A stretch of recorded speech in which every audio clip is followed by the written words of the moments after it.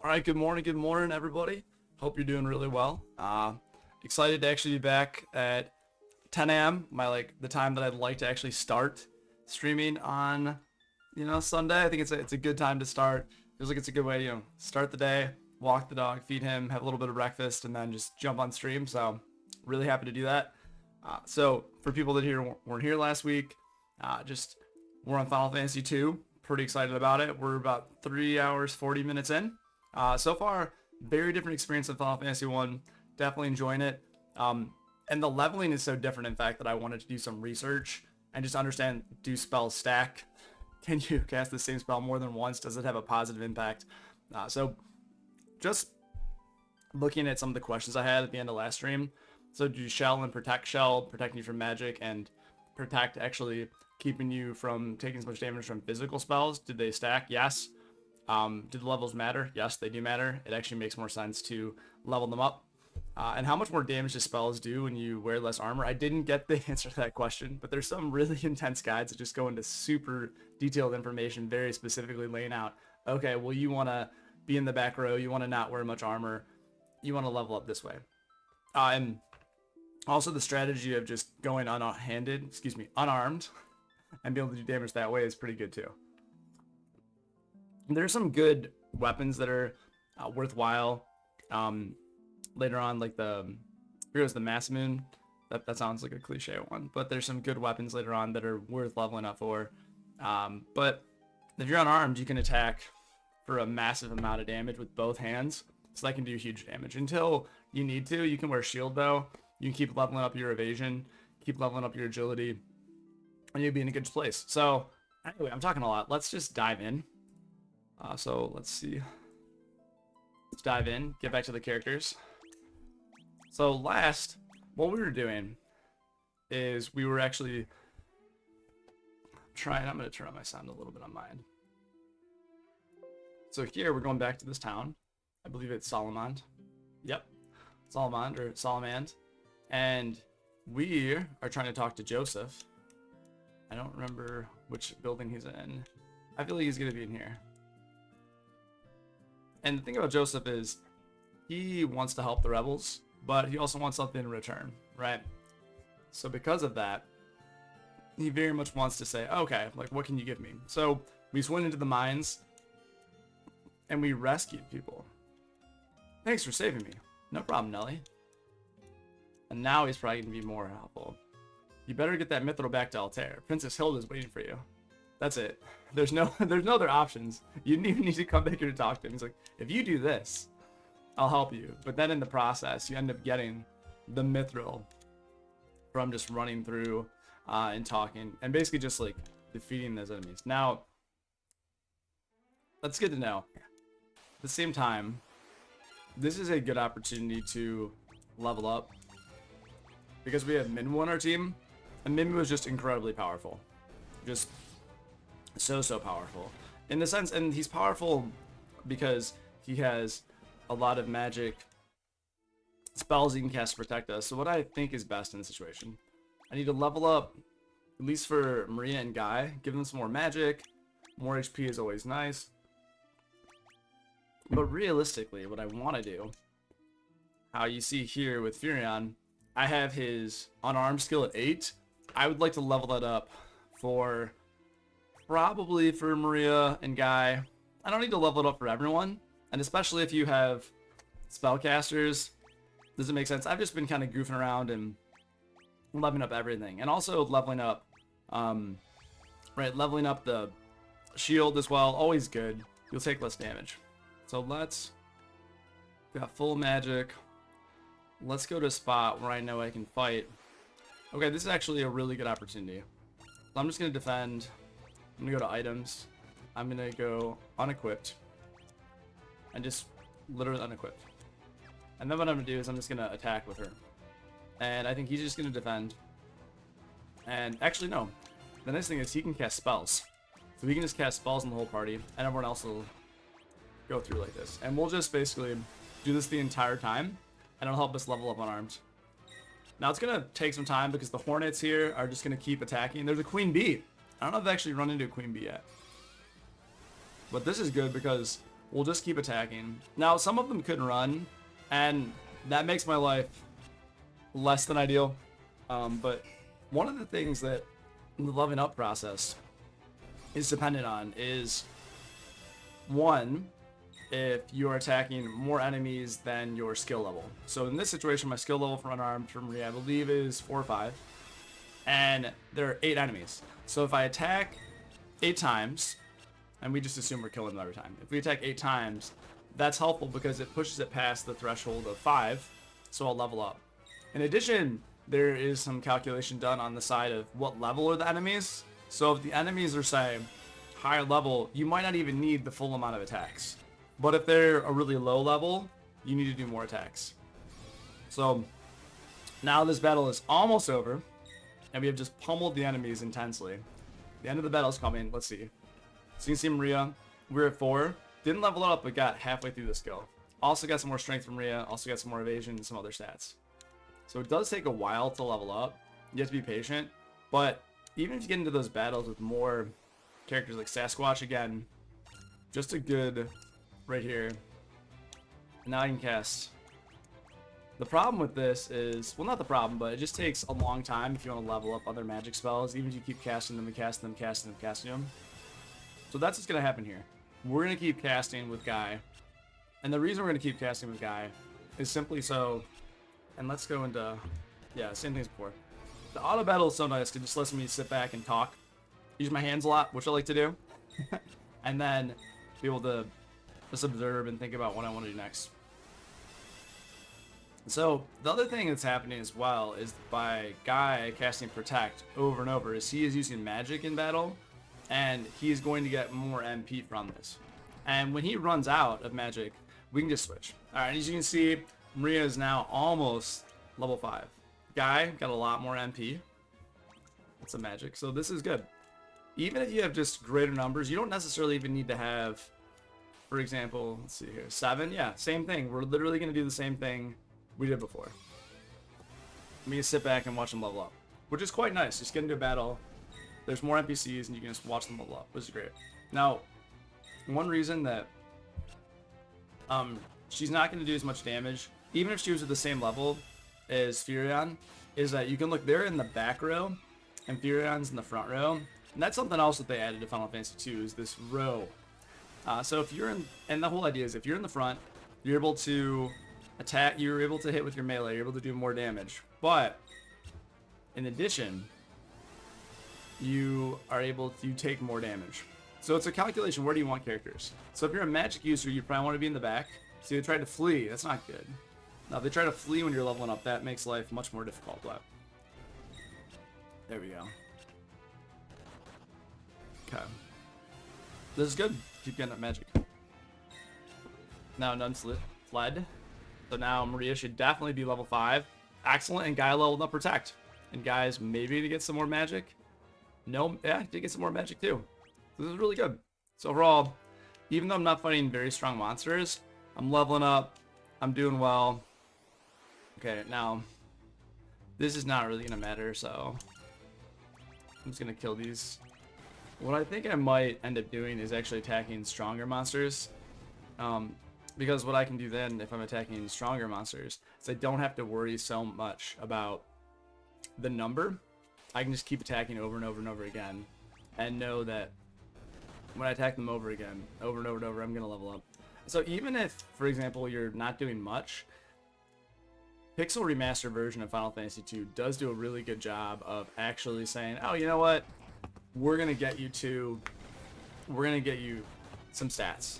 Even here, like doing nothing, auto attacking, I still got 14 HP with Maria, so something is leveling up, which is nice, as opposed to when you're playing this game earlier, it's not gonna happen. Okay, now we're gonna defend. Actually, I want. Do we have any? You know what? Let's just cure, because there's no reason not to cure with him. Yeah, there's no reason not to. We did level up his cure anyway, and let's just attack Maria. And let's use Shell. Okay, level the Shell, and let's just defend. And this will be good. It's going to level up Maria's hand-to-hand more. It's going to level up Guy's magic more, and it's also going to level up the cure for Furion. So this is like, the whole idea is when you go into a battle, trying to maximize what you're doing with your time. Because you can spend time not leveling people up, but it doesn't seem like it's the best use. So to be able to just level up everyone's skills at the same time, so you're leveling up magic, you're leveling up attack, or there's something else. And even when you're wearing shields, you're also leveling up more too. So there's always a benefit, even when you're getting hit. You always just want to be leveling up stats, which is different from all the other Final Fantasy games. With the exception of 11, you do level up weapon skills when you're attacking, which is cool in the MMO that they did that. I just watched a video that was talking all about, okay, like when you attack with the sword, when you kill an enemy, you get 1.2 or 0.3 skill ups, and then you get to 5 skill, like the skill point of 5, and then you'd be in the right place. See, but you gotta be careful. When they flee, you can be in a rough place. Now, the other thing here is that Firion's basically used all of his magic, and we did run away from the inn. So because of that, he got some more MP, but it's not exceptional. He's gonna run out of things to do.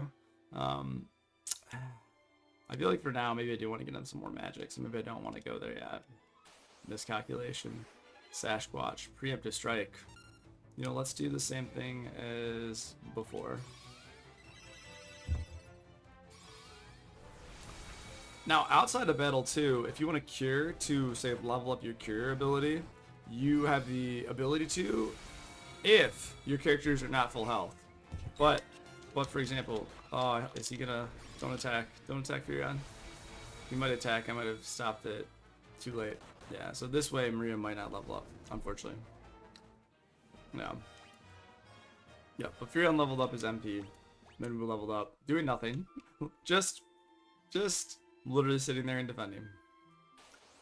But it's always this careful, you know, basically this careful back and forth of what do you want to do, or not, you know, if you want to be thoughtful about it. If you're not in a rush, if you want to just play the game and not think about it, then it doesn't really matter.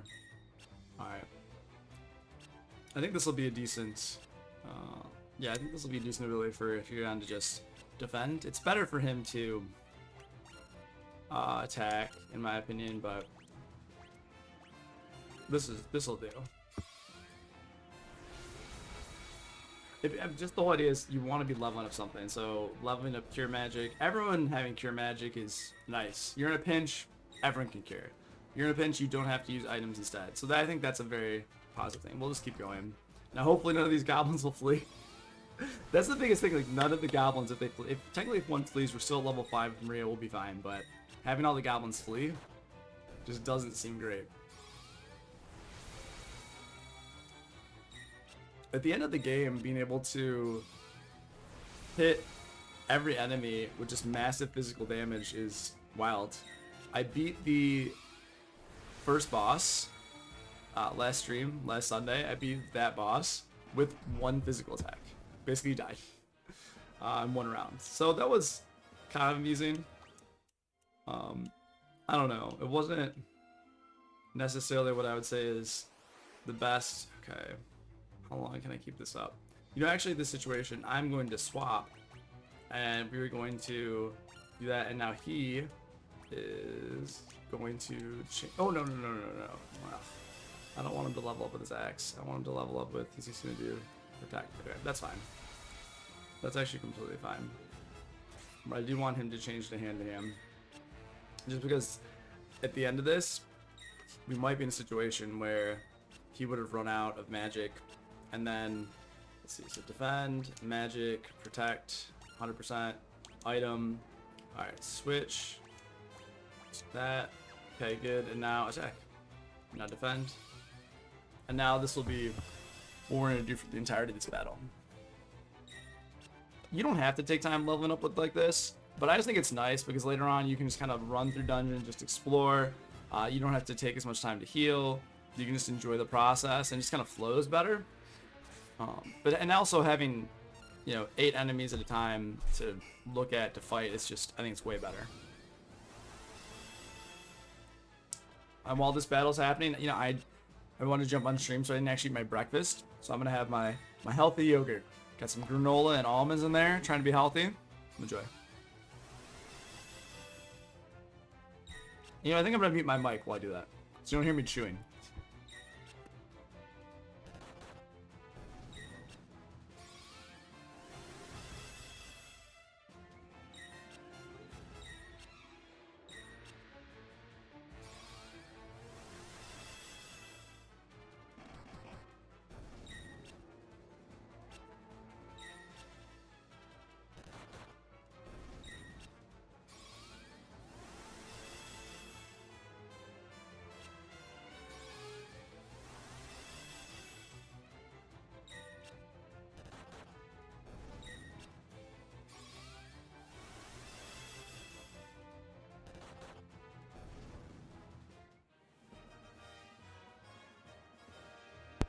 Nice, they both level up a spell. Very cool. I could actually take one more battle, but it's probably better to level to regain some health. Sorry, some magic with Firion. Let's do that.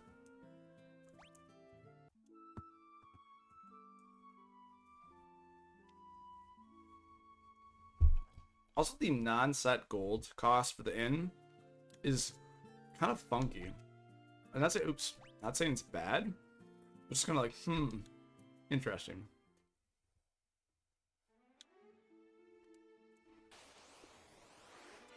Yeah, this is cool. I'm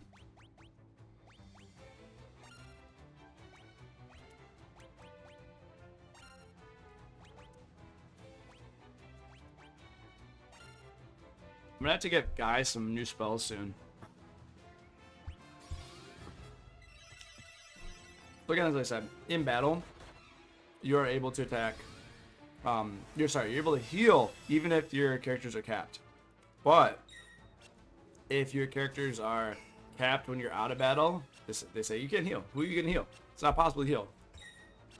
Which is interesting. The game looks at that. All right, now we're just gonna run through this, and hopefully, I'm not gonna finish Protect 3.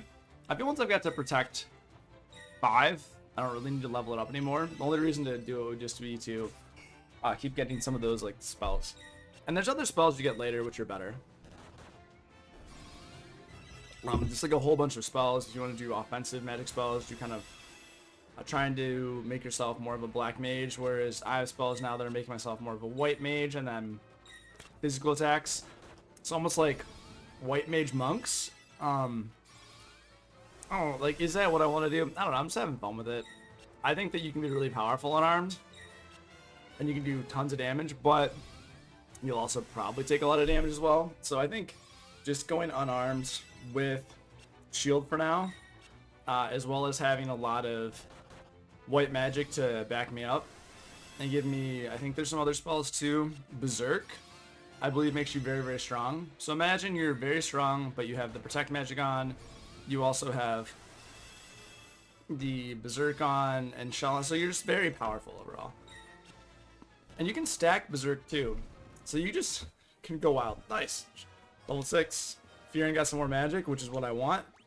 Guy got some more magic. Everyone is exactly what I want. Exactly what I want. Goblin 7. Let's do the same thing as before.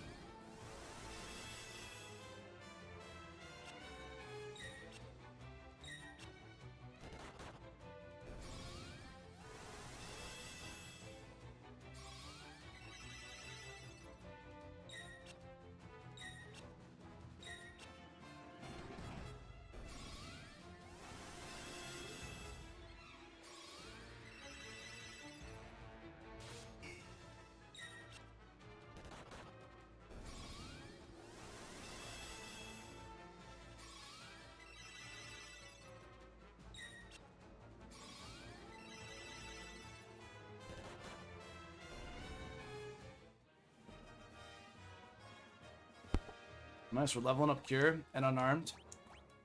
We're doing well. Overall, it's just going to take time, but not a big deal. Okay. So now, because we're almost out of, we're completely out of magic with Fury. I'm just getting some more magic. But the nice thing is, over time, as you do this, you won't need to come back to the inn as much. You will be able to have higher levels of magic at MP. And they'll be able to walk around, level up for longer periods of time, and you just save yourself time. There's not a lot of, at this point, gold to be collected, but later on that'll have to change. I think we do the exact same thing as before. So for right now, there's not a lot of really exceptionally fascinating gameplay going on. But it is getting you to a place where your characters are leveling up their spells, are leveling up their, leveling up their auto attack, and it is basically auto attack, but leveling up their attack for unarmed and just being in a good place for later on in the game.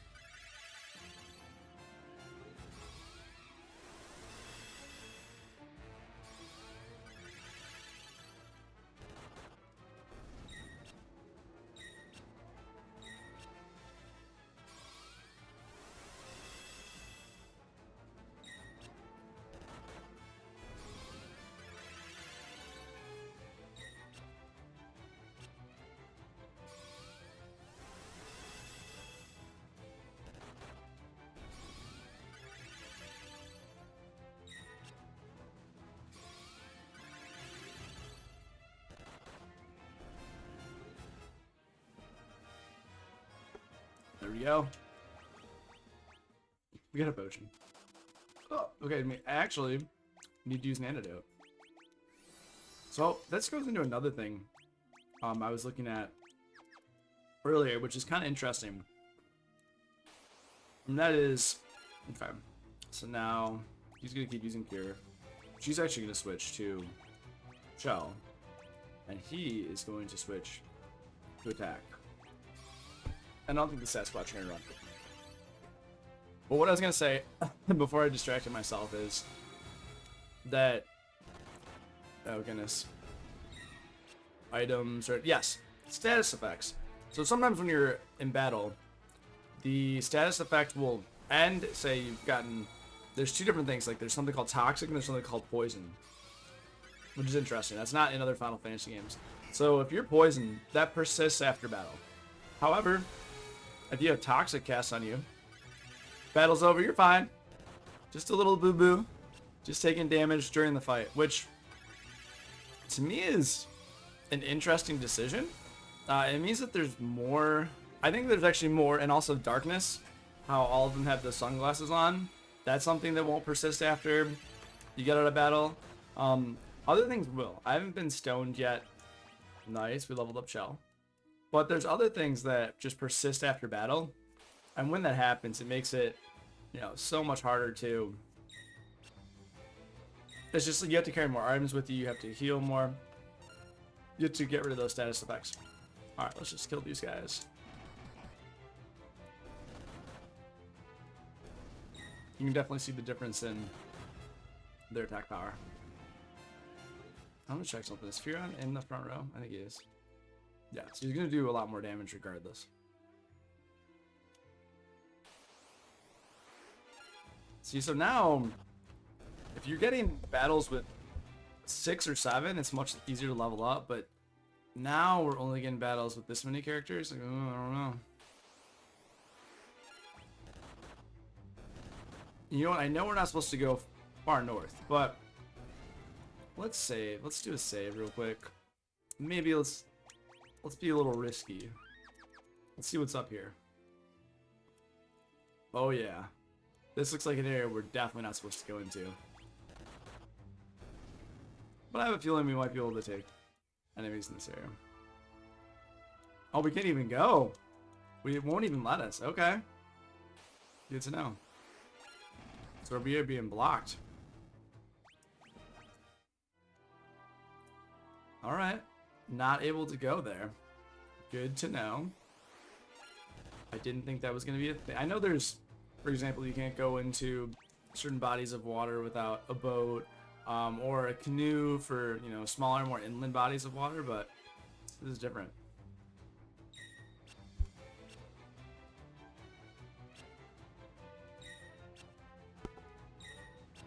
Alright, now we have this. Let's see, let's still go Cure. And let's go... Yeah, she should be able to attack. And he should be able to cast. I feel like he probably needs to level this cure as well. Let's level this cure. And part of me wants this to go faster, but after Furion casts cure twice, we're going to be in a situation where he's not. He's going to start auto attacking. So if you can cancel the auto attack soon enough, then you'll be in a good position. But if not, it'll be a little dicey. Okay, let's have him cast one more time. And after this, we'll defend for Furion, and then we'll just go into the auto attack section, which is just much nicer. But yeah, you definitely see healing in the high 20s or 30s relative to 12. It makes a big difference. Okay.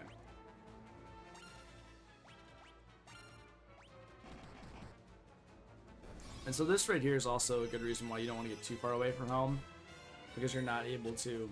Actually, I might have some items to give Furion back magic. At this point, that's a good idea. Let me see if I do.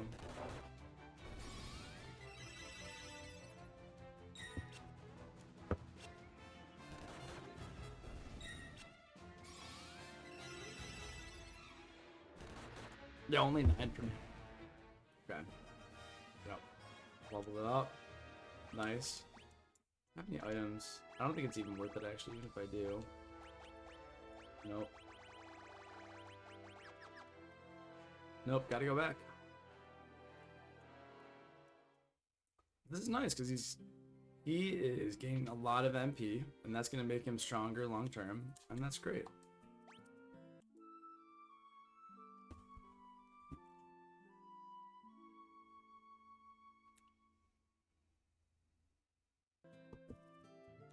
All right, let's keep going.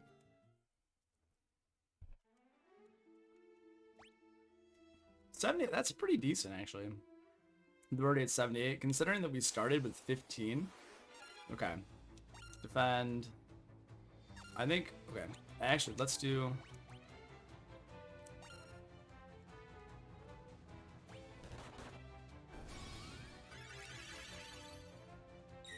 Man. This will just be leveling up cure, and defending. Getting some magic back. Oh, that's so weak. I wonder. I don't think it's so weak because, okay, comparatively, so like the high 20s, low 30s, and the single digits. I don't think that's because we can't heal either. I think that's just how it is.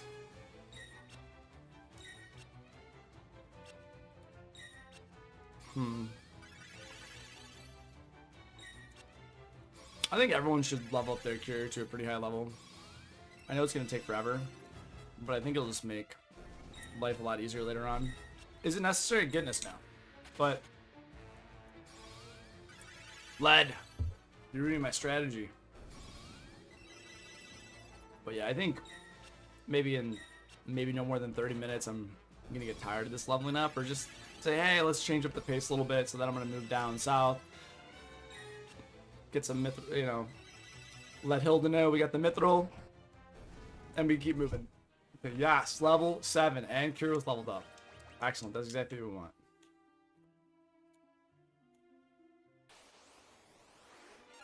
Okay, now in this situation, bam, this situation, keep leveling cure.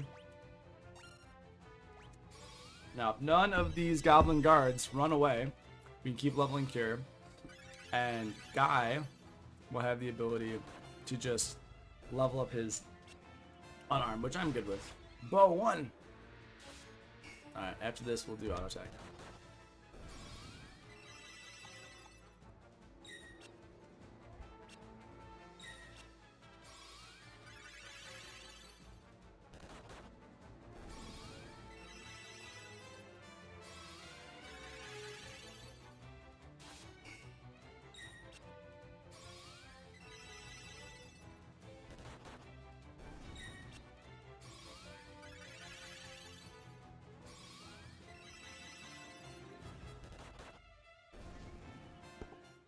Oh yeah, level 5. Excellent. Just gonna wander in the woods somewhere. Come upon some goblins. And, you know, let's do the exact same things last time.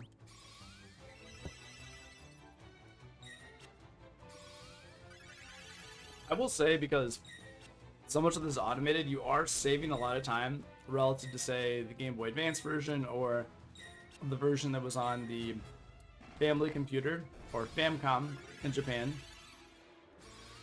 I think we want to get Cure to at least 5. I don't know.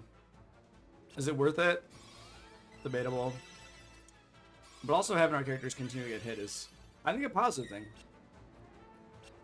I also think we're not going to cast Cure that many times in the wild. Right, we're only doing it right now because we think that it's a better idea overall to just level up here. The heal for 69, that's actually pretty good. I feel that jump from the high 20s, like low 30s to 69 is pretty good. Definitely want to keep leveling up. If I cast it on, I can try to cast it from Minwu as well, but I don't think it's just the level. I think there's another stat that influences it too. So it's probably worth leveling up that stat. But that just comes over time from leveling up that skill. Nice. Cure. And guys leveling up. Nice.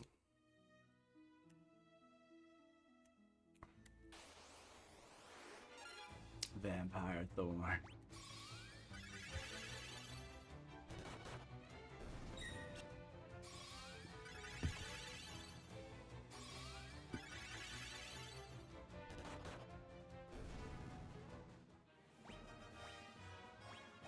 We keep leveling up Dion's magic. He's gonna just be too powerful. We're going actually into another funny situation, which is gonna be that we need to go back. We need to go back because let's see if there's, because we're just running out of magic so much. And actually, I at this point almost feel like we should go back just because. 20 out of 120. Yeah, when you're down to, right, like, let's see, less than 20%, you're at technically, but that'd be 16.6%. Not great. Yeah, let's see.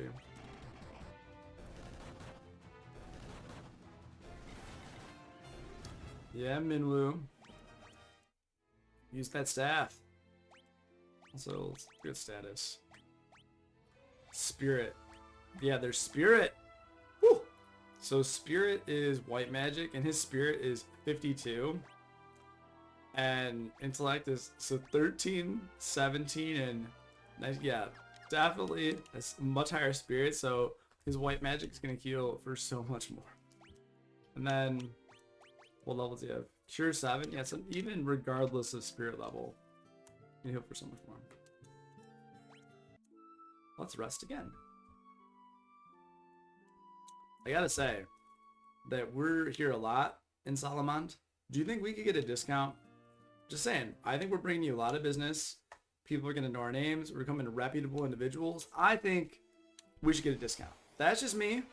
I'm not saying you're being inconsiderate by not giving us a discount, Mrs. Innkeeper, but I just think it's something we should consider in the future. Keep that in mind. Do what you will. Allow someone to completely reprogram the game. Let's do it. Okay. Now here's the interesting part. You're not really supposed to be, I feel. You're not really supposed to be over here. So let's see if we run into any enemies. I'm just gonna, while I'm adventure, I'm just gonna kind of run through these characters. Now, I could cheat and turn off all of the actual encounters altogether. That seems rather boring to me. I don't want to do that. It's nice that it's a quality of life update though. So if you, for example, just want to run through a dungeon you've been to before and you say, you know, I'm just collecting chests, I don't want to go back there, that's fine, right? Okay. Now actually, I need to get him some more magic.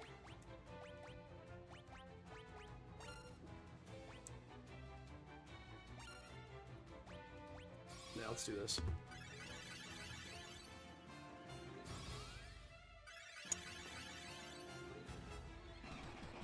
I think leveling up magic for everyone is just the way, like, just at least cure and protect.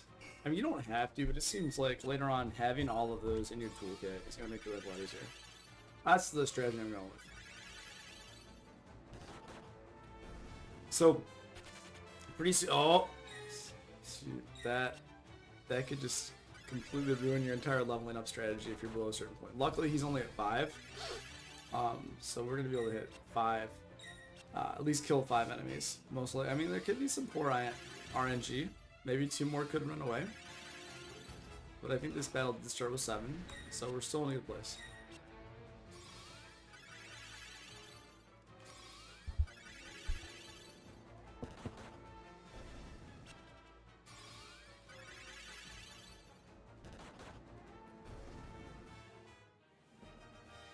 Yep.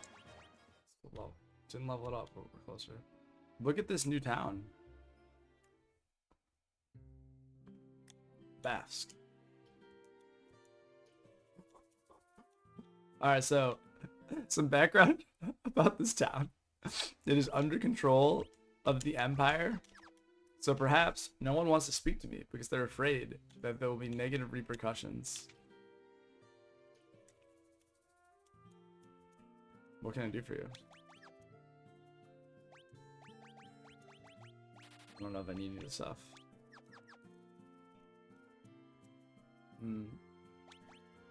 This seems very expensive. For right now. Restore a small amount of MP. Although I think that's useful, 1,000 gil for that right now, a little pricey. Also reviving an ally, a little pricey. Cottage does seem nice though, because it can get us out of a pinch. Let me go get 2 of those. Or just, we're leveling up and we don't want to go back. Like, nah, I don't want to go back. No one wants to talk to me. This is the creepiest thing. What are you doing just standing around? Move. Bye. Ooh. We get some new white magic spells. Sounds good.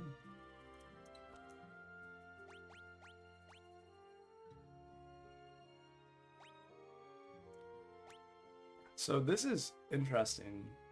Basuna and Asuna. Furious status ailments that wear off after battle. What I was talking about earlier. And then also Asuna. So they, after Final Fantasy 2, they get rid of any of these ailments that wear off after battle. Asuna. I don't know. Are these useful?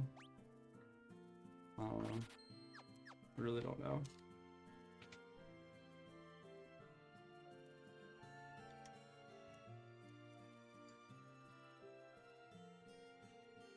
Ooh, so if I caught talking to you here while the Dark Knight's here, I could be killed for derelict of duty.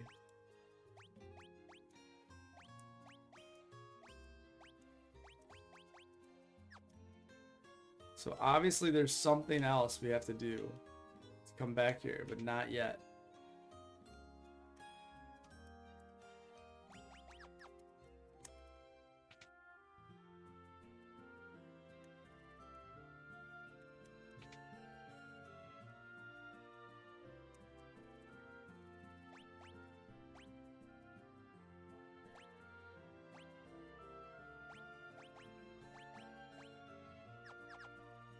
I'm not wearing, because I actually own 3, as you saw.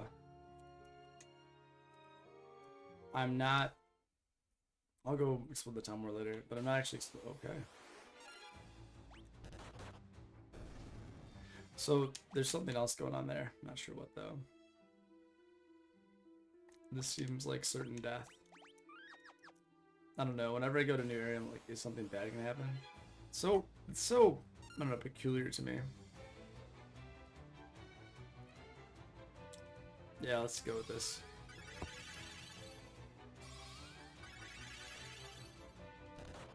The fact that you can level off of enemies that are much lower level than you, as long as you attack a certain number of times, is cool, but at the same time, it kind of creates these incentive structures until you get to like past 8 attacks. They're just gonna do this. Or if offensive spells.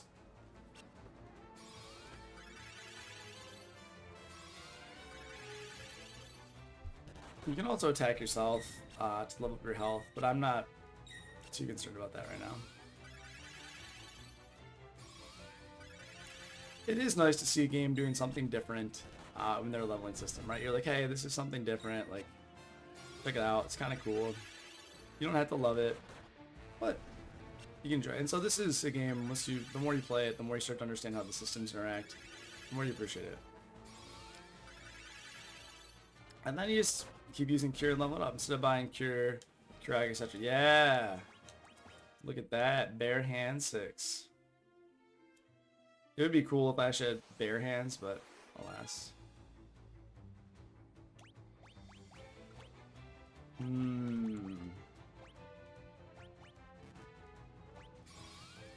Let's just do the same thing again.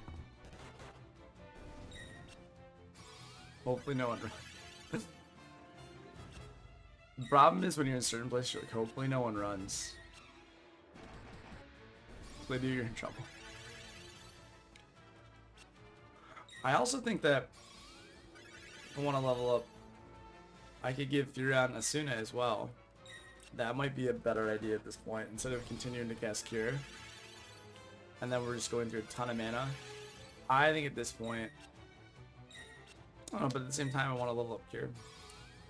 Options, options, options.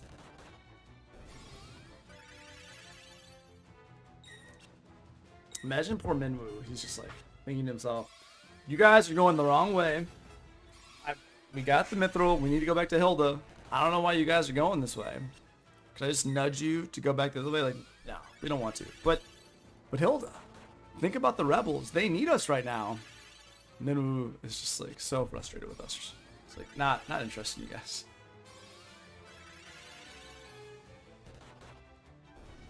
It would be tough to be him. Okay.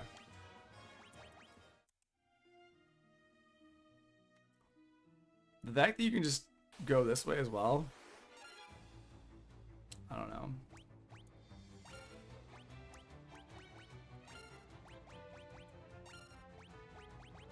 I think we're gonna make it. I have faith. Okay. We escaped.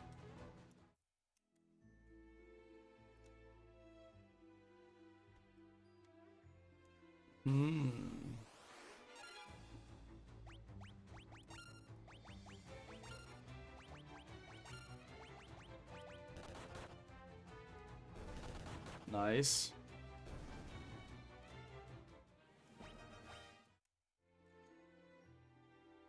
Ooh. What's this?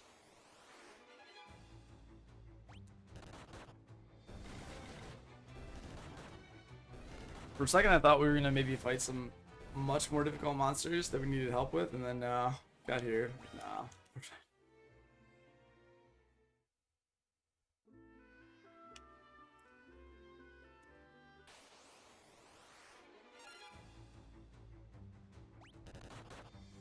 I don't know what's a cash and keep, but we certainly don't have to be here yet.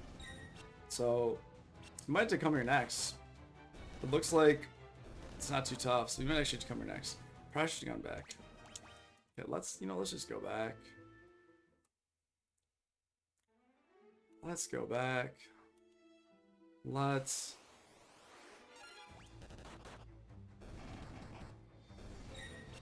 Yeah, let's go back in the throw. It's been almost, 50 minutes of playing now. I think it's probably the way to go. Eye drops, I'll take them.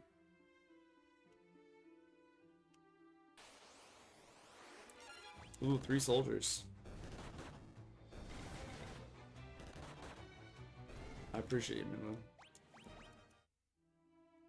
Got some potions. Ooh. I think he might even be a level above this. Let's try. Yeah, sure, let's level up here.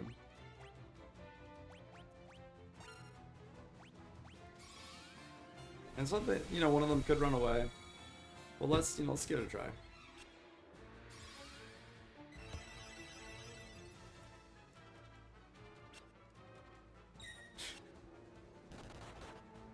Queen Bee.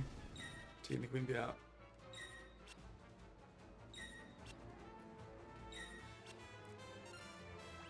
there is a very high probability that you're gonna run into a situation where all of these enemies later on, like if just one of them runs away, like nope, can't do it. Oh, that was the first time I've seen that. I just the slash through. Maybe it's been so long since they actually just hit me. Oh, that's funny. I'm like, nah, it just doesn't hit me in so long. It's not gonna happen.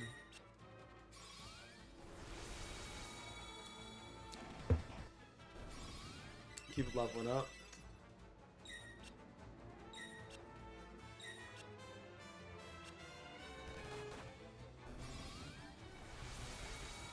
So one thing that you can do is you can go into a dungeon, you can cast teleport to evacuate yourself of the dungeon, and then you can heal yourself immediately with cure, and that will level up cure, which is not a bad idea because you can just do it from your, you can do it from the menu. The same, and it's not super inefficient, but it's not the most efficient either. So, okay, let's see. I think we got some shield. Oh, nice. Shield leveled up and almost leveled up the hand-to-hand, or unarmed, I should say. Alright, let's check.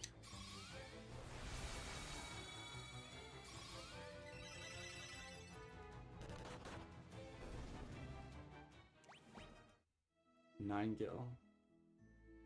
It's interesting that this game chooses to have you, like, isn't that, it's a fascinating decision. The game says, hey, you know what we should do?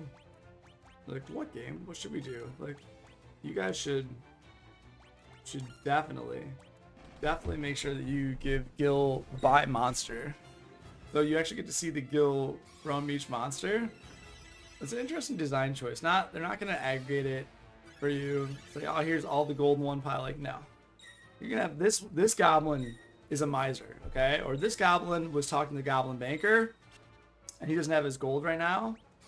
Whereas this goblin, ooh, I think he was, he just came back from a raid. That's unfortunate. This goblin just came back from a raid, and because this goblin just came back from a raid, he's ready. He's very much ready to go to the bank. You're like, I got him in time. I intercepted him, and now I've gotten all his loot. Got his little coin purse.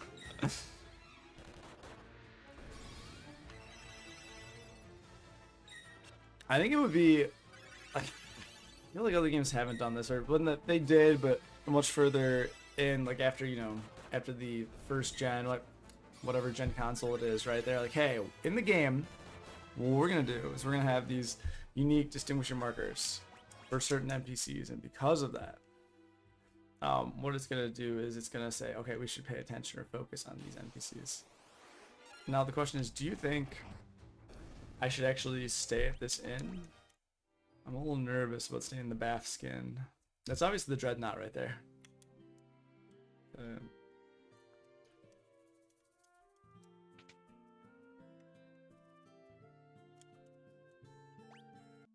Everything's fine. Am I gonna get in trouble when I sleep? Like, hey, we just need to make sure you're legitimate. Nope. Alright, so that's foreshadowing into playing Final Fantasy VI, because when you stay in one of the cities, I don't know if it's a Vector, but I think someone robs you. They just completely rob you. Like, hey, thanks for staying here. No, maybe it's not. Vector is the capital. Vector is the capital of the Empire in Final Fantasy VI. So I think it's a different city. Maybe I'm wrong. But I remember it's just like clearly not a place you want to stay, and then you wake up and something like you lose a certain amount of your golds. I forget what it is exactly. But that's cool foreshadowing right there. You're like, this ship, the one that they've been talking about building, if they build it, not going to go so well for us. So better stop it.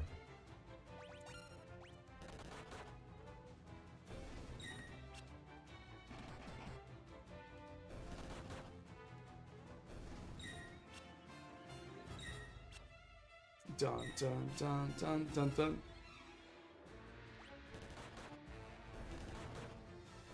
I'm turning this music up a little bit. I feel like Oh, I just feel like it's okay to up a little. Really feel like you're there. Right? Feel like you get a chance to enjoy this music. It's just a little more. I feel like this is a fair level. Because you want to be able to actually listen to the background music in a game. I feel like the background music is so very important in Final Fantasies because so many people spend time really thinking about the composition and how they wanted to add to the atmosphere. Good.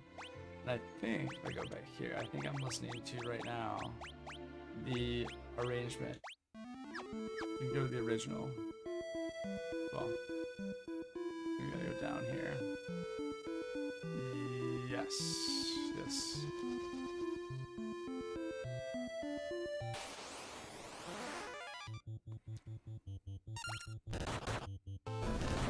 Alright, let's take him out.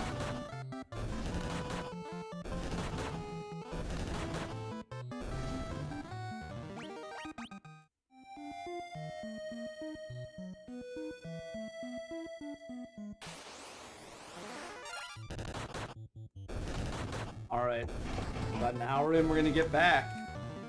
We're gonna get back to our base. We're gonna tell Hilda we have the Mithril. I wonder how much we're actually carrying. We have Mithril, but we say Mithril's at like a bar. Well, yeah. Alright, this will make 4 weapons. Like, are we gonna be able to give it to the smith in town and he's gonna say, you know what? It's a nice bar of Mithril. I'm gonna take this. I'm actually able to use it very well, very adeptly, and just kind of put it on the exterior of weapons. It's not the entirety of it, and they're stronger. I don't know. I'm actually curious what's gonna happen. Alright, and we're almost back. And here we are. We've been ambushed by some hornets. That's okay. A lot of hornets, a lot of goblin guards, quite a few vampire thorns. Save. Let's go here. Is there really any hope the war will end and the world will be at peace? Yeah, I mean, there's a high probability. Let's go to Hilda.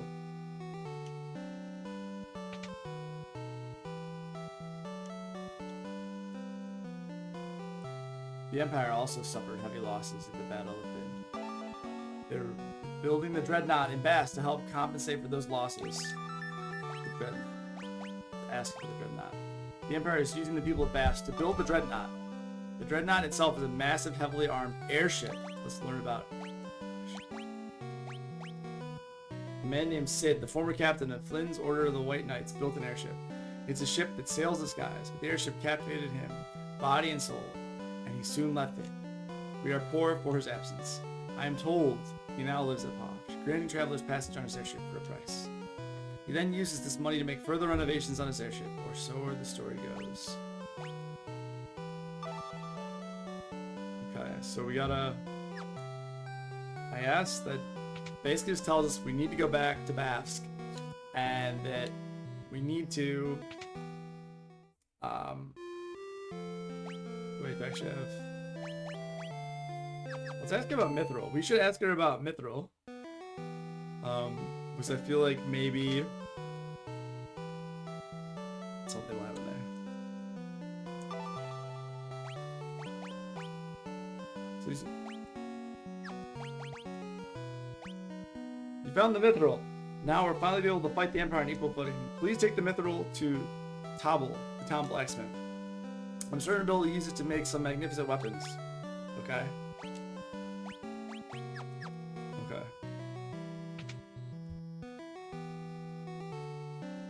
So we need to go to Tabble. That's good. Before I do that, let me just check one thing.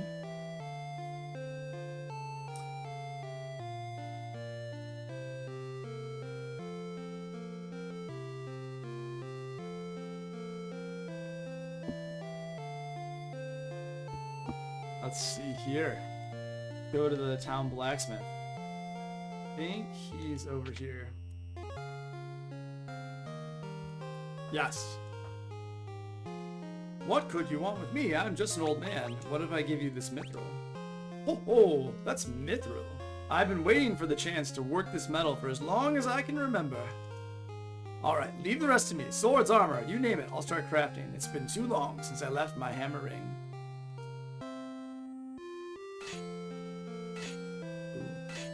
Ooh, just making things. You can buy the equipment I made over at the shop counter. This will keep my hands full, I tell you that. No time to talk. There's work to be done. That's nice that you can buy this. Not as good as hand-to-hand, but cool. You want to level this up. Like, I'll hold on to it.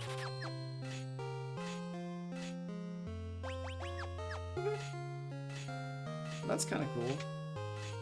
So you have the ability now to use this to be a little bit more powerful.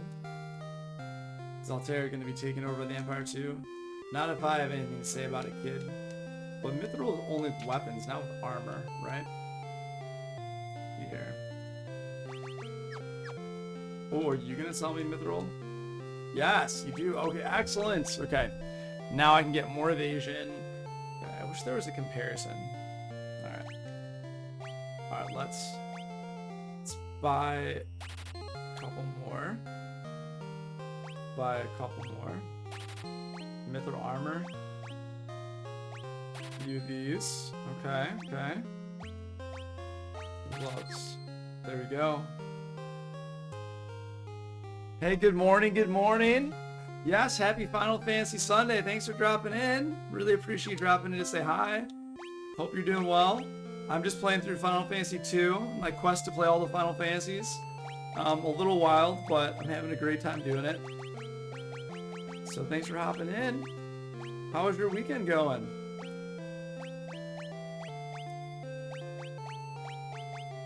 No, I've got access to this new Mithril armor. I am upgrading my entire team with basically just Mithril equipment. It's a good feeling. I'm losing some magic, but they're becoming more powerful. So it's pretty good. And no matter what, these it's always good to equip the better shields. Even much better because of that. So there's no downsides to that. Granted, I am losing the magic ability, but that's okay.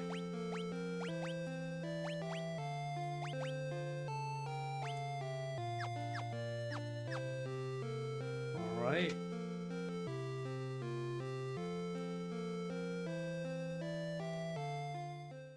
Do I need to heal at the end?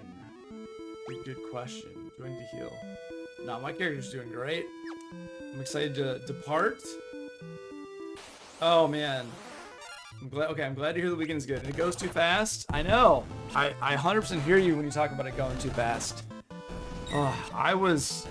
Yesterday I was just, doing well. You take the dog out, for the morning walk. You have a breakfast. We actually went to the, check out the local gathering, farmer's market, and so all of a sudden, that takes up some time. You come back, I had to work on the car, so that was a big deal. Working on one of the cars, because I wanted to learn. I said, hey, you know what? I bought some socket wrenches. I started taking it apart, because I want to avoid paying for an expensive bill for the check engine light. So yeah, that's what I was doing yesterday, and then ended up playing a board game and having a nice dinner. So yeah, the weekend always goes too fast. I'm 100% with you. Just way too fast, right? You're like, oh, it'd be nice if I had more time, if I could play more games, if I could do more things, and then the things you don't do during the week, they're like, oh, I guess I gotta do these things now. I guess that these things are something I need to get to. Alas, right? You can only do so much during the week.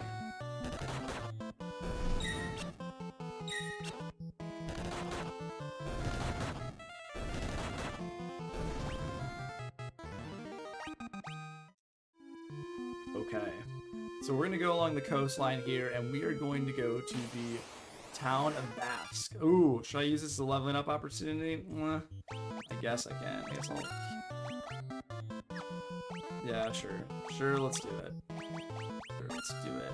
And then, yeah, we can do this time. Okay, that sounds okay. Sounds productive. I had an engagement party yesterday. So busy, but less productive thus far. But I mean, but that sounds like a lot of fun, right? Whenever you have something where you're able to actually, you know, like see people, like be out, you know, like very positive future events. I hope, unless you know that's a weird situation. But no, I mean, it sounds like a really good, sounds like a really good time. I personally think that whenever you can have something where you can go out and see people, it's nice. Like the idea of community, right? Especially this day and age. Like community is so important. So you don't have to be productive on the weekend always, right? Like I think if you're productive during the week or if you get everything done, productivity is not imperative, right? It's nice if you want to feel like you're doing something. You're like, I guess I could be more productive. But if you don't feel like you need to be, then you're fine. It doesn't matter, right? What matters is that you are personally having a good time and enjoying the weekend. I'm not really good at relaxing. Well, sometimes, like, I gotta do this, and this, and then I don't actually get to relax. So my whole point of sitting down to stream, yes, got leveled up here. The whole point of sitting down to stream and just kind of rest on the Sunday is that I get to chill out, you know? I get to enjoy, I get to have fun, I don't have to think about anything else going on, I can just rest. That's the goal. I can drink a little bit of coffee, I can enjoy maybe talking to some people if they stop by, and no matter what, I'm playing a game, I'm having a good time, and I'm going to play through all the Final Fantasies, maybe by the end of 2050, just because they're going to take forever when I get to the later titles, but I'm enjoying them.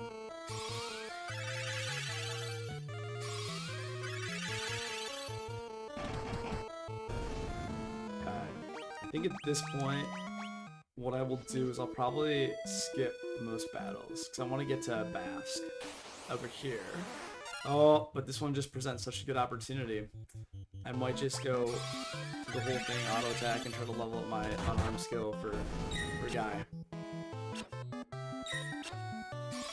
Yeah, I'll do that. And then I can keep leveling up Cure, which needs to be done by Furion, because later on it'll be useful. And then I'm going to keep moving forward. So I think this will be a good thing. I think overall positive.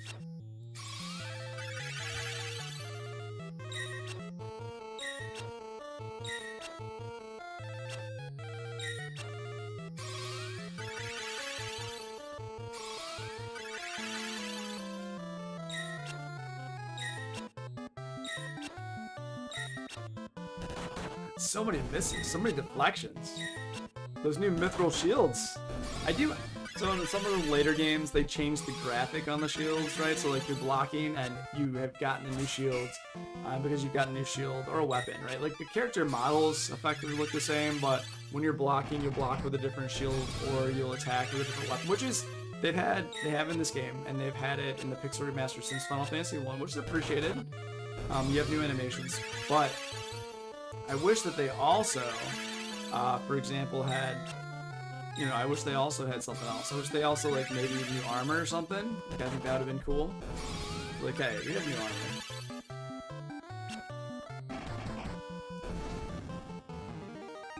Nice, leveled up shields. Almost leveled up armed. Alright, that's the Dreadnought we gotta get to. Let's just attack with everybody.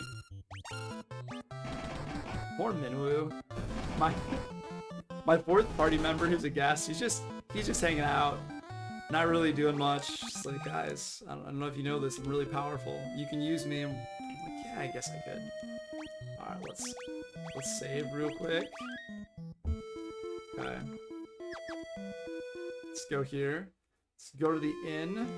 Oops, wrong way. I'm used to just see this weird too. You're like coming in from the south, but then when you get here, it's the north. Alright. Let's wait.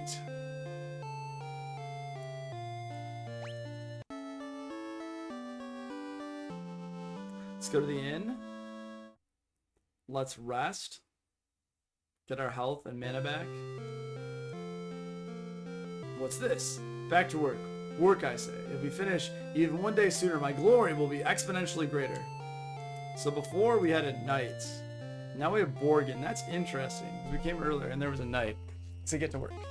So now, my guess is we need to go here. General Borgin took command of things in Basque a short while ago. Things have gotten much easier than they were under the Dark Knight. It's hard to believe a bumbling idiot like Borgin can become a general in the Imperial Army. I like how he's just casually insulting his commander. This bumbling idiot became a general. That's cool. You didn't hear that. Ask. So you're the ones they sent to destroy the Dreadnought. Don't worry, I'm on your side. There's an entrance to the sewers up ahead. It's a back ways leading to the Dreadnought. Be careful. If they see us talking, they may start to get suspicious, so I'm out of here. Good luck. Well, thanks. Alright, and I guess I'm gonna try to... basically... Ooh, this is some cool music. I actually do want to hear what the... Oh, nope, not what I want to do. But I want to go to the configuration, and I want to see what the arrangement's like. Oh, wow. Just that difference. Done.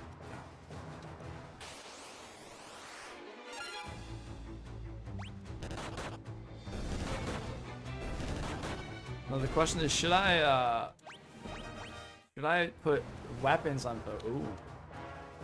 Dun, dun, dun, dun, dun, dun, dun, dun, dun, dun, dun, dun, dun, dun, dun.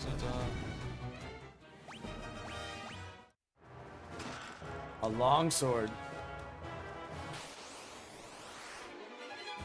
Oh, I haven't bought balloons since the first dungeon. And I crit on him.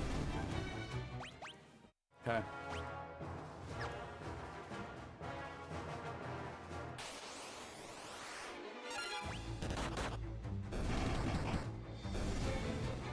Uh-oh.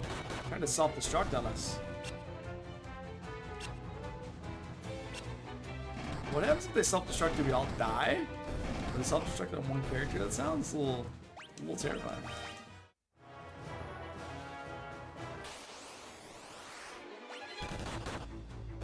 We're just rolling through. Fighting to be in a new dungeon, though. In fact, I don't think it's technically the sewers, but...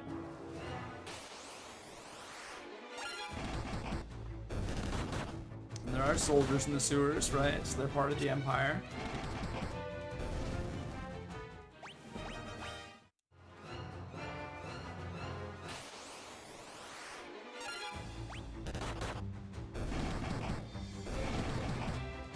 Getting near the ends of my coffee, getting to be the dregs. Let's get down. It's it's 11:15 now. Doing pretty well. Can't play games as long as I used to back in the day. Ooh. Well, that's nice. That's a dead end. This seems like in this dungeon right here, there's not really a lot of opportunities to level up. Because there's not a lot of enemies I'm even fighting. So there's less enemies I'm fighting. I'm not able to level up my skills as effectively. Alright. Let's go kill some zombies again. Auto attack, kill those zombies. I mean, I feel like if this is the case, I might as well attack with Minwu as well. There's no reason not to.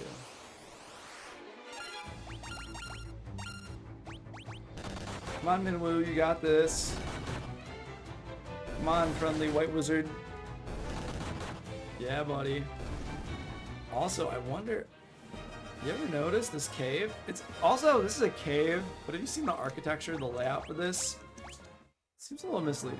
It's like they really need to start repairing this place. Okay, this is like a quick excavation, and because it's such a quick excavation, I don't really know if long term it's gonna pan out well.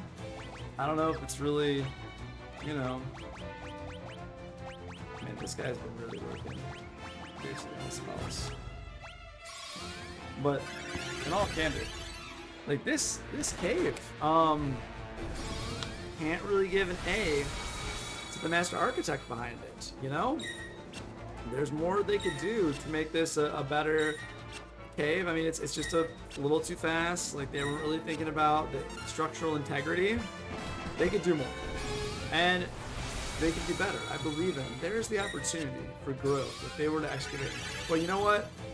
Maybe they were just, all the good engineers were trying to actually like put together the airship. They said, hey, we just need a place to hide this airship around this mountain. Even though you can see it, right, from the world map. No one's gonna know how to get there. So they said, hey, we'll just build this quick pathway, even though we're technically now, it says the first floor of Baf's Cave. But you're really on like the second level because we go through the sewers to get to the cave. And this cave, I mean, like, I'm not gonna say it looks kind of good, but it's like, hey, it's like, it's been here for a while. If you think about it, look at all this, like, I could step on here, like I could stub my toe. You know, those soldiers in the Empire, they're powerful. They've probably got some nice boots to protect their feet. You know, their soldiers did look a little bit imposing. I'm not gonna lie and say they looked like they were just not gonna hurt anyone. They did look imposing. They were serious contenders, you know. So who knows? Maybe, very possibly, they were, yes, not people you'd want to mess with. But I killed a couple. Oh, you're too late. The Dreadnought's complete. I've been working behind the scenes to see the project through to completion. End your resistance. Kneel before the Empire. It is the only alternative left to you. Consider what I've said. When the time comes, we'll meet again.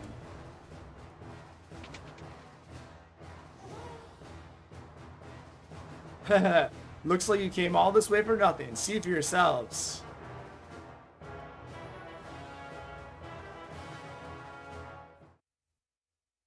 This isn't good.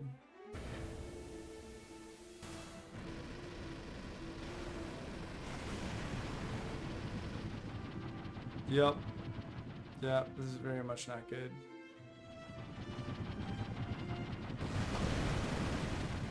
Why would you attack Poft? Those guys were neutral. You're just attacking every city?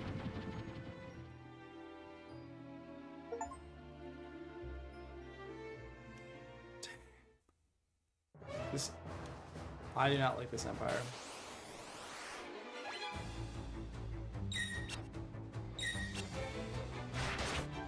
So the question is, do they think we're even worth fighting at this point? Or they said, we're gonna destroy your towns, it's fine.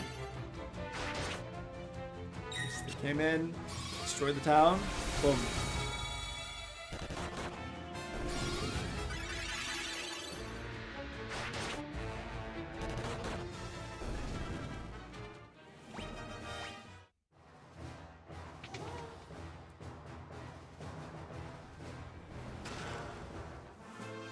You found a pass in the chest. What is the pass?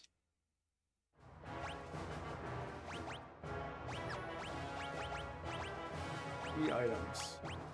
A memento from Scott. Apparently someone in Gatria knows how to use it.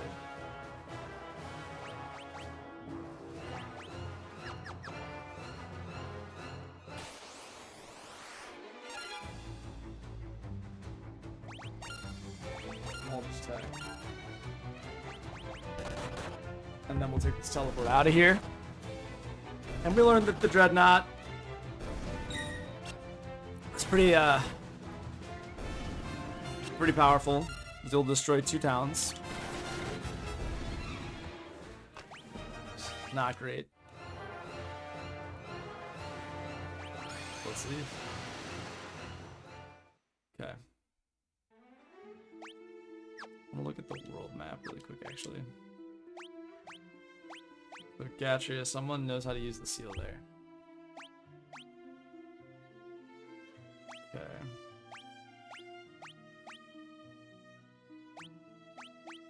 I missed a treasure somewhere in Summit Falls. Ah. We'll go back there later. The cash and cube. Can go back there later too. Okay. But for now, I think let's go to Gatria.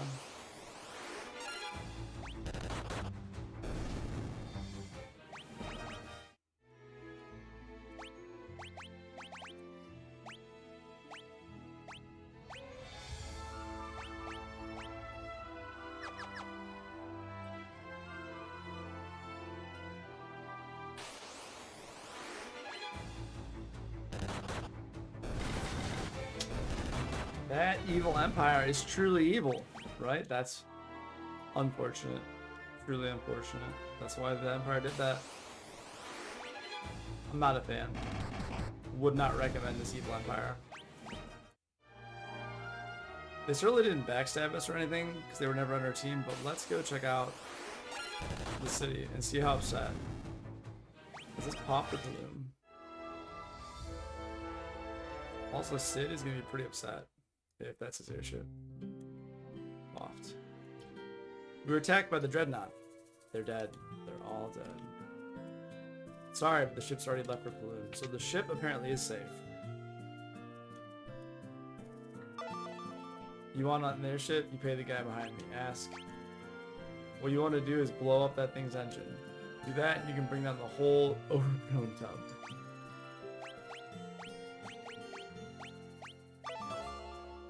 Airships are powered by Sunfire. I'm sure the Dreadnought's no different. Ooh, what's in the word Sunfire? Let's ask about Sunfire. Controlling Sunfire is a tricky business. Let the flames get too high and you gotta run away in your hands. The engine will blow sky high. Industry folks in a ride on Sid's Pride enjoy the only airship of its kind in the world. No matter how far, we'll take you to your destination in the blink of an eye. Are you interested?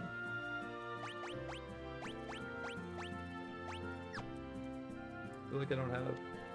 Before I commit to that, I would like to walk around the town and see how things are going. My guess is not good, but I want to just, ask people around town. I didn't want to leave town. Wish there was better distinctive markers saying I'm leaving town. Is there anyone else? I feel like that's gonna give me a ton too. Yeah, they're okay.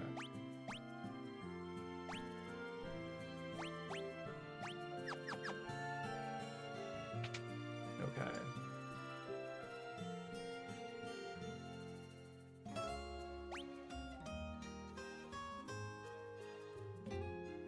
Alright, looks like there's nothing else here. Wander off.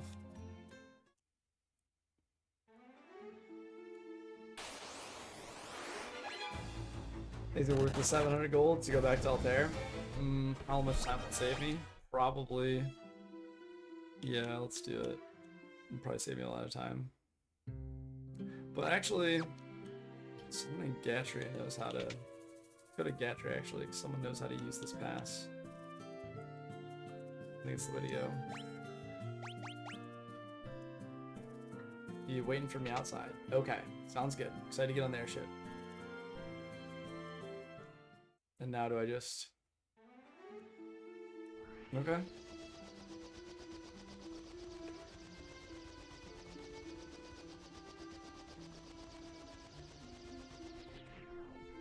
Thank you.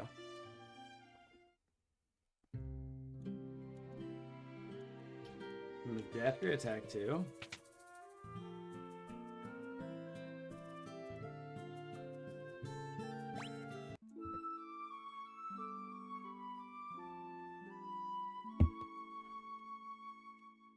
Okay, I believe Gatria's attack too, but I can't. Seems like there's a bug, like on the screen, to the right. It just seems like there's a minute shadow there. Okay, not when I'm here.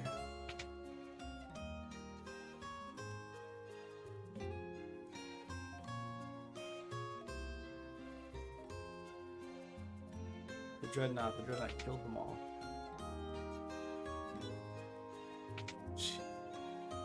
So they bombed Gatria, they bombed this place. Something Gatria is supposed to know. So let's go back to your items. The items. Apparently someone in Gatria knows how to use it.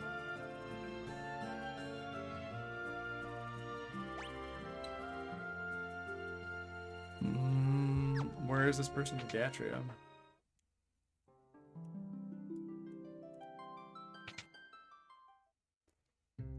They've got Gotta be in a shop then, right?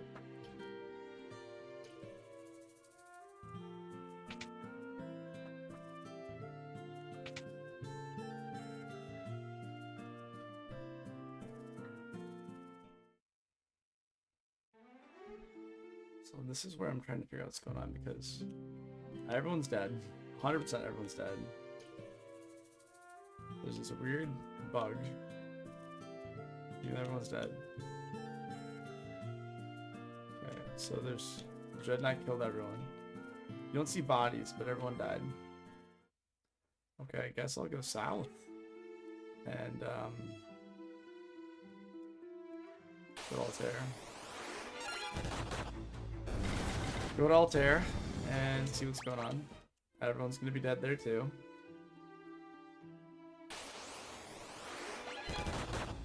Kill these blade eaters. It's Altair.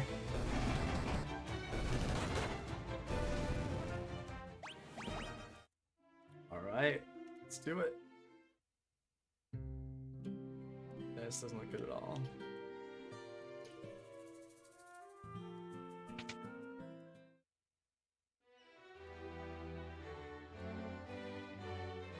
There's a man in Pop named Sid who just might know if the Dreadnought has any weakness.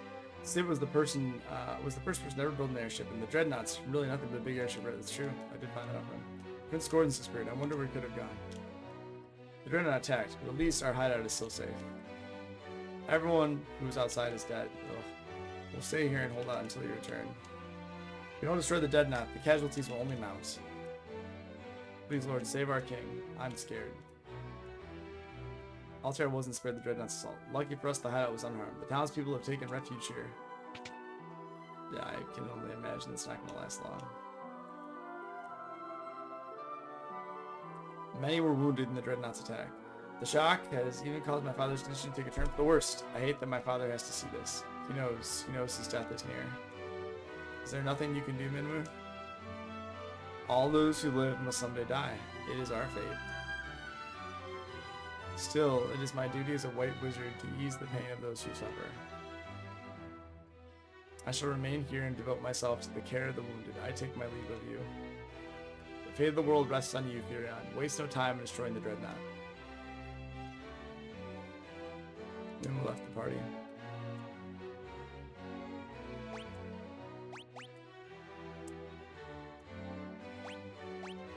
Sunfire is the crest of the kingdom of Kashun.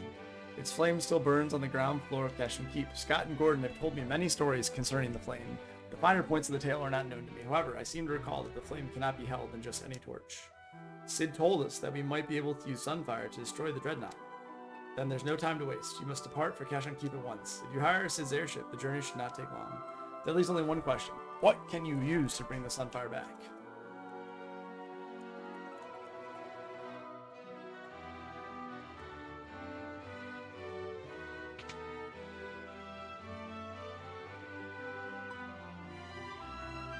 This super weird, like, dot here. It's weirding me out. Like, why is it here? This is new. Like, why is there this shadow on the ground? It's so odd. Have I broken my game? I think I've broken the game.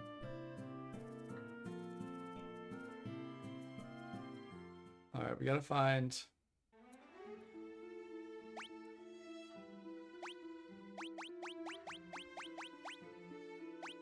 We can go to Kashun Keep, but my concern is more so that we need to find Gordon. We have Gordon join the team. We lost our Minwu. That's okay. Minwu is a good guy. Really appreciate him. Thanks for coming along, Minwu. So yeah, what's going on here? So...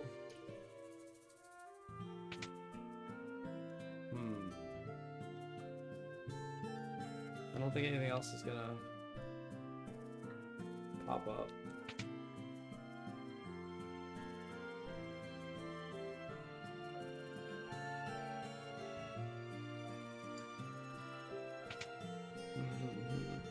Okay. At this point, I don't think anyone's here. go that way. Is there like some... Can't even go there. False advertising. Alright, if this is the case...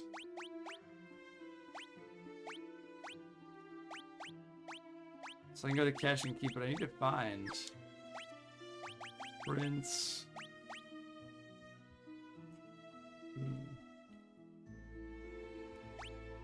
I mean, maybe he's there.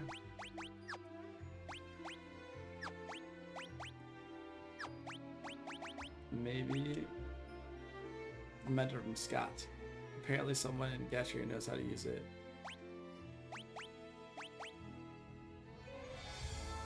A pass green authorization to avoid the dreadnought. So particular. Apparently someone in Gatcher knows how to use it. It seems like no one's there right now. So I think at this point then we should just go. We should just go. We should try to go to space. Why? So did they attack Bloom or and not Loft?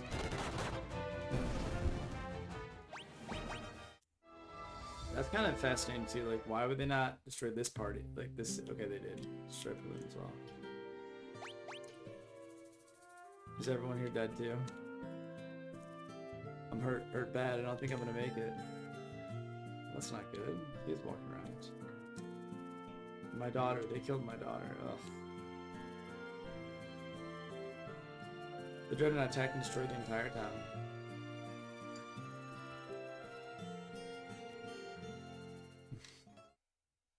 What a waste. What a waste.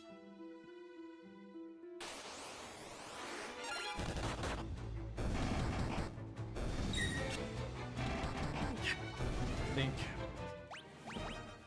yeah, we could just, I like how they even say like, hey, do you just want to take the airship? Like, don't bother walking there, not with your time, just take the airship. It's easier. Which is not bad advice, actually, right? Like, hey, you only have a certain amount of time, take the airship.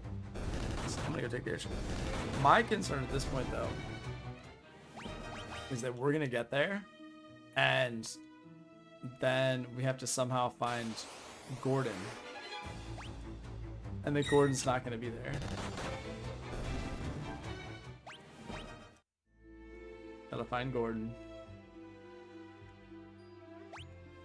Yeah, I don't mind paying however much to go there. That's no problem.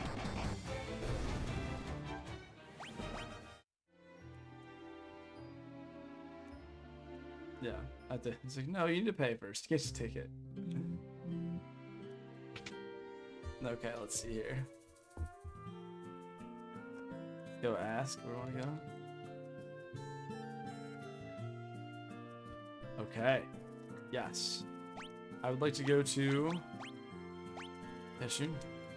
Alright. Let's go out there.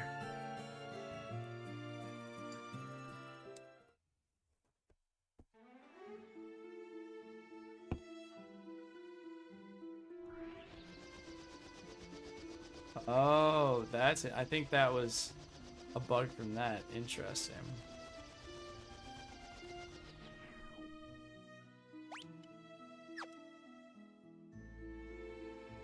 Okay, let's save here.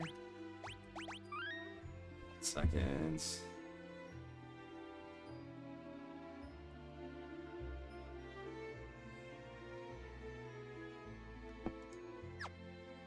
Okay. I think this is the first time I've actually seen the bridge graphic. That's cool.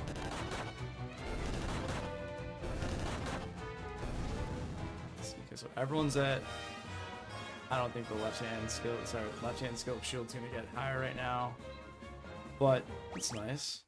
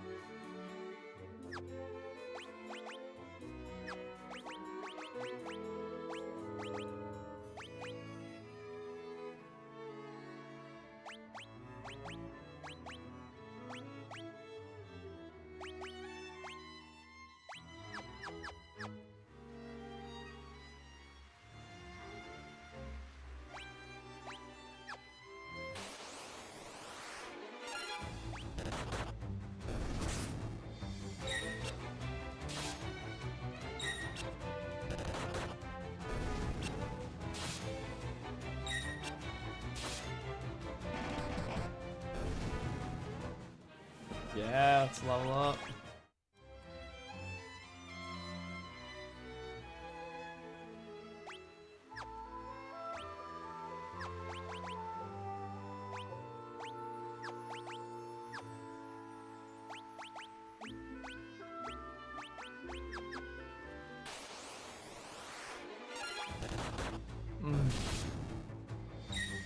So we now need something else to get there. We need to find someone. Okay.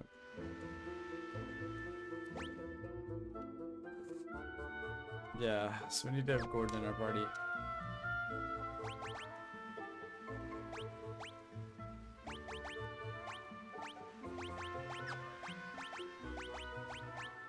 If I burn the canoe.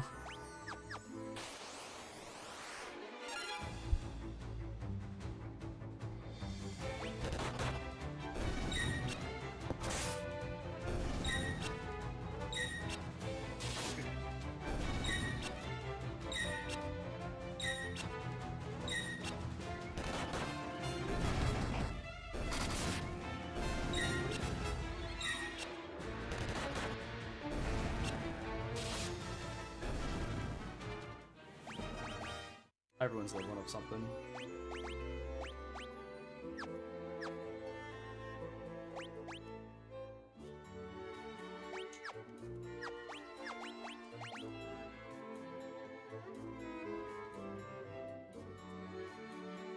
She can do well with the spear too. Spear and knife, okay.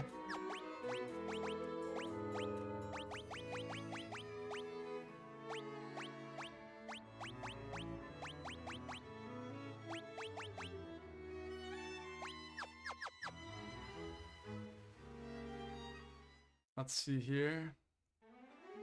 So that's unfortunate. But you can't win them all.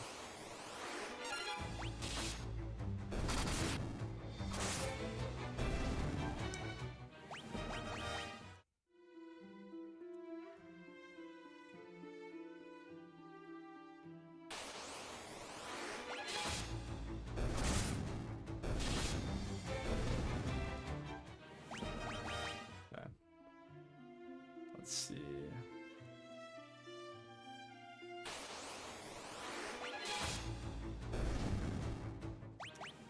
I feel like we're just so powerful, even though we're so much weaker than we were before.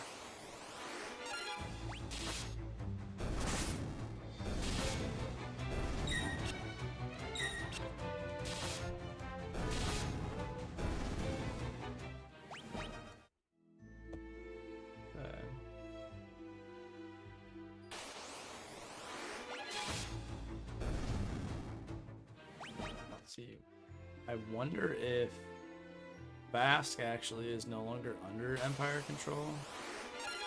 If that's the case, that's kind of cool, right?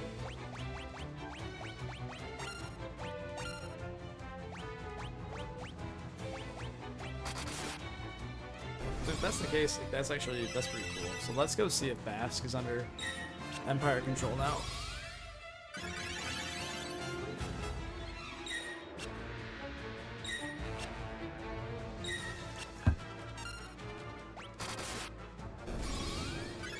We'll level up here in the meantime. I was having fun fighting those new enemies.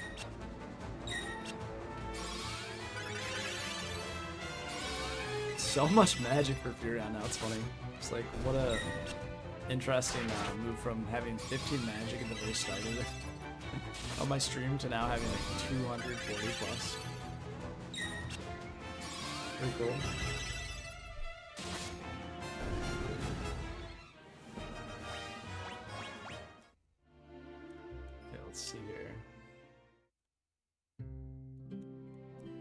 The Dreadnought. We're doomed. They finished the Dreadnought. The world we know is over. You have to tell Princess Hilda the Dreadnought's been completed. She may know how to stop it. What's here? Okay. That is the Resurrection Shrine. I think we already checked over here. I think it's just Asuna, Basuna, and Fear. And then Sasuke. And Dretsu. What else, though, have we got? You should talk to Sid. You might know what the Dreadnought's weakness is. I did talk to him. Thank you. So I did talk to Sid. He did say it's... Yeah, the Dreadnought is headed for Poth. Maybe it's already too late. Nah, we're okay. Okay. I don't think that there's anything here, but I figured it'd be a good idea to check, you know? Give it a try.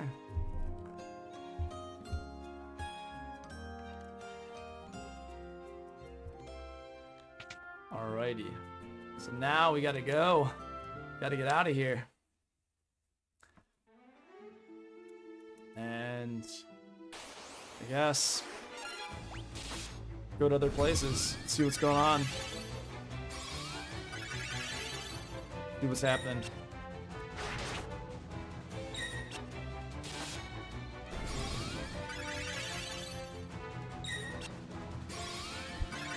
Well, this is kind of a...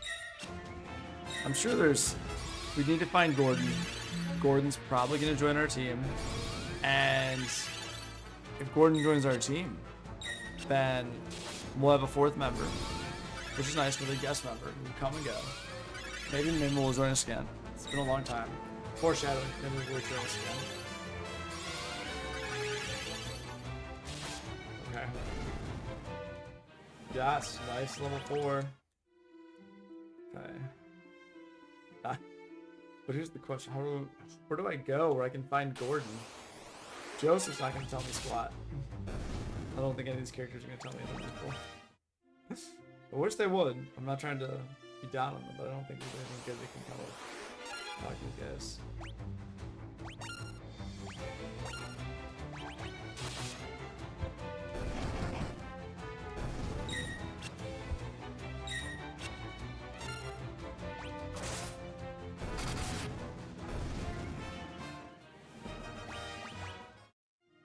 We're leveling up knives and spears for no other reason than we can.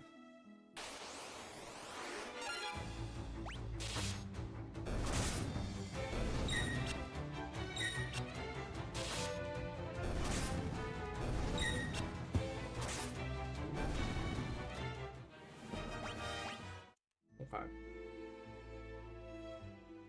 Let's see here. Take the Mithril Altair and give it the princess can. I did. They're probably gonna thank me. Yeah. Thank you so much. We are free to you. Yep. Yeah, nothing's gonna happen now. Like, they don't even know. So it's interesting that they didn't get bombed.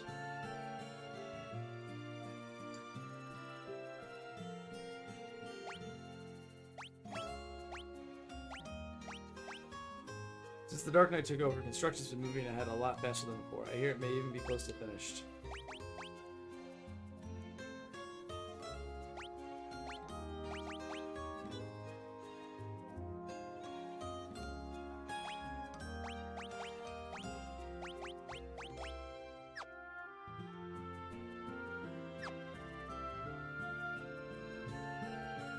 Alright, I'm glad I can save Nelly.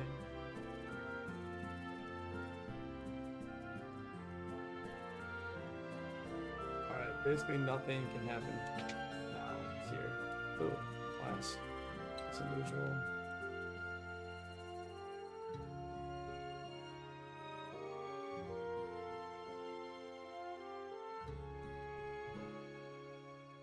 There's no way to cross the snow on foot. You'll need a snowcraft.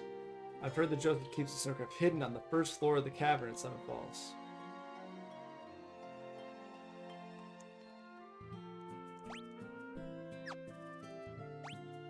Well, I don't think that's what we need right now. But you know what? Let's go get it. Because I can't.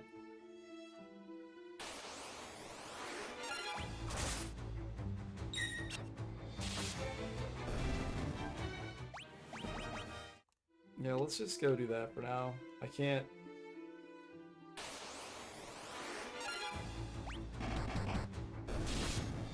Yeah, so at this point, like, we're still... We don't have to fight anything, but it's fun to fight things, so let's go try to get that snowcraft. Even though we probably can get it later, let's just get it now. Maybe we can't even get it now. Maybe we're just completely going the wrong way. But he told me to get a snowcraft, so I'm just gonna go out of my way and do something out of order.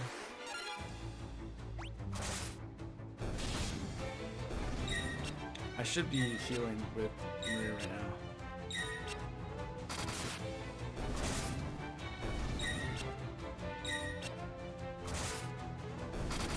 Okay. Yeah, let's level up. Yeah, but Maria definitely should be healing in fights like that.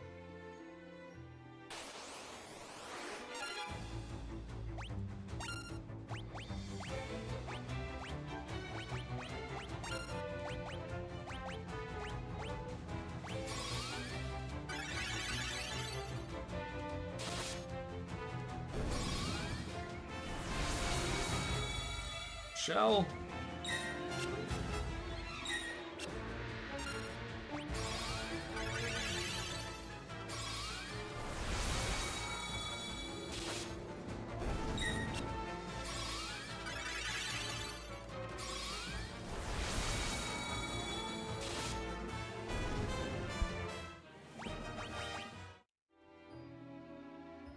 Now let's see if we can get this snowcraft from the first floor of Summit Falls.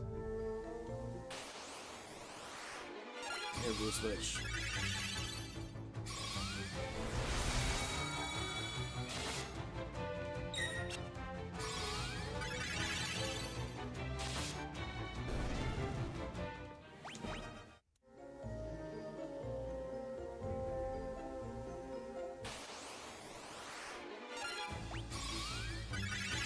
Ooh. I wonder if we're gonna need a cube. We can check the wall.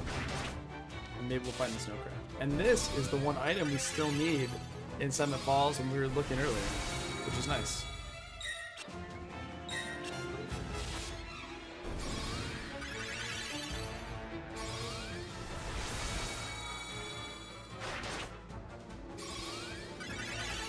I'm curious if we can get this now, just because it'd be cool to be able to get this, even though I know it's not what we're supposed to do right now.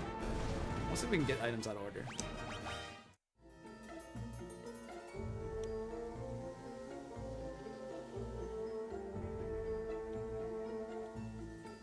So you can't actually... Really? So you can't actually get any... Okay.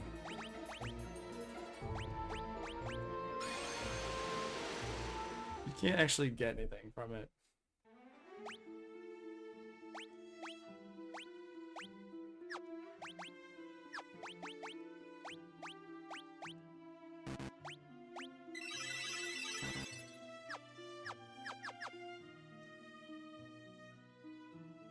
Okay, well, good to know. Good to know. I was hopeful that we would maybe be able to get it, but at least we didn't have to go very far. We'll probably have to go back with Joseph to capture it. To obtain it. Capture would be so weird, but capture. It's like we're stealing it from someone else. Or it's like a Pokemon. Snowcraft Pokemon.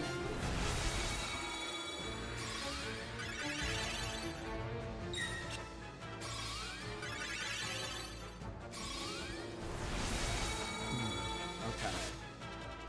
So now there's no one really to talk to in Salamand. Obviously Summit Falls, there's no one to talk to in Popped and Bloom. I don't think anyone was there when I was in Pop, so maybe I'm gonna look around Altair again and try to find Scott. Sorry, Gordon. Because I need to get him to join me, is what basically has to happen. He needs to join me. We need to have a kumbaya moment, coming together, and from there we need to head to Kashyyyk, and we need to capture the Sunfire.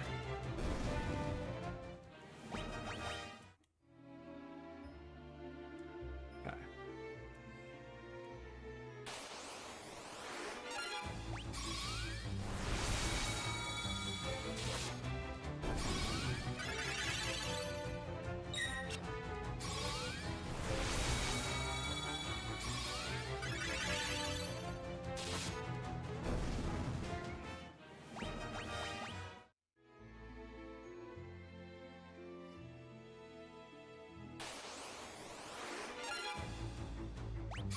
we're actually gonna level up now. We're actually gonna level this up because there's 5.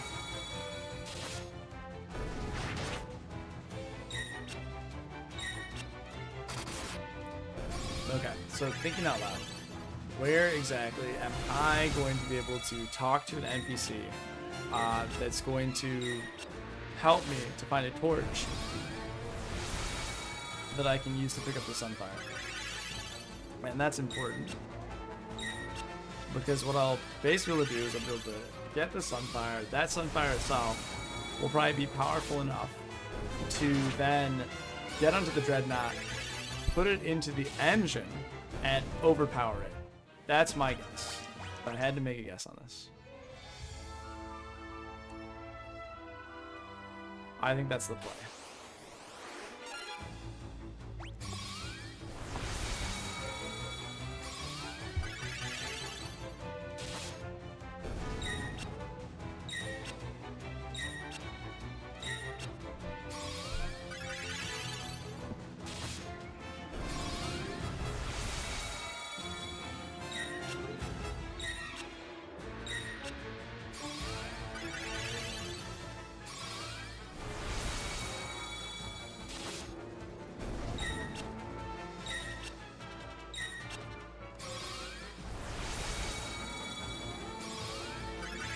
I'm just trying to think where exactly it would be. So, for example, is it going to be in the... Like, yeah, where is this NPC going to be? So I really do feel it is going to be Gordon, but yeah, where is Gordon? Later on, I see the foreshadowing that I'm going to have to talk to Joseph again, get his snowcraft, and then go into the northern area, which is cool. I'm good with that. Let's see if I can take this back now, though. I think... No, the ship's already in the other town, so I can't. Okay.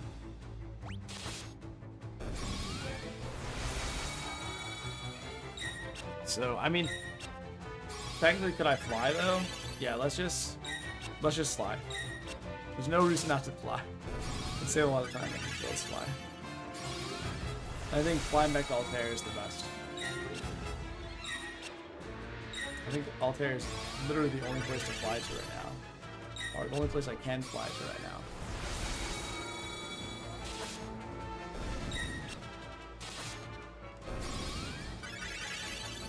Feels like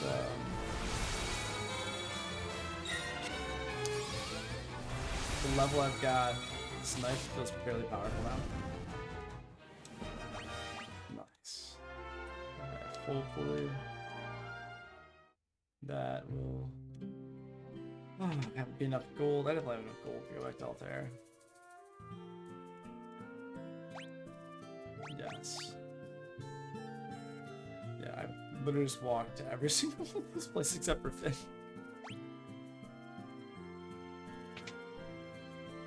I would say the cost is reasonable. I wonder how much it actually costs to maintain that ship.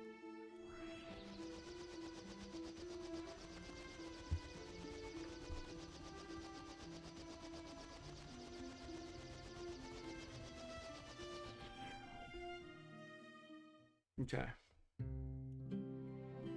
Yep, that's the bug. Like when you don't let it... Yeah. When you don't let... Okay.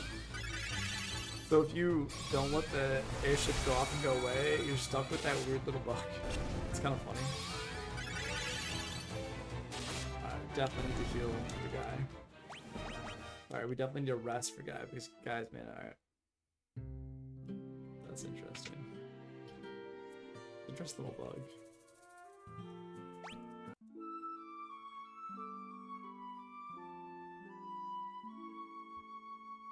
Yeah, it is. Goofy little bug.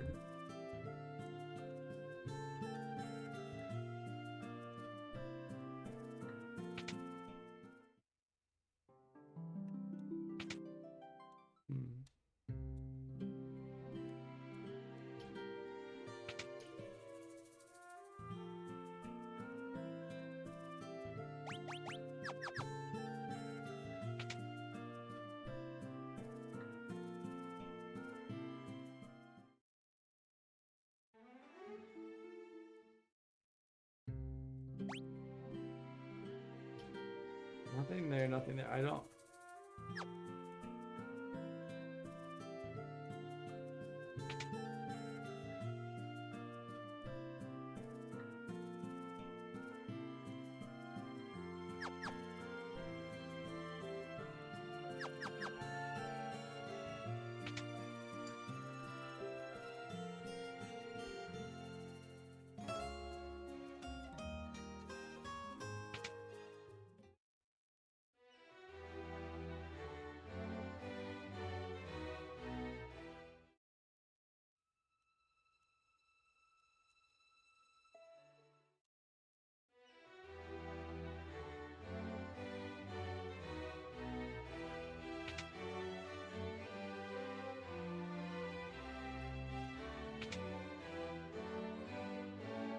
Right now, what I'm trying to do is figure out, is anyone by the king, is Minwu by the king? The king's illness goes far beyond the physical. There's little I can do. Every 3 years they celebrate a festival of flame and Kashyyyk. During the festival, the sunfire is moved to Eagle's torch, while its blazer is cleansed.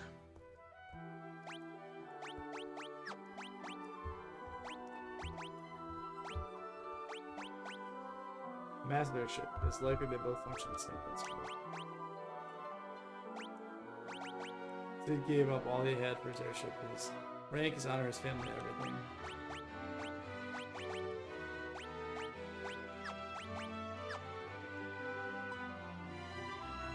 So many perished in Jot's. Perhaps the best return to the Empire. Scott sealed the gates Kashyyyk to protect the Sunfire in the event they were defeated in battle. You will need the goddess's bell to break the seal. Okay. Ask. The whereabouts of the bell are known only to of the Kashyyyk royal family.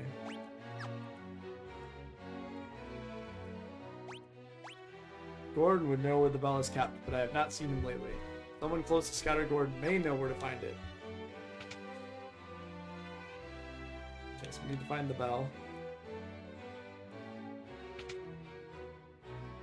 So that's who we had to talk to. I've heard Scott and Gordon mention the bell. The gates of Kashyyyk keep only open the voice of Kashyyyk or the ringing of the bell. The bell rests deep within a cavern on the snow plains. It will not be easy to retrieve. So is your intention in the snow cavern. Very well. If only Gordon were here, there'd be no need for you to risk such danger. But he isn't, so you must. There's nothing I can do but pray for your success. Joseph knows the snow plains like the back of his hand. You can seek his counsel.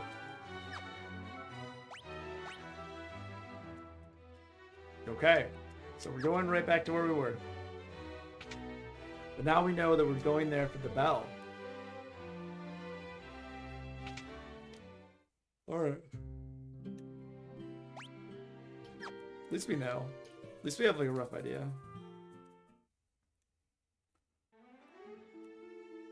Also, this little thing below me, it's gonna bug me. So I think the best way forward is just to go to Sid's and then talk to Joseph and then to go to Summit Pulse. And it's gonna bug me because it almost makes it feel like the character is levitating. I know it's silly, but just that the idea of playing with the depth just messes me with it. We love one up stuff, that's good. Okay.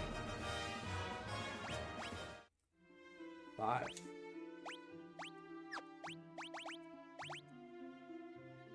Get a staff. Get a spear. Okay. I feel like everything is going pretty well for her. Okay.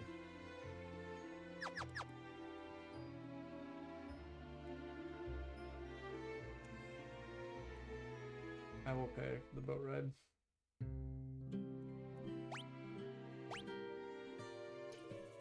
$32 gil. Let's do it.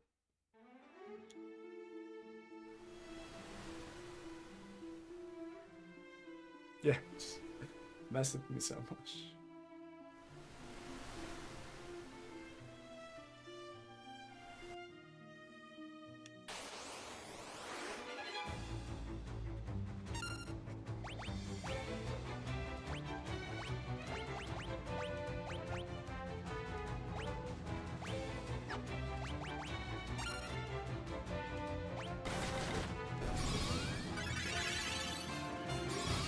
Oh, so I'm actually going to use that to cast Thunder.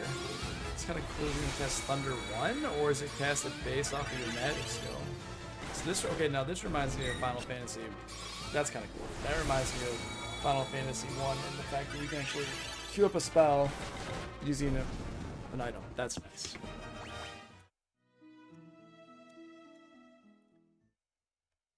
Okay. Let's go to Salomon and ask for Joseph help. I'm interested. Let's go. Alright.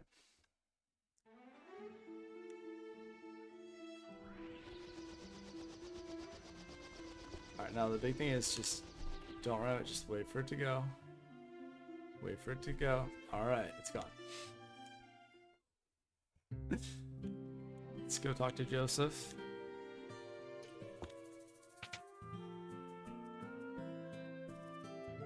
Hi. Looks like you managed to save my daughter. Thank you. The cowardly Borgin has been threatening Nelly to get to me. The only way to reach the snow cavern is on my snowcraft. I keep the snowcraft hidden in the mine. There's a blue stone on the first floor that marks the spot. Look behind the stone and to the right. The secret room's there, and the snowcraft is inside. I'm sorry I couldn't help you find the mithril, so I want to make up for that by pitching in now. What are we waiting for? Let's go.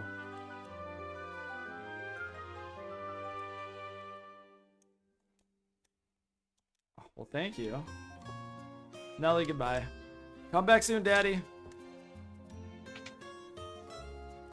Thanks for coming. Let's go get that snowcraft. Let's go get this. Like, let's get started. Like, let's just go right back. Nope. Gotta take a break. Let's go get that snowcraft. What is going on with this controller? Goodness. All right. Be very careful. Down. There we go. All right. Let's see here. Actually, I can go back to this. Let's go back to the. Back to that mithril knife. Okay. Attack. Magic. Yup. Magic. Chow. What does Joseph do? Empty. Oh, he's interesting. It'd be funny if he's literally just like a monk as well. I think he's basically just a monk. Okay. Interesting.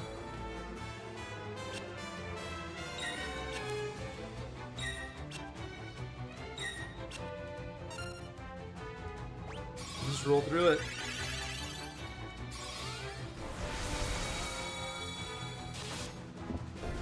Okay, it's the end of the copy. Got at least 2 hours to go. Let's enjoy the ride. Got some water here though.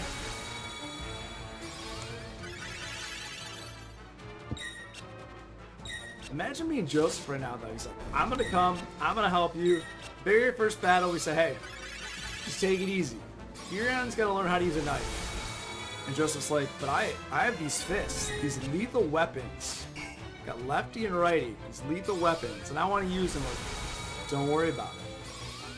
You don't need to do that. It's okay. Just hang out.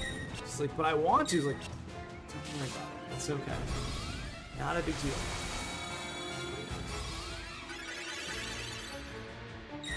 And so then I'll use it. Boom.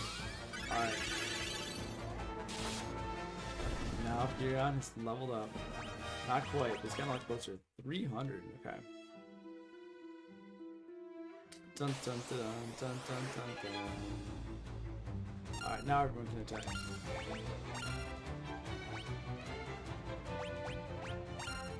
Now you can attack too.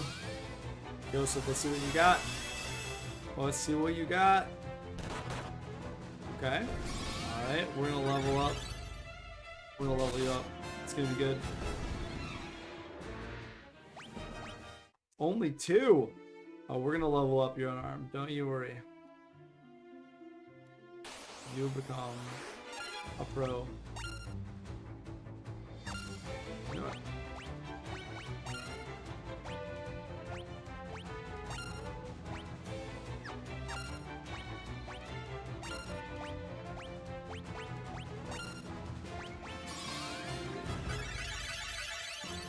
can level this way. It's not necessary to level up Joseph. We're just, you know, we're doing other stuff. Like, why not level him up? It's just like a little more powerful, right? Let's just do it. Level up Joseph. Come on, buddy. Yeah.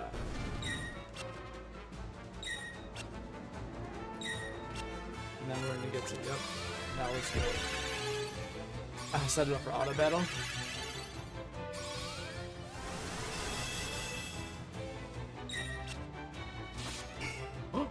How dare you strike Joseph? He's gonna strike you back. Got some tier 5s going on, nice.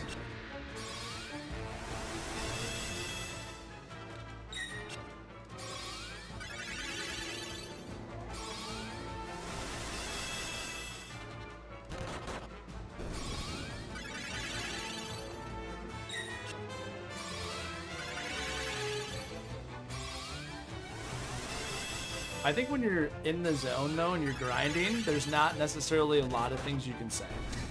You could, you know, you could talk about, hey, check out this grind. And you know, you could say like, here's a more efficient place to grind. And so that's, you know, you have to be thoughtful about those sort of things. But overall, if you're doing this, you just think to yourself, is this the kind of gameplay someone's gonna want to watch? You know, so, it's a real question. Is this the gameplay someone is gonna want to watch? And I think maybe. However, I have the luxury of not worrying about that because I just want to play the game. I just want to stream it, and if someone wants to jump on and say hi, cool.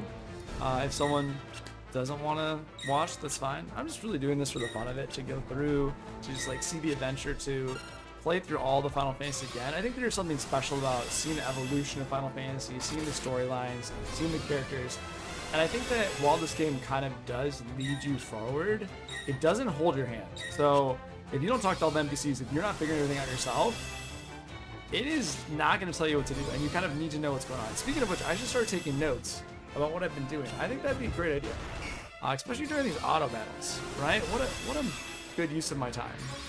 During these auto battles specifically, it's like there's no reason not to. It's like, might as well do it. Might as well talk. Might as well write down. Yes, knife level up. Knife's at 6 now. Oops, make this a little smaller.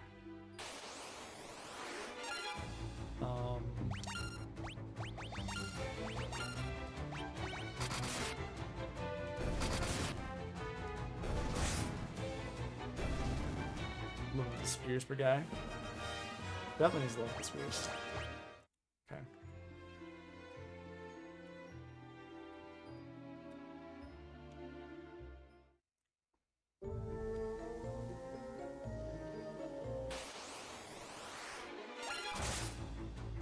Yes. Stabby spears.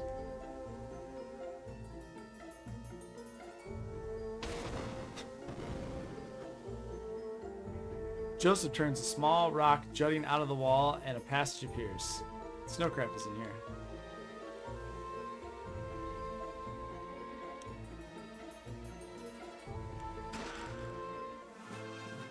You retrieve the Snowcraft from the chest. Don't worry. We just have this tiny little chest over here. Technically, it's the size of you, and a Snowcraft's in there. Why not? You don't put your Snowcraft in chests? You don't put it in a garage or something? What is wrong with you?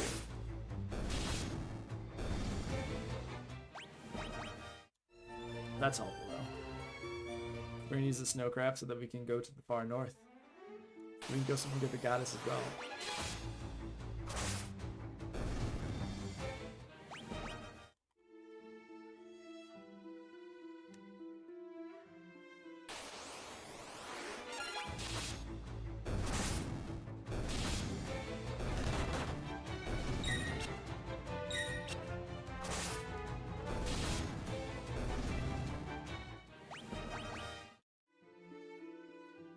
At this point, when everyone auto attacks, you are able to just tear through stuff. Do you want to level it up? It's like, I don't know.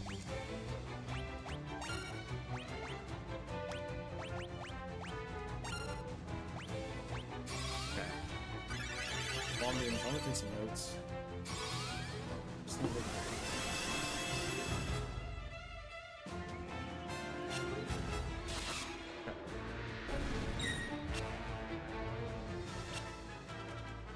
today? 21st.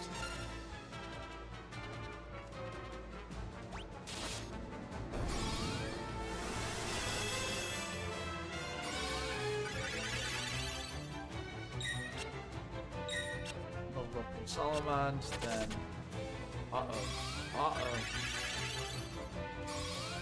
level up your Solomon, and then let's see, mostly. Oh man, this is really gonna put a damper on things. I don't think I'm gonna get a level for Furon now. Hold on, level up your Solomon, and look for the Dreadnought. Your Bast. Got on board. Wow, so many of them fleed. That's brutal.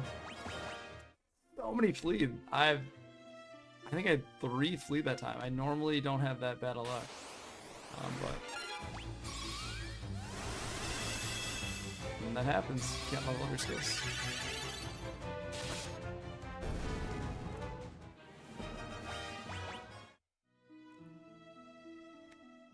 Okay. Now we can go back and go to the north.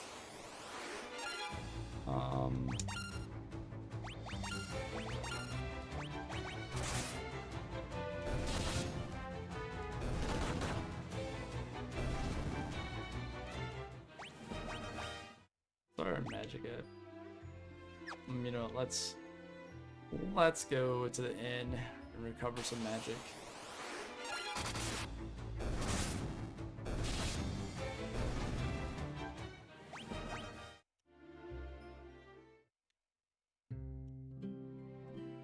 Never gonna hurt to do that, right? Never gonna hurt to go in and be a little bit more prepared. I've also got 2 cottages if I'm leveling up on the way. Leveling up magic, get that mana back, it'll be good. Okay.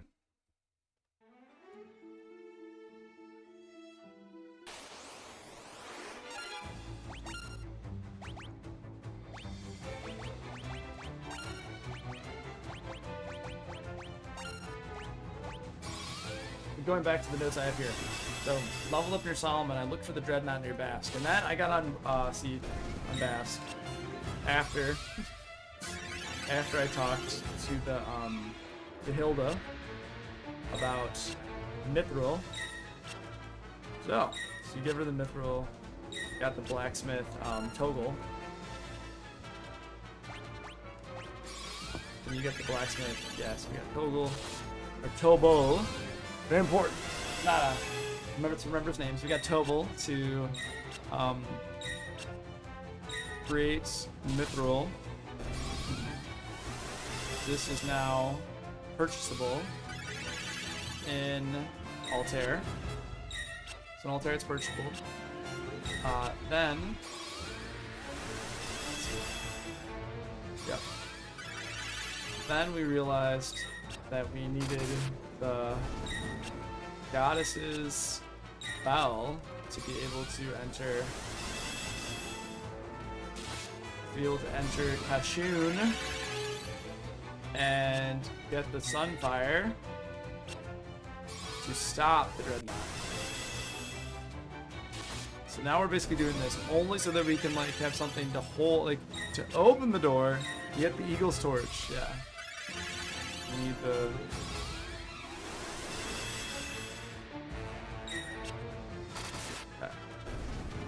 I do like the fact that you are able to hold on to like key terms. I think that's actually pretty cool. The key terms themselves, I think that's a good system. Dangerous. Should I try to level it up? Sure, let's do it. Well, just being able to hold on to key terms, I think I don't see anything wrong with it. Right? It's like, oh, cool. Like you have, you know, you have key terms, and these key terms themselves, you can talk to NPCs. So it's kind of a very, it's like a very, basically like a programming language way of talking to NPCs. You're like, if A, NPC will respond with like B. If B, you know, like if one, do this. If A, then B. If B, then nothing. It's like if this, then nothing, then nothing. So it's like very like simple. And some NPCs like they just reply, I have no idea what you're talking about. Why are you asking about this? And they won't even say I don't know what you're talking about. Their response will just be question mark. Which I find kind of funny. It's like no, we don't even know. Can't respond like what are you talking about? Or like I don't understand what you're asking for. Just it's like they respond to you. Free emoji. Right? Like, what? Huh? Huh? Huh? Huh? What? Huh? Okay. Everyone will. Actually, you know what? Let's level up some other stuff. Actually,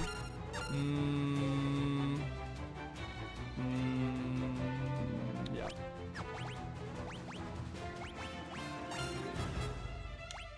He'll attack. Yeah, guy. Stab him. Stab him. Stab him. Use that mithril spear.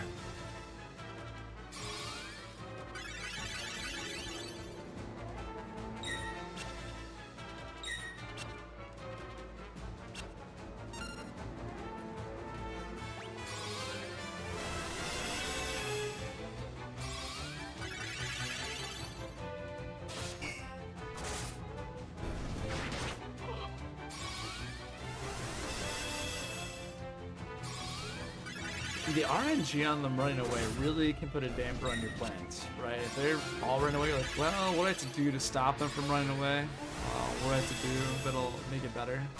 Alright. I feel like at this point I should just recognize, re-level up Protect. Look at this.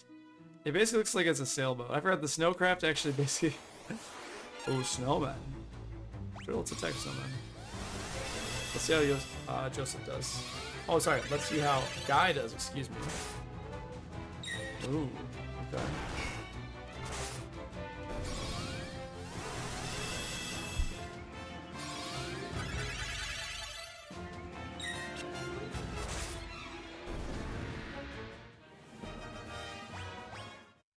Excellent. Spear leveled up. Very cool.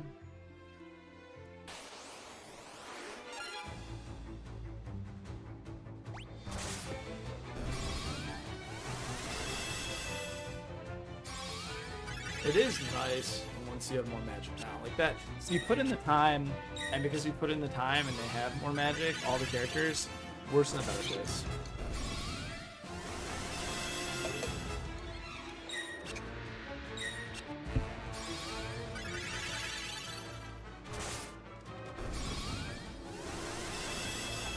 I wonder if I got just a low hit from the RNG, or I wonder if I actually leveled up in that fight, and it took that into consideration.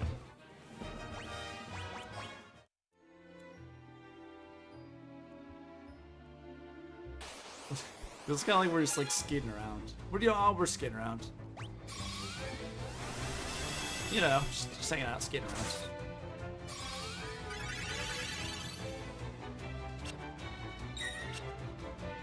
Fighting some icicles.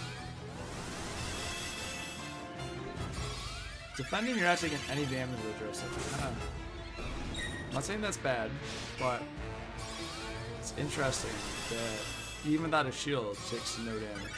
Well, I think, but because no shields can block and then make them miss. They can't, and so it's so they block and so they do mitigate damage, but it's not the same thing.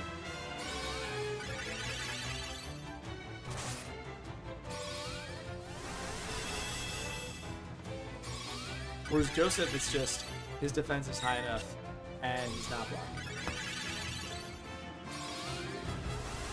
Alright. This last attack should go. Oh no!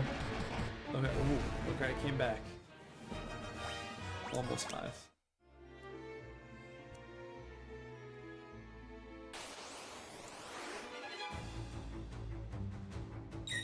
So these snowmen just look like Sasquatches with different different color palettes. Might be wrong. I'm not sure.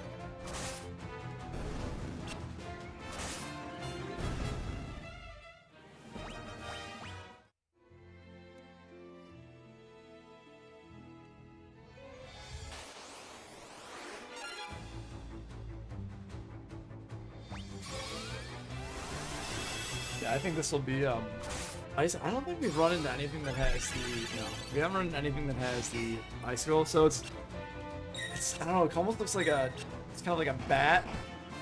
That's I don't know, but it looks like a bat, like kind of scrunched up, and it's got its head tilted to the side, and then yeah, because the two top like icicles, like there's 4 icicles, but they're personified icicles, which is a choice. Continuing to level up Protect. Continuing to stab using my Mithril Spear. Ooh, 4. I mean, icicles. If I had to make a guess, I would say that what would be most beneficial against these guys, which would be very detrimental to them, would be fire magic. Right? You just hit them with some fire magic, it's gonna be the best thing you could do. I don't have any magic, black magic. I just have physical attacks. I'm really curious if later on that's gonna be a major detriment. I know that there was one enemy. That was just really powerful. Nice. We got to 5. Leveled up Cure and leveled up Spear. Excellent, excellent. And it could be the... Oh, here we are. Here we are. We're now in the Snow Cavern. Do a quick save. Ooh. A dead head. Let's see. Let's try to fight these dead heads. Shall we do? This is nice though, giving Cure 6. Ooh.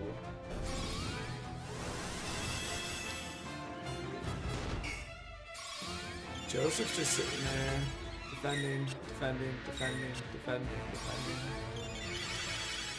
Alright, after this fight, I don't think we should be so... as much as I like leveling him up, I think we could run on a magic pretty quickly in this dungeon, so I don't know if that's the move. Yeah, I think that after this, we're gonna probably stop that, just to be safe. Using 6 magic every time to cure could end up coming to kick us later. So we'll probably refrain after this one. Oh yeah, I think I'm a little nervous now. Not a little, like, not nervous, but... Yeah, I just tore through a ton of magic there. Okay.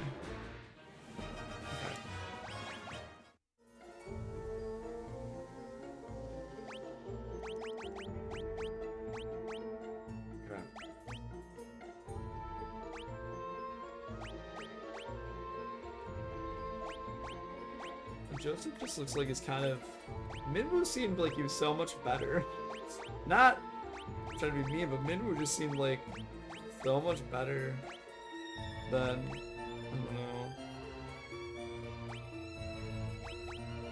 I don't know. Anyway. I appreciate him. Well, what's the... Let's see. So he's got a knife on right now, it's 6. There's no way we're gonna run this. It's not worth it in my opinion. Should equip with something different. I mean, I could equip a bow on her. I could do a bow or a spear.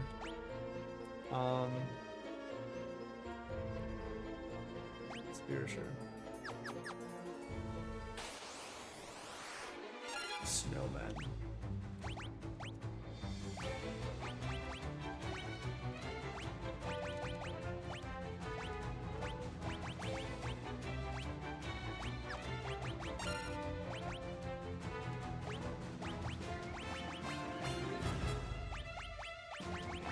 We have a... What's that?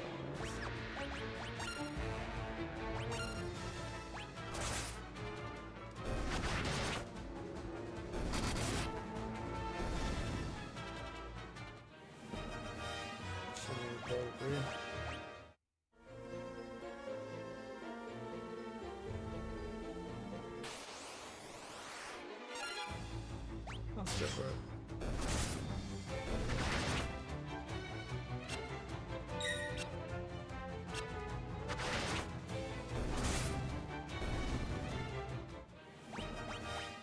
Get some levels up.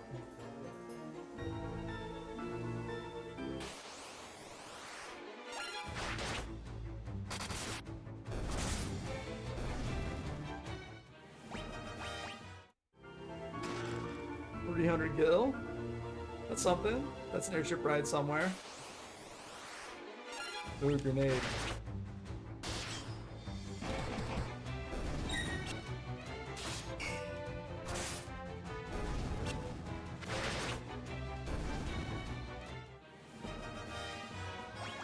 Blow up the X skill. 350.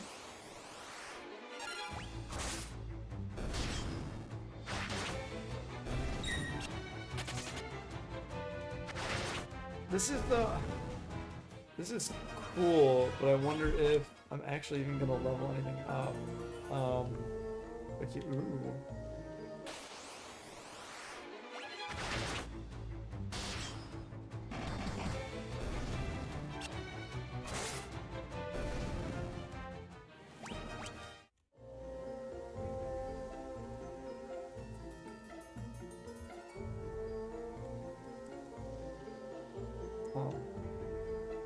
That's odd.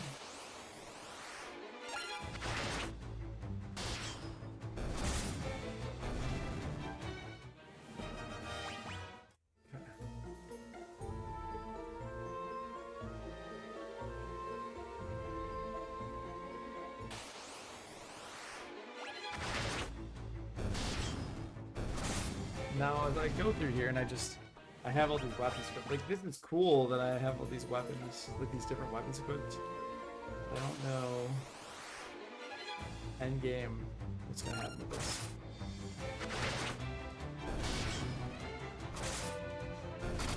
Yeah, maybe it'll help. No weapons still.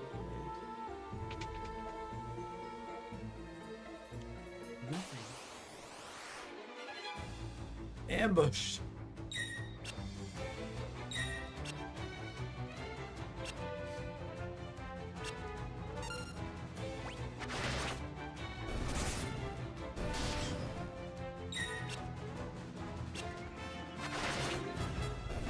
I want to fight 20 icicles so that I can level up my boots. Let's fight 20 icicles. Clearly the best way to go about things.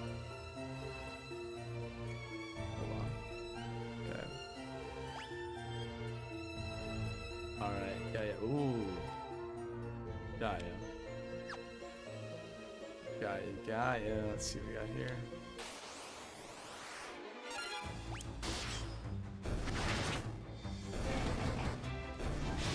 I wonder if I can actually put Freon back. It won't do as much damage, but then there's a chance of leveling things up.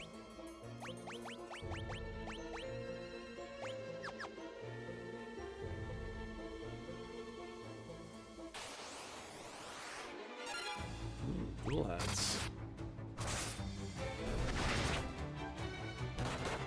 Oh, we finally took some damage. Nice. This is good. This is good. Yes, we're leveling up, guys. Let's fight some more dual heads.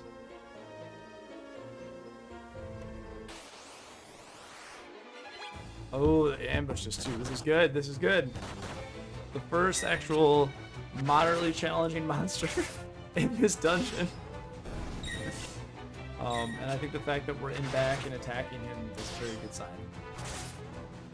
Because he's probably higher level, I think we're actually maybe gaining more skill points because he's considered a higher level monster too. Yeah, that's good. Okay, cool. Give me like 5 of them now. Oh, this is something. But now we're probably gonna kill them all too quickly. That's the problem. Is like, are you killing these deadheads and these zombies and these ghouls too quickly? And that's the balance.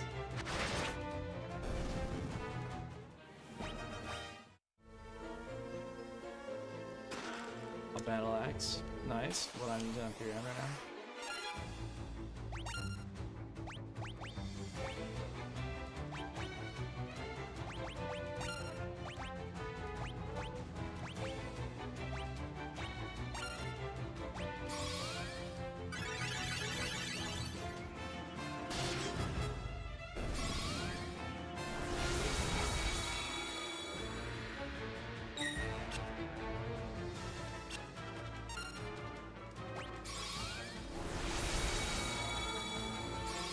I think this dungeon is probably gonna be a breeze now, just because.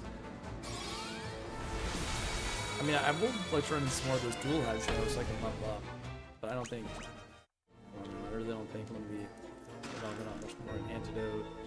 These also everything in the treasure chest. I don't want to say there's like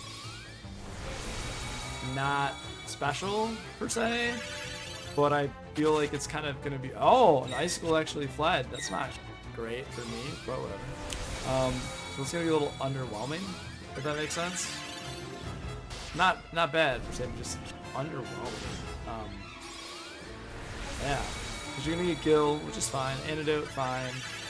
Battle axe. I mean, I guess when you have Mithril though, when you have other items, and the main town that you can buy, I don't know if that really contributes to interesting loot. That's fine. Shell is leveled up. Excellent. Let's let one more item here. Monsters, nice. I think this is the first time. Ooh. Ooh. Let's do this.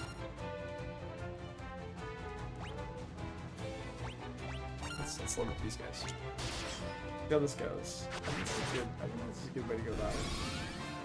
These will level up both of them, depending on how much damage they do. Ooh, self-destruct.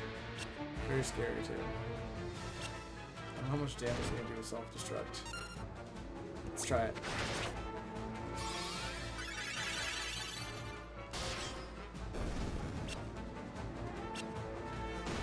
And when they self-destruct, I don't know if it's based off of how much damage they've taken, and so they're more likely to self-destruct. I feel like if they didn't take any damage, maybe they won't self-destruct. But if, for example, you've done damage to them and you kind of lit the fuse, I don't know if that's true, but I know in... Okay, woo! That was scary right there. In Final Fantasy, I think 10, if I remember right. It's been a long time since I played 10. Oh dang, taking hits. Okay. Nice leveled up. And got some more HP, okay. Okay. Mithril Mace. That's cool. That's cool. This guy's Steam achievement. Collect a treasure from 10% of the chest. Foreshadowing that I'm not that far along. Okay.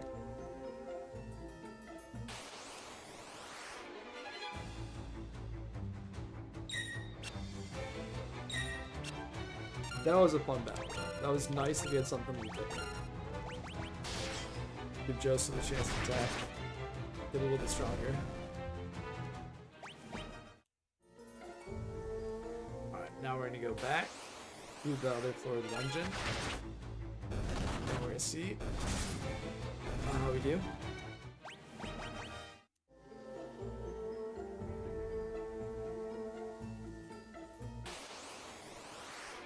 Ooh, nice.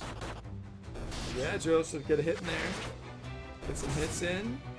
Do some damage. Level up a little bit. Yes. Yeah. Okay.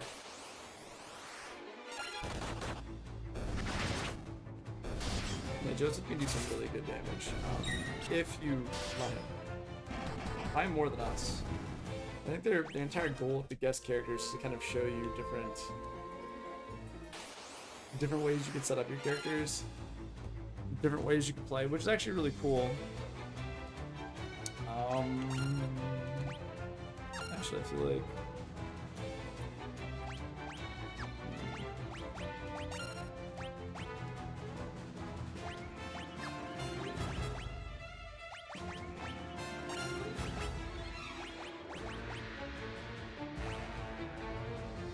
let's do this. Let's see how this goes. Axes. It's not a bad idea. We get someone that flees.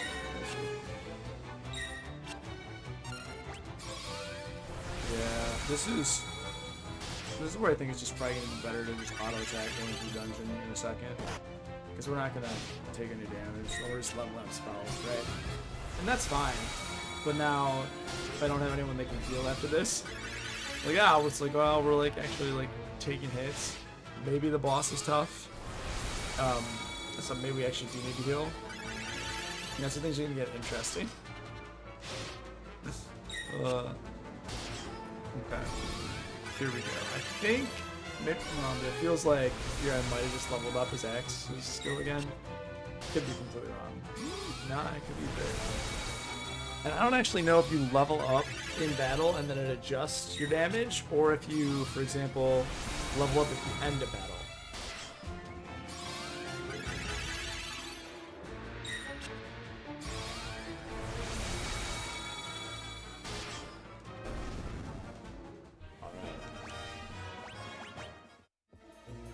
Alright, let's look at our stats again. 6. 6'5", let's see. Bows. Yeah, I don't think it matters.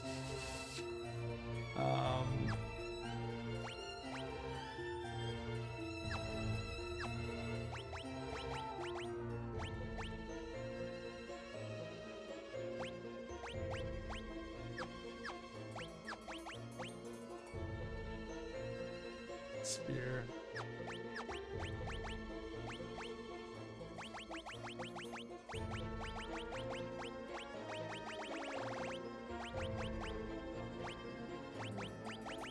Let's see here.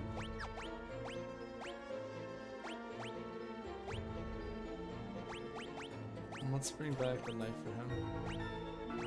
And let's keep it going here, and let's go to the spear. Let's see how this goes. Oh no, we missed the treasure chest. Let's go get it. Oh no. I messed up. Okay, let's stop that. This battle. Don't want to have that. Don't want to have that at all. Not good.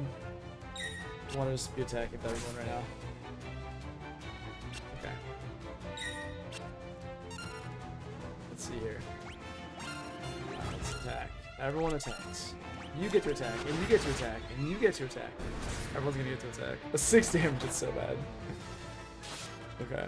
Ooh. It's funny. It's your rat. Nice damage, Maria. Okay.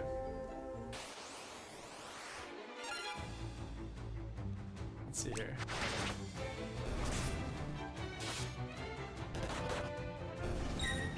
Alright, Megan's doing some damage. Here we are. Ooh. Spear and knife level up.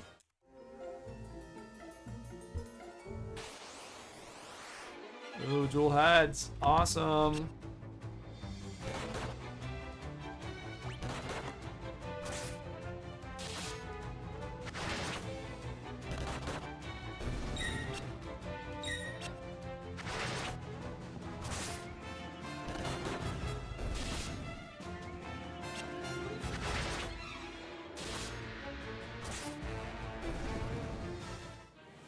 Oh, look at that. This is nice. See, like these, I almost wish the whole dungeon was filled with them so I could just keep fighting them. Yeah, these guys, dual heads. I mean, it's very good description. I feel like I can do damage to them and level up at the same time, which is like pretty nice. I feel oftentimes you're in a situation where like this just happens a little too fast, so we'll just tear through them, and because we tear through them, then not everyone's leveling up. Right, which is like I guess it's fine, but if you actually want to level up other weapons, then you're not gonna be able to do that. Antarctic Wind. Okay, I think that item. Let's see. Swords. This is similar to, yeah, Hellfire is like a AoE fire, yeah, deals damage. This is the Summons a Magical Ice Storm, deals damage to undead. And then just all the weapons I've got. All the weapons and all the armor. You've been ambushed, that's fine. Let's just auto attack him. Icicles are decent too. They don't have as much defense as the dual heads, but still Right, we can level up. And it looks like they even had enough defense there so that... Hey, Rakdos, how's it going? How are you doing today?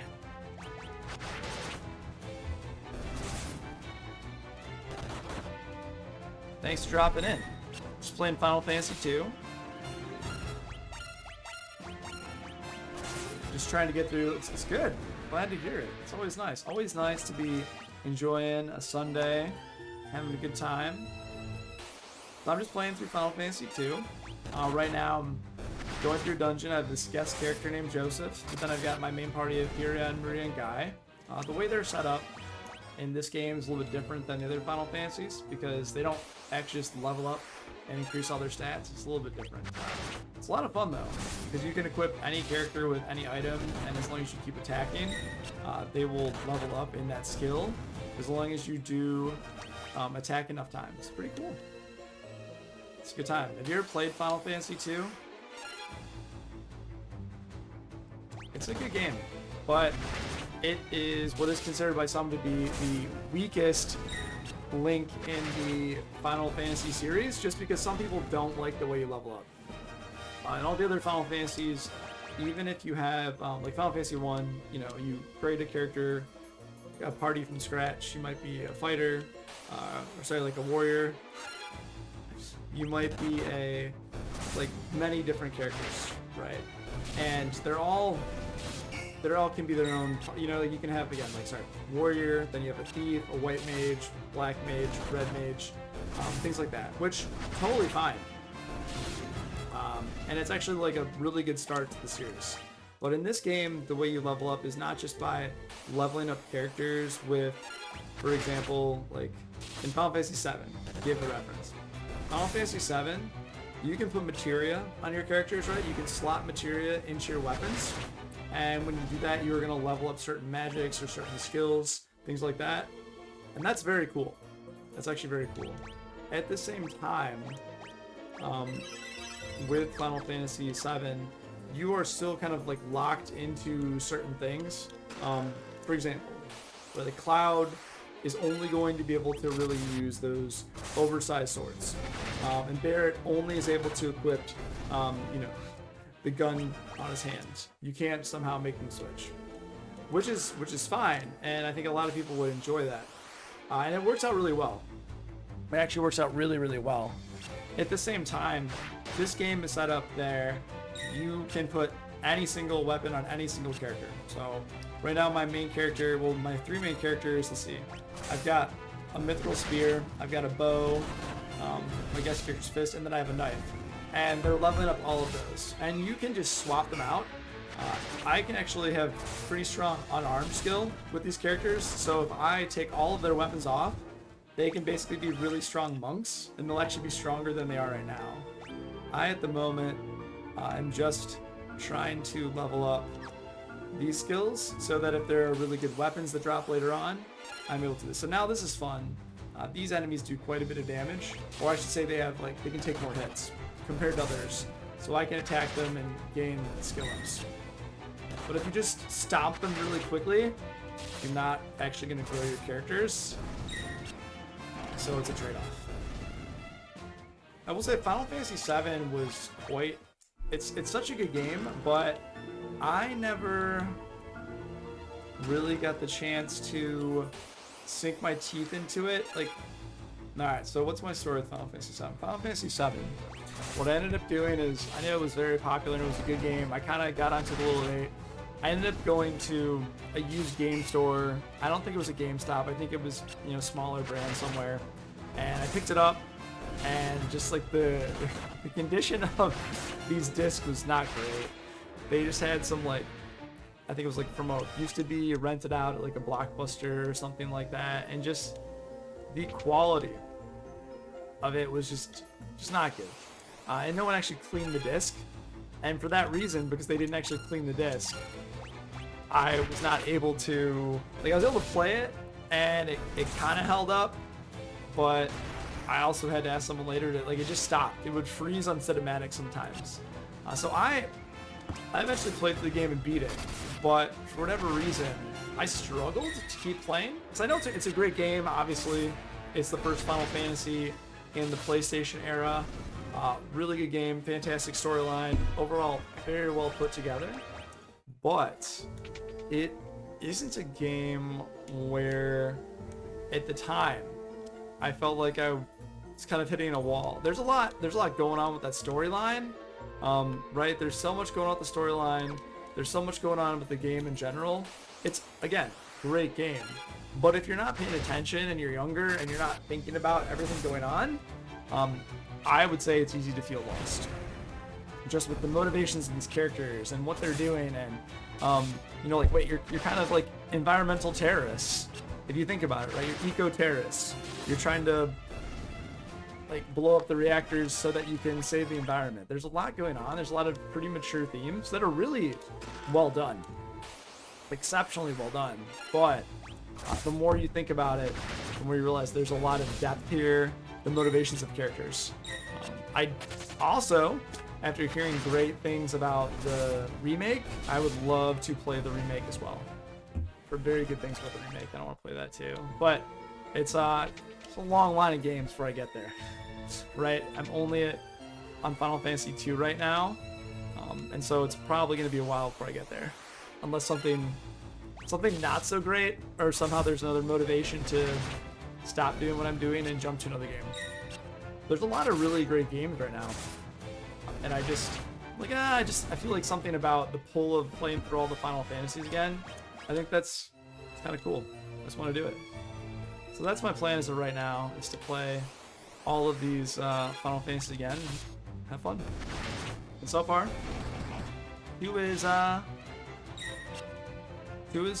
not bad. I think when you think about 2,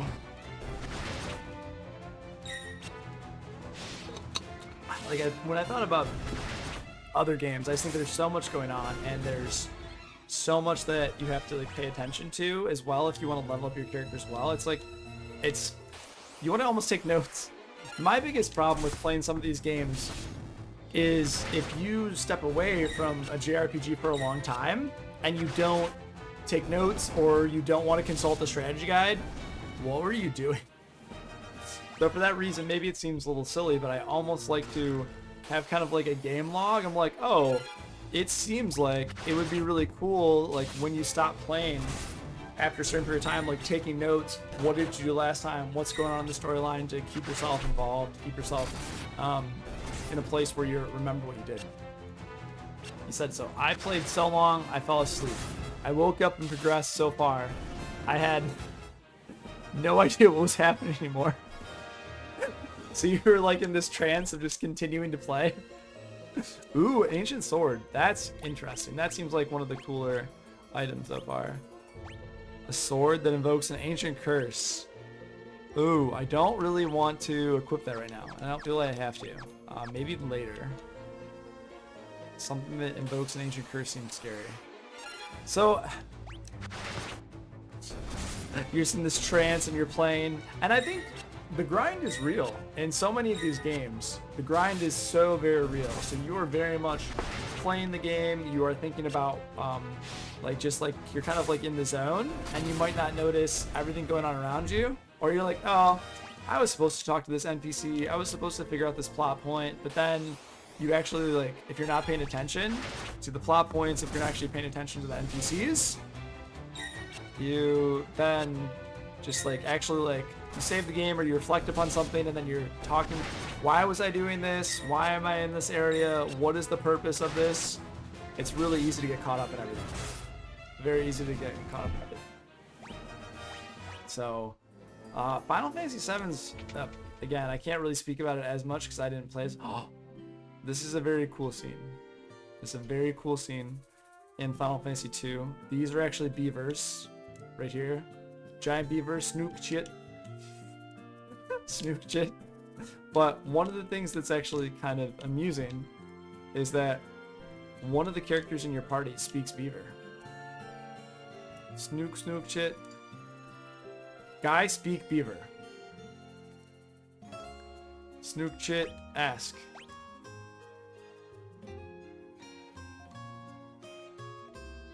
Secret passage in wall to right. Monster guard bell. Bell in wall. So we gotta go in a wall to the right. I think it's just... I think it's amazing that this... I just think it's great that this character actually speaks Beaver. What is funny is there's actually a Magic the Gathering card for this too, just because it's something so very specific that this character actually speaks Beaver. Alright, so there's a wall to the right.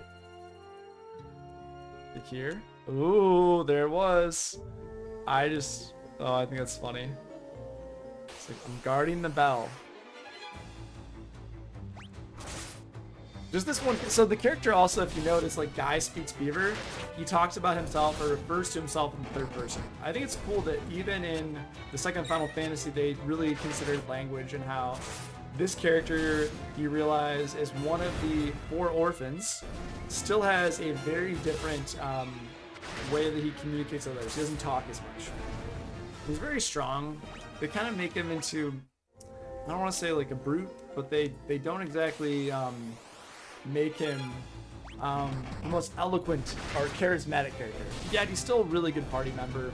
He's pretty cool, and I think that was just fun that they a little touch of like character development, a little dab of character development. It's cool.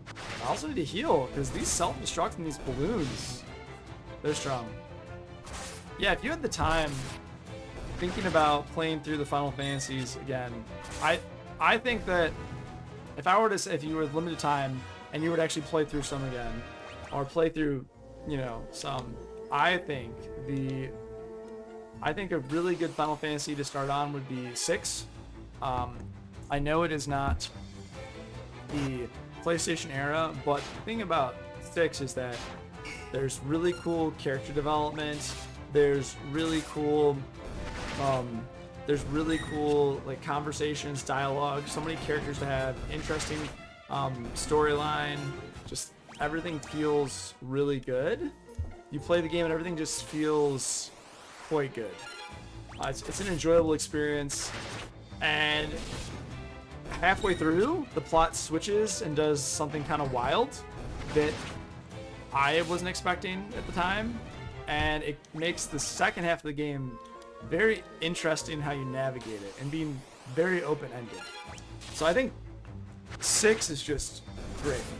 It also is that time period of like the SNES or the Super Nintendo RPGs. Like there's something kind of special about that time period too. All right. Now I'm gonna use a quick save here because we are right in front of the boss. It's nice to have a quick save. Alright. Silver Crace. Ooh, what's that? Ooh, a breastplate made of silver. It's actually better than Mithril. Okay, it's basically the exact same, but magic interference goes down. Okay. Let's try to fight. That's an Adamantoise. Guarding the bell. Stay on your toes. Okay.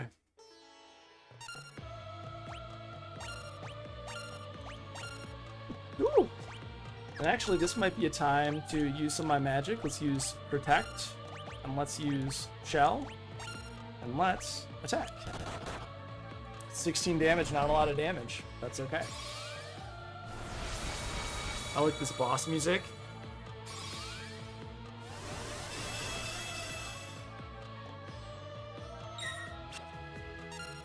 Alright.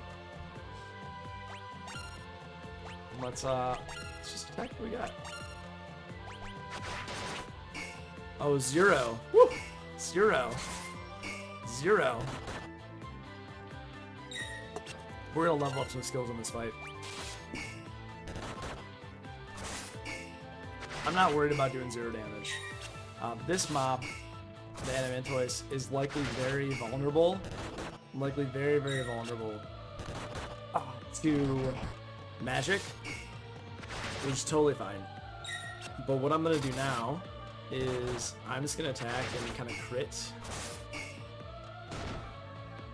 And he can't do much damage to me. So at this point, it's really nice. I can just level up the abilities I have, which is cool. If I wanted to end this battle quickly, what I can do is and so you'll notice only my crits are hitting actually. So my physical damage from Joseph's hitting and my crits are hitting. What I'm gonna do now though, I'm gonna stop the auto battle, which is what I've got on, because I'm not taking much damage from him. And what I'm gonna do now is I'm gonna change my main character here to be unarmed, and then I'm gonna change him to be the front row. And so then you'll see next turn, it's gonna actually do a lot more damage because his unarmed skill is pretty good. And now let's just attack with him here. And let's see how much damage we do now. Maybe not much, but we'll see. I think it's gonna do quite a bit. 8 hits, so 28, only 28 still. Okay. So now I'm actually gonna take off my other mithril shield. And now let's see what I got.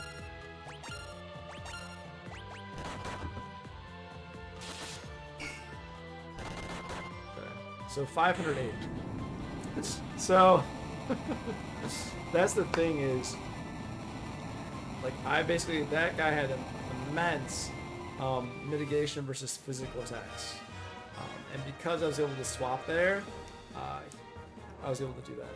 Very cool. So we leveled up Protect and Knife. And everyone got some magic. And now,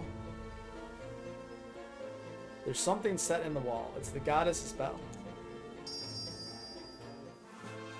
You obtained the Goddess's Bell.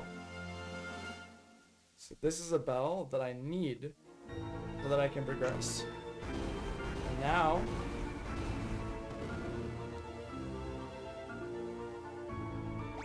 do a quick save.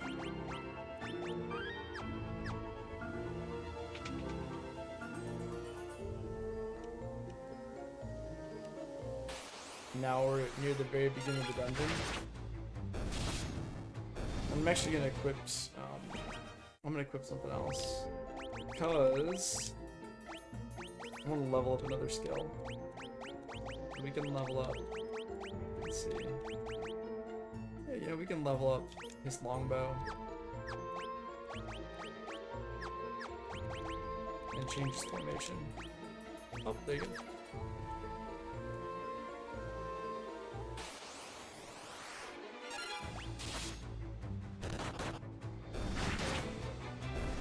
Oh, but I see Borgin at the end. He's waiting for me. This isn't good. This is not good. Curses, you've already gotten the Goddess's Bell. First, you ruined my standing with the Emperor, and now this. The Emperor will never forgive me for messing this up. If I ever go back to the Empire, he'll have my head. But I'm still a soldier. If I'm going to die, you're coming with me.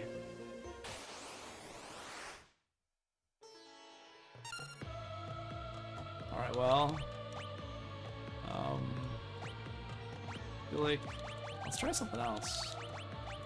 Let's go back to the spear, I guess. Let's put on a mithril shield, and I'll attack you. And then, what are we using? We'll use a bow. We'll attack you this one. Actually, you know what? Just in case, let's use Protect. And we'll use Shell. And for Joseph, I'll just attack. Feel this goes. Protect 5. So now we have some physical defense. And now we have some magic defense, depending on what he's going to do. And Joseph is going to punch. And now we can just physically attack. Here this goes. This certainly has lower defense than the Adamantoise. Oh, well. That was unexpected. He did not seem very powerful at all. Ready to level up Spear. That's cool, because he's supposed to be a higher level. That's good. But now he said he's going to take us with him.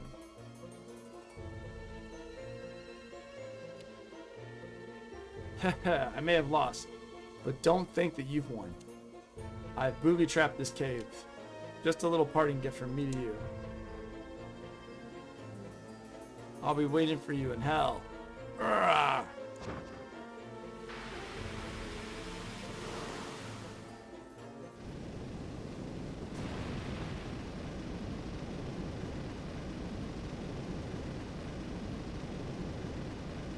Damn it.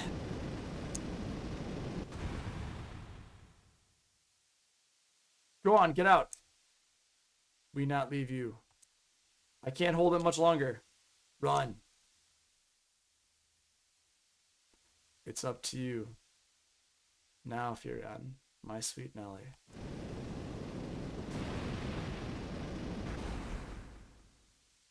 Joseph!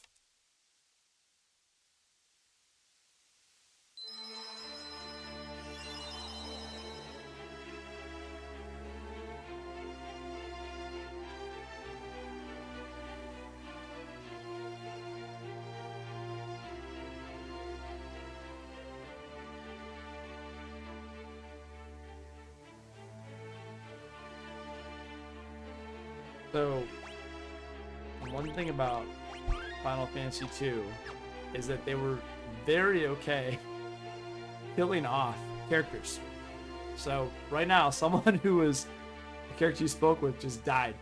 At the very beginning of the game, they killed off Prince Scott immediately. This time, Joseph immediately. So you're just kind of constantly surrounded by quite a bit of death. And that, oof, I mean, kind of rough, because a lot of these characters, if you think about it, like they're very, they're interesting characters, they're cool characters, and even if you don't form a super, like, a tight, close, bonded relationship with them, I still think that losing a character or losing a teammate, it kind of has this emotional impact, and it hits you in your heartstrings. Other Final Fantasy, so Final Fantasy 3 doesn't do this. Final Fantasy 4 to an extent does, but it feels like 5 doesn't, if I remember correctly. And 6, there's the possibility, but I feel like in 2 they really thought, let's just kill off a lot of the team members. Pretty intense, pretty dark, really.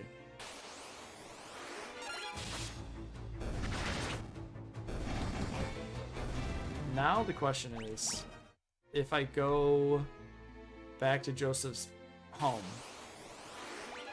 and I talk to his daughter, what happens? Do I actually get to have a dialogue with his daughter? That's rough, Nelly. So I think one of the things in Final Fantasy is that almost all of in this game, I should say, and all of the guest characters you have are decent. So Joseph, like, physically is physically for the strong, and like if you level up even a little bit, he's quite good. He's Minwu before is fantastic. But yeah, they're all in different ways powerful and beneficial. And I mean, I guess you could say they're pawns for storytelling elements. At the same time, I feel like they're meant to kind of capture you and then make you really think about like the ramifications of your actions. Like so you're all working together collectively to help the rebels, but in this process, people are going to get hurt. So yeah, you could say they're used for storytelling. I think that they're used well, and it's a shame that they kill off these characters. But at the same time, I remember the first time that I actually witnessed that character dying, and I thought, oh man, it had an impact on me. I remember playing through in Final Fantasy Origins, and actually that character dying, so it left an impact. And I think that when you have a situation like that, I think it can be a powerful moment to reflect upon, you know, elements of the game and storytelling and think, okay, was this a good decision? And I think in this game it works really well. So I felt really sad, like thinking about the sacrifice, right? Because this character just sacrificed himself for your party. It's really that simple. The character just sacrificed himself for the story, for your party, and it was rough to see that. But nonetheless, very, very, I would say, like, captivating. Alright, we'll just go through here. This is a perfect example of leveling up. So I'm just going to auto attack and auto battle with just Furion, and I'm going to just keep casting Shell and Protect. It'll use some of their magic, and it'll also level up the spells.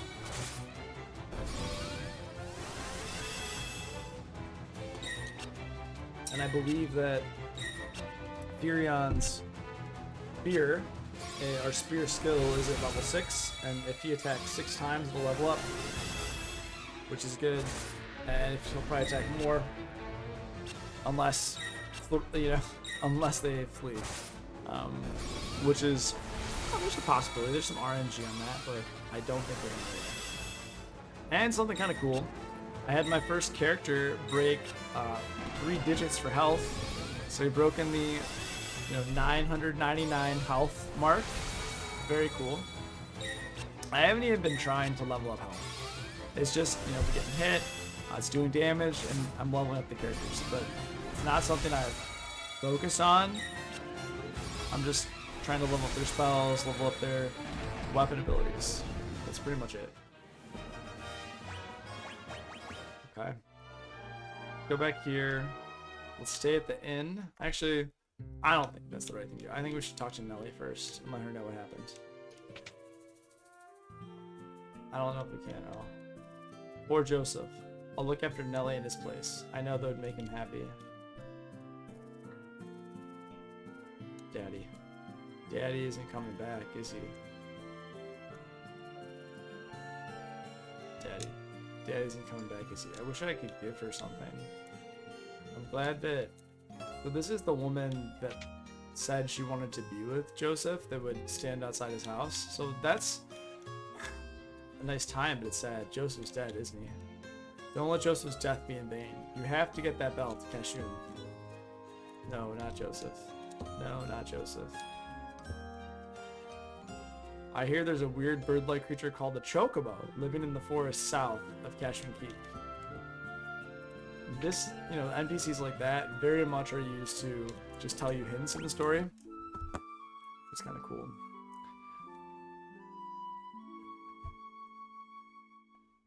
Now, we get to go to Cashoon Keep.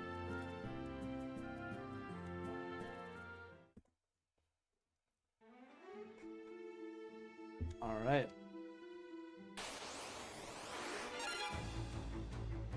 Let's see here.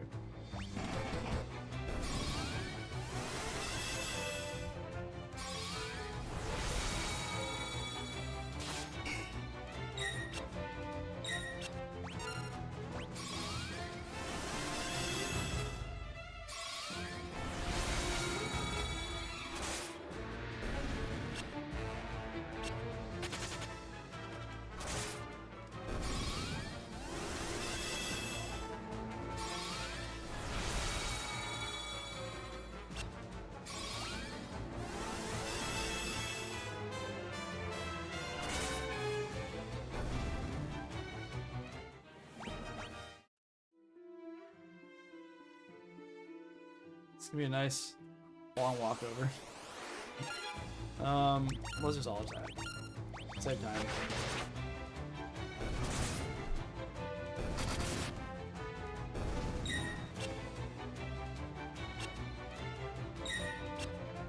I think at this rate, if I'm planning on playing until 2, hopefully I'll be able to go to Cashoon's Keep, make some progress there, and I'll probably call it for the day. But I've got about 45 more minutes, and maybe I'll be able to do more. We'll see. But we're all pretty pretty happy with the leveling up. Being able to see Furion level up from 15 MP to now having over 300. That's quite nice. Being able to see the characters level up their magic, like just so much. Having one character hit over 1,000 health. That's nice.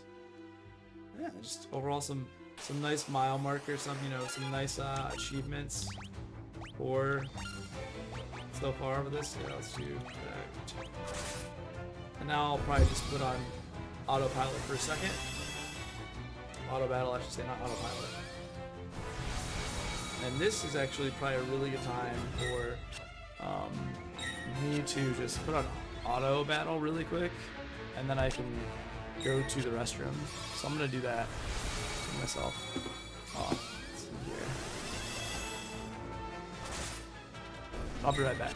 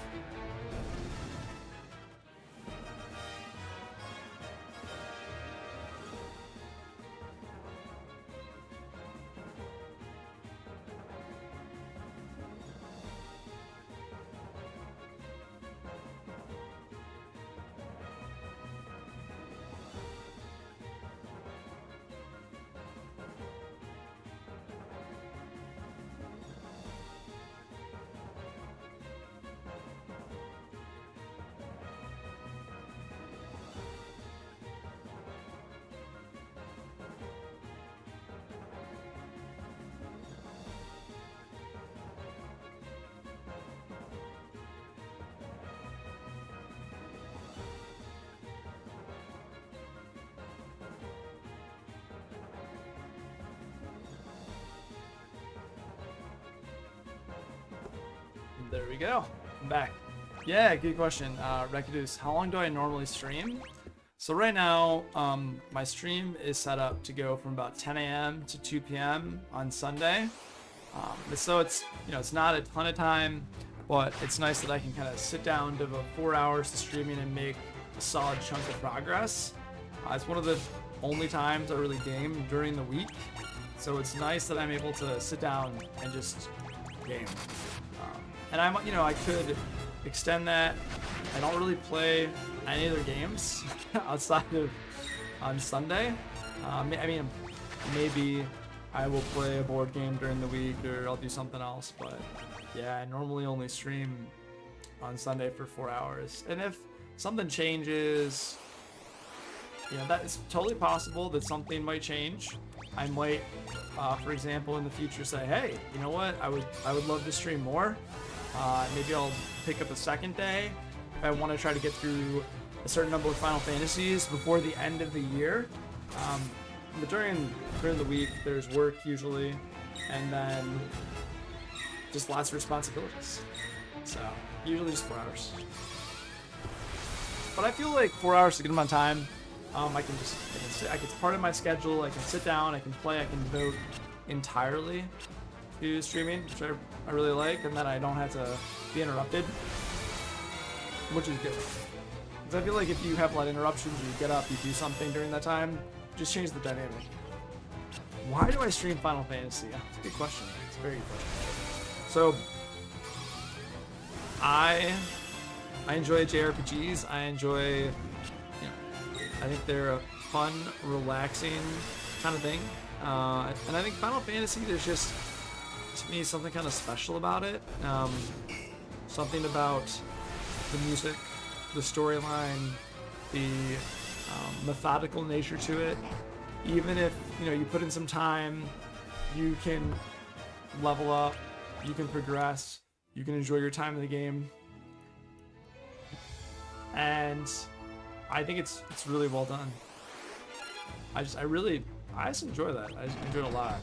Just playing through the game, having a good time, and also, you know, for 4 hours I can sit and I can talk about it, and I can just explain, okay, like this is what we're leveling up, and then discuss, you know, the benefits to like why I set up the party this way, why I'm doing what I'm doing, going through the dungeons, like the enemy weaknesses and things like that. It's nice. I might fall asleep and not know what's happening. So I think that is one of the challenges if you're playing a turn-based RPG. How do you make it interesting? When you're talking with people, are people really that engaged with what you're doing on the screen? Or are they more engaged with you as the presenter? That's a very, very valid question. It's very, very fair. I think that if you enjoy a game, you should play it. I'm not really streaming for views. I'm just streaming to say, you know, if you want to come watch me play Final Fantasy, I'm happy to talk about it, I'm happy to interact with people. It's just something I enjoy doing. And if not, that's fine too. That's totally okay.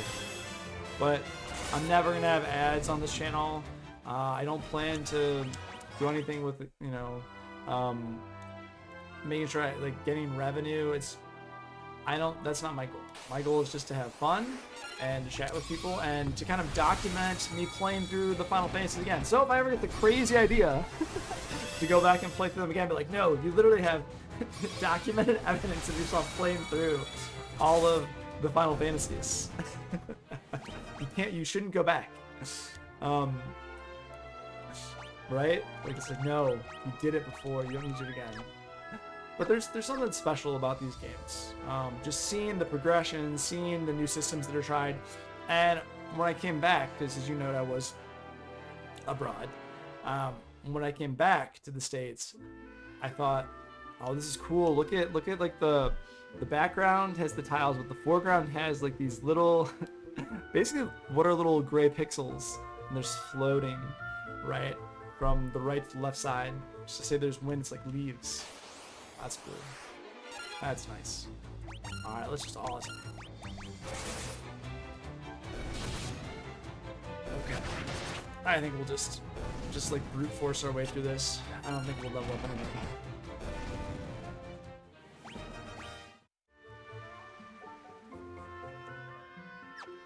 Now, we can use an item. We can use the Goddess's Bell. As the clear tone of the bell rings out, the lock opens without a sound. Here we are. Who's this? I came to retrieve the Sunfire. I thought I was the only one left who could open the door. I'd meant to look for Egil's torch, but it's a monster's den in here. I can't keep going on my own, and I can't return empty-handed. I don't know what to do next. Let's go together. You know your way around the keep, right? Do you think you could help us find our way through? I'm sorry. The keep is riddled with secrets. I wouldn't know my way around any better than you. But I do want to fight. Will you let me come with you? Of course. Gordon joined the party.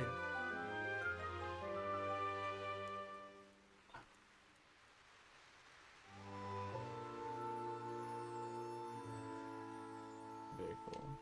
I think, you know, for people that make a living streaming, like, you know, props to them. Like, they're able to find a system that works for them. Like, that's, honestly, that's great.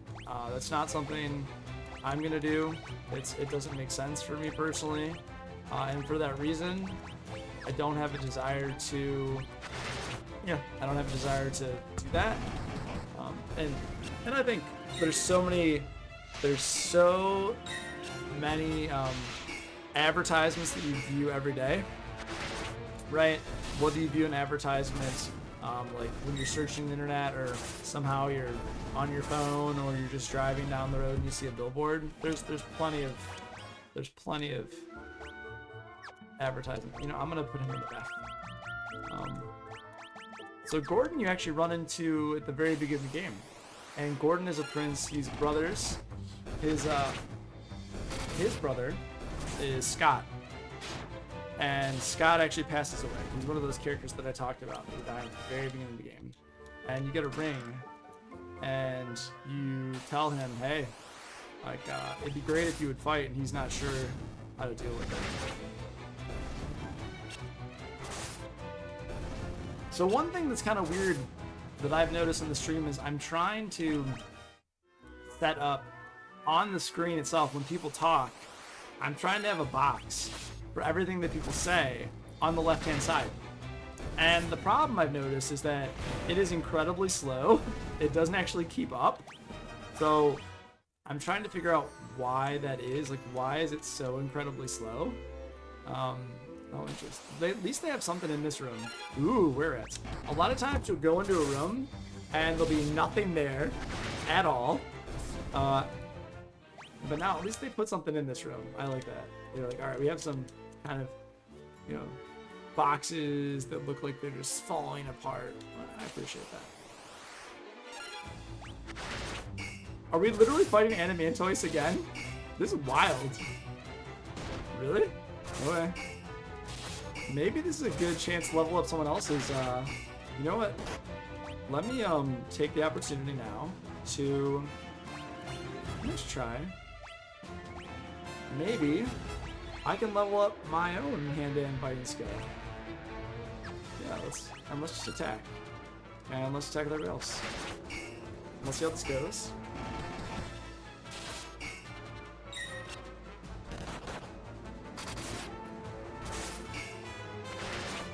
Let's just let it auto battle. But that feels pretty intense that this was just a boss we faced in the last dungeon. And now he's here.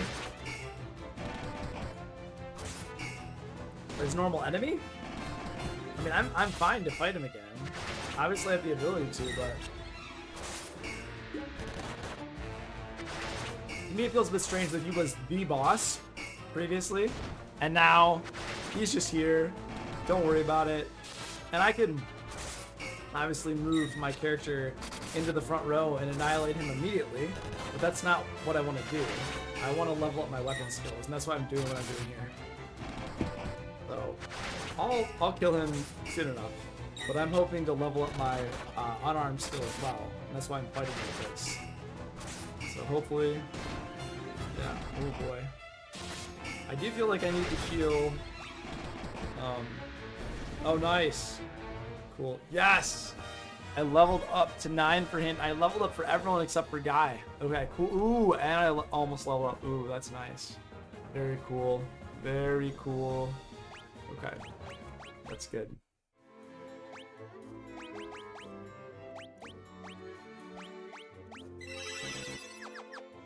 Just to me, it feels very weird, though. Like, hey, in this room, I wonder if this is just a good place to level up. Oh yeah, I mean, of course, I was gonna do it, but it's just weird.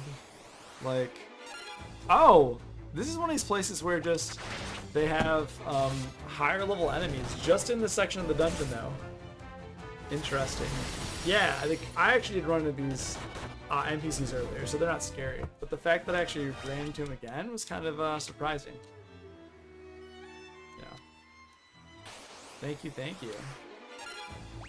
But compared to the other enemies in the dungeon, it just seems like the difficulty spike seems a little off. I don't know.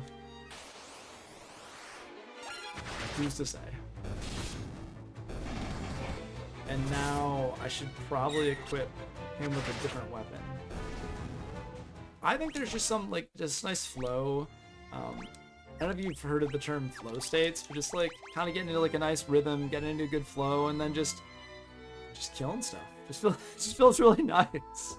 Just being able to sit down and be like, yeah, I'm just gonna kill this stuff now. Just like really good. Okay. Major staff. That'd be Yeah, let's just level up our mage staff now. Let's do it. Feels good. I think the fact that leveling is a little different though in this game creates this like interesting, because like leveling is a little different in this game, so it creates a system where you're thinking, okay, like how, like what weapons do I want to equip on characters? How often do I want them to attack? Do I want some characters to defend? Do I want some characters to attack? Like how do you actually go about that? So it's something to be considered of, whereas other games you just think auto attack, auto attack, auto attack, auto attack, okay. Right? Whereas this game, it's not so much about auto attack. It's about, and you, I mean, you could do that, but if you want to level up, it's more of, okay, how do I want to attack? Like, you know, what are the skills that I want to actually level up? And you go from there. So it's just not the same thing, which is cool. And I mean, nonetheless, right now I can roll through the game with where I'm at, with the state with the characters I have, because I've done quite a bit of work. But I don't know, like leveling up just, it feels nice. And the skills, oh cool, now I can actually do something different again. Okay, let's level up. Let's see. I think the axe is pretty powerful too. Let's put a regular axe on. I'm trying to pick up the regular axe. Let me actually remove, and let me actually attack with her unarmed, and then him. What am I gonna try to level up his knife? Yeah, let's do that. And then he can, yeah, let's put a potion on him first. Actually, yeah, he can attack. You know, I feel like we'll just defend him, so you don't need him to. Oh man. Oh, she's pretty powerful. Does she have? Oh, you know what? I need to make sure she puts her shield on so she doesn't do so much damage. Okay, there we go. There we go. I was like, you're doing too much damage. Calm it down. There we go. Woo! There we go. Calm it down. Calm down that damage.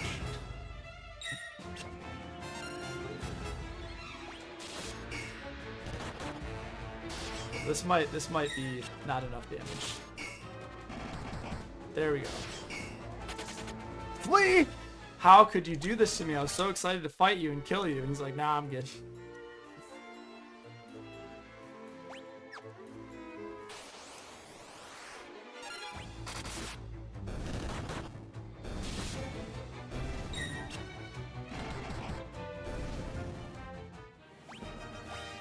Yeah, I'd love to level up. Let's see. Equip her with... What do we need on her? Status. She could do a spear now. We could put a spear on her. Yeah, let's do a spear.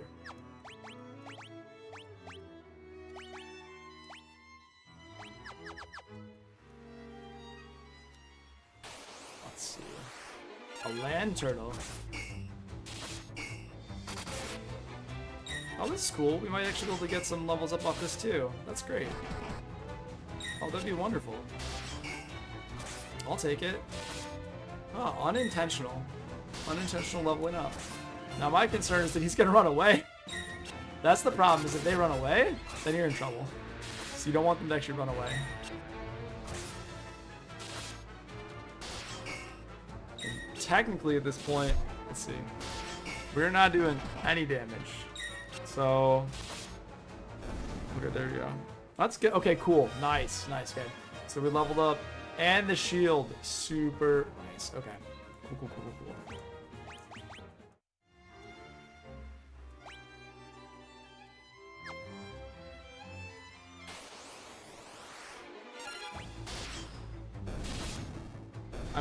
I don't have the best versions of weapons equipped as well, and the reason for that is very intentional, which is I don't want to kill the enemies. I want to just level up their skills, and that's, yeah, right, because when you kill them, you're not attacking them as much, so you want to have the lowest level of that weapon, and then when you're fighting the bosses, you want to put on the higher level items. So instead of having a battle axe, I just have an axe. Or a mithril axe, I just have an axe. Let's see, and then here, I would like to level up magic, so... Choo, excuse me.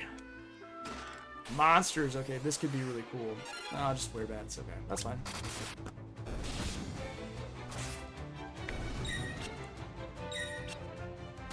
And again, like, I like Gordon's fine. I don't have anything against him, but if he attacks, he'll take up attack from the rest of the party too. Okay. So spear leveled up. The golden shield. Ooh. What's the golden shield?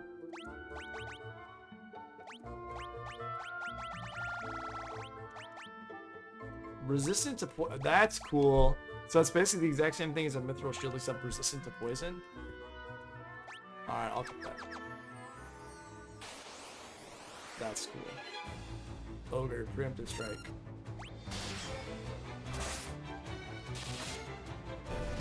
These guys are gonna die pretty soon. Okay, so now it seems like they put... Now it seems like they are putting... I don't know. It's just like weird. It's like this whole first start of cashing keep. Not a big deal at all, right? Like, we're just leaving... We can just, like, roll through everything and be like, alright, we're gonna put some slightly better monsters in here. Like, okay, that sounds good. Yeah, I don't know. I'm trying to figure it out.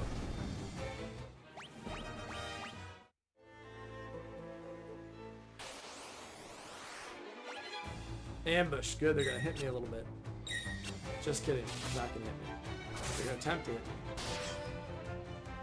Okay, this is good.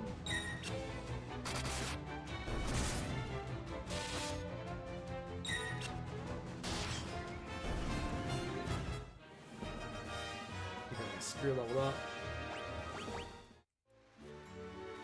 Let's see here.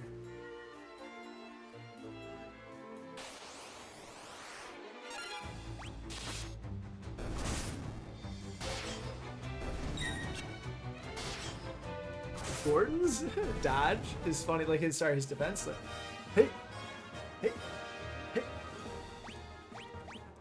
What are you doing, Gordon? You're silly, buddy. Mine. Okay, nice, nice, nice. All right, we're gonna have the ability to do some fighting in this room. That's good. That's good. Don't flee. Why are you fleeing? Okay, let's go level up this. And I feel like let's just level, let's level up this. Let's level up for you, and you can defend. Big hit over there. Big hit. Blizzard 7. Woo. Good thing we're cheering. Let's just go for it. Attack. Attack the land turtle. Get the land turtle.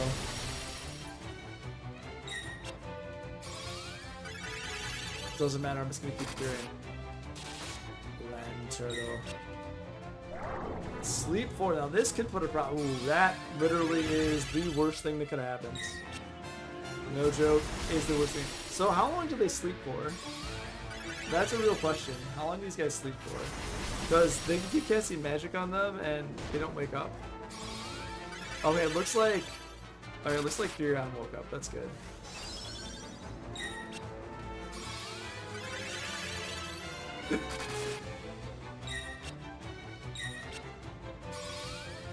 Just keep curing. Just keep curing.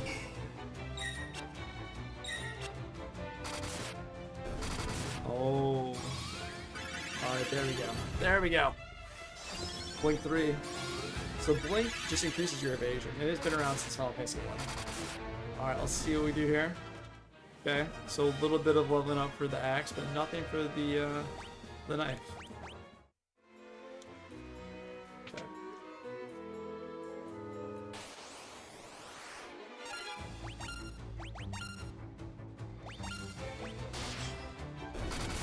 So now we're just gonna roll through. I feel like, yeah, leveling up. Leveling up the knife when you already have 7 is gonna be hard. Oh my gosh, finally a room with treasures. Is this monsters? The Werebuster. Ooh, interesting. What's the Werebuster? A spiked mace that is effective against beasts. Oh, that's cool. See, it's cool when you get like the Werebuster is effective against beast. This one, it actually can cast light thunder when used in battle. This one is cursed. No desire to equip that. Just a few cool, slightly unique items I'm getting now. That's nice. Let's see, what's my status? So we got 6, 5, 6, 7. Could put a bow on. Could put a bow on.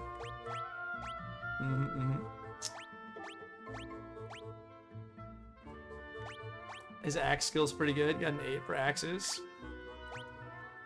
Could put a sword on him. Could put a sword on.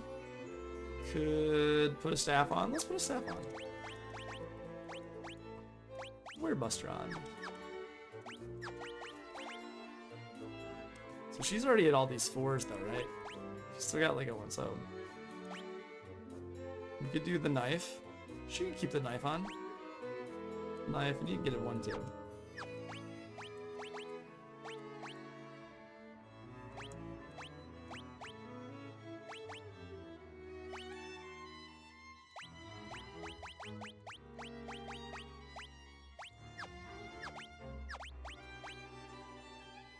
Nah, let's get her knife skill up.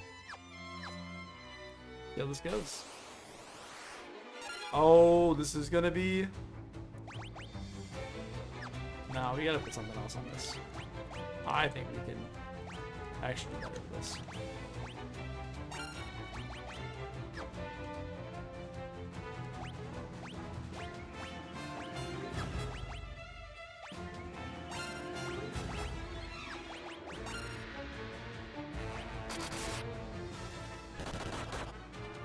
I think this is a good opportunity.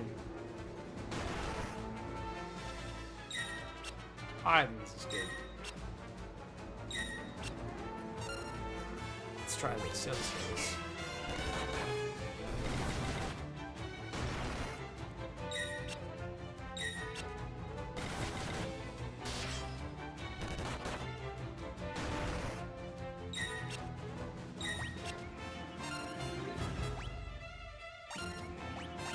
I feel like he's doing well. Like, I don't know, like, I didn't realize this is just a mace.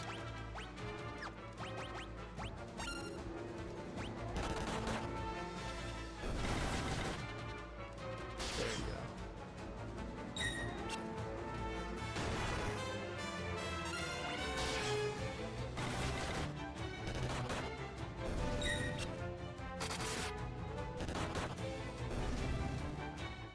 Okay, nice.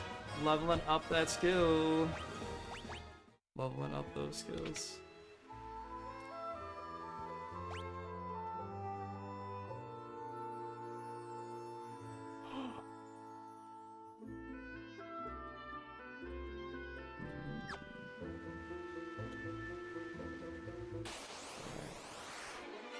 Shadow, go!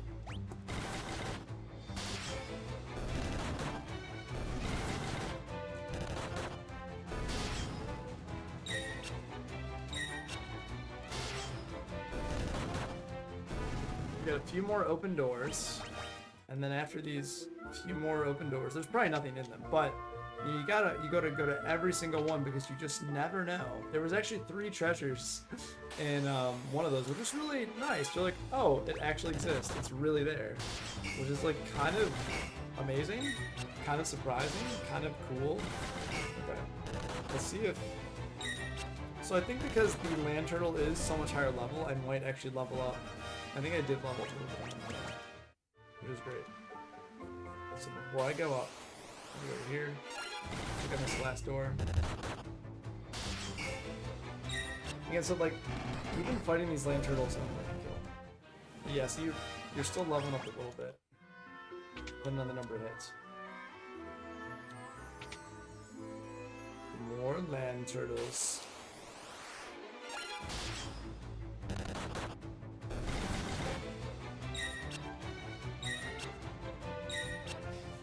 So much blocking.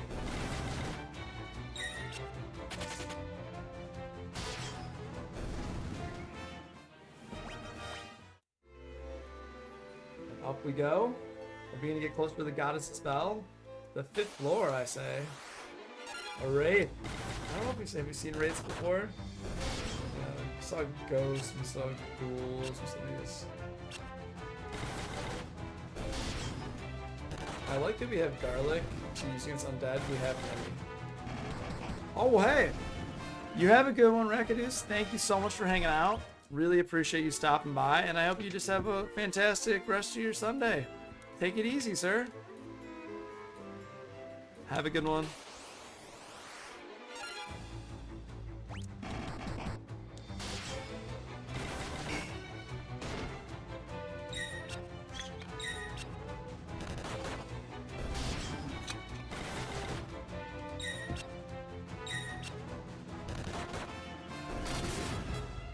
I'm just about done here anyway, just winding down. Gonna be on for maybe 17 more minutes or so. Probably gonna get the Goddess spell, maybe go back to Altair if that's what happens, and then perhaps call it a day. Actually, I know I went through there, but I gotta go back. Those were nice. So that's really it for me. But it feels like I'm making some good progress. Ooh, that's scary. Now, hopefully we don't get put to sleep. Lion would put a damper on things, but we'll see. See how much it impacts. Blizzard, we're fine. We're fine. It's okay. It's okay, Gordon. Just don't die, Gordon, because I don't think I have any... Oh, man. Am I going to have to kill Gordon? Alright, hold on. Hold on. Hold on. Let's heal Gordon.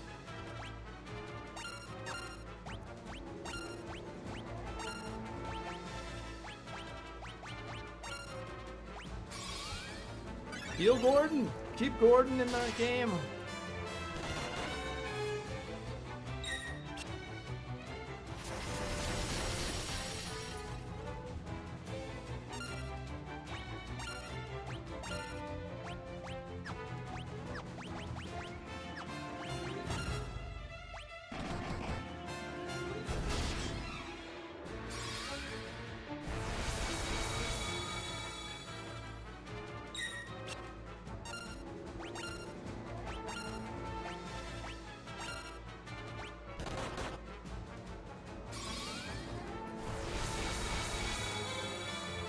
Excellent opportunity for me to use Shell to defend myself.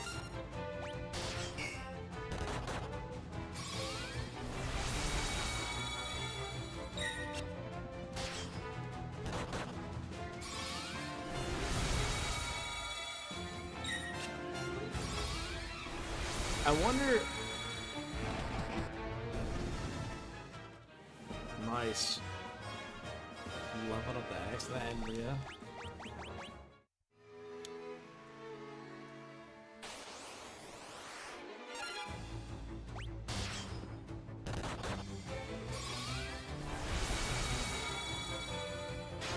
Let's get rid of these goggles.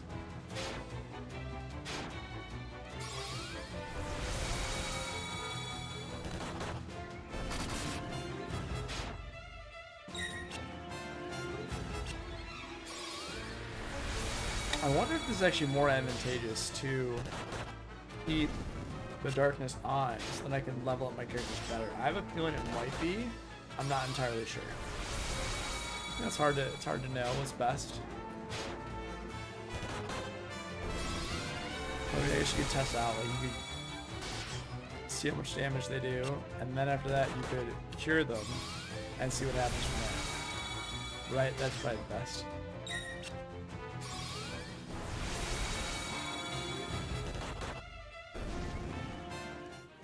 Nice! Leveled up hand to hand. That's very cool.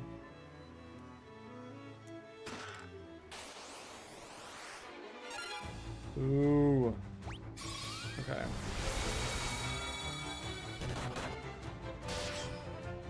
Alright, this might be...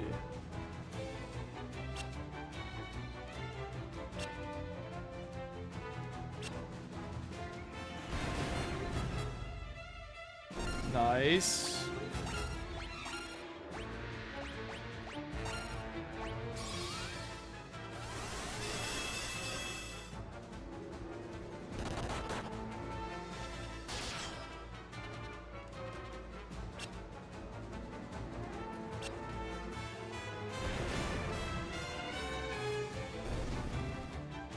So this actually, it's like if you actually do damage to them, it seems like there is more of the ability to self-destruct, right? Whereas if you don't do any damage, then they can't self-destruct. Oh man, okay.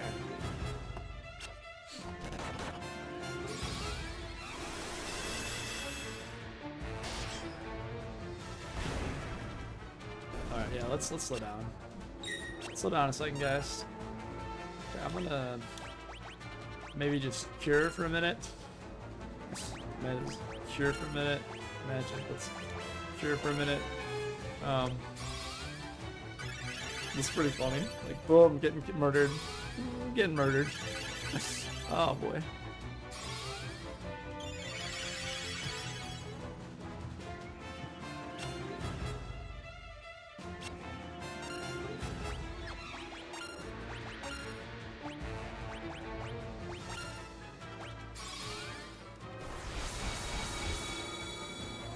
This is it's going pretty well.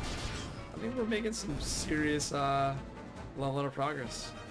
So Maria didn't gain anything in hand time, but I had some of the axes, alright. Golden armor.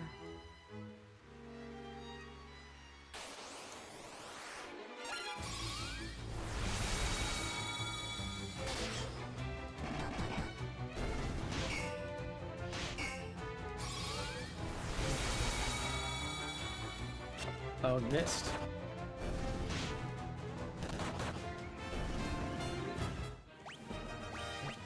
Me.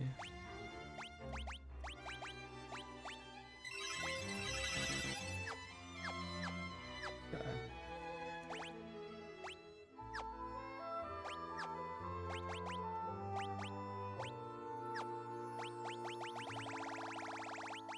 I do have some eye drops.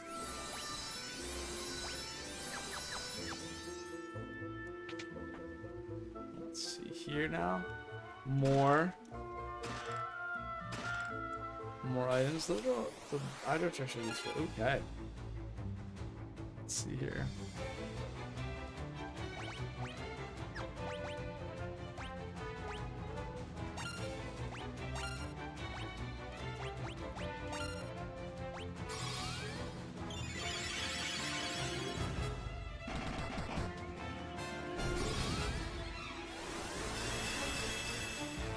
Let's see if we can level up Marie here.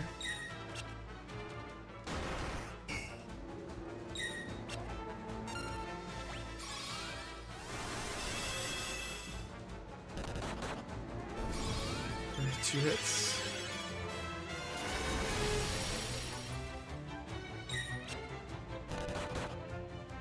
Yeah, I don't think that's worth a try.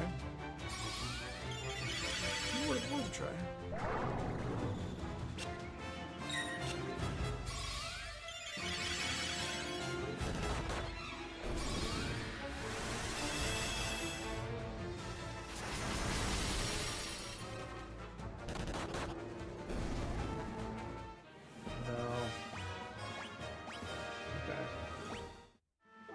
Well, at least we know. At least we know it's just not worth it.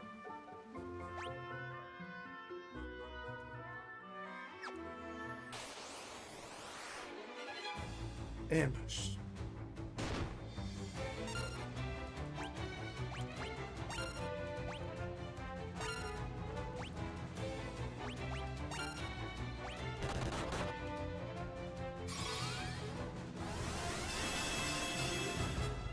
Now we can level up though. This is good. We can now level up Maria for sure. Unless he runs. And then we're screwed. What's my item? What do I use now? Yeah, I mean, it's all attack. Like, nothing else can do any damage anyway. I can do squat damage, right? Unless I crit. I think just even having them attack, even if I do no damage, is helpful because it's gonna level them up, right? And the only thing that's gonna do damage is with this. So it could run away.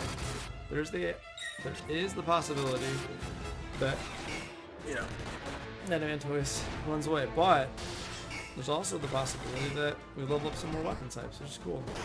There you go. It's not like Gordon die. You know, it'd be wild if you actually like Gordon die and then at the end you can't complete the quest because Gordon's like, I need to live to talk to someone or like to get the bell. Like Gordon. Actually, like you have the bell, Gordon. To get Eagle's torch.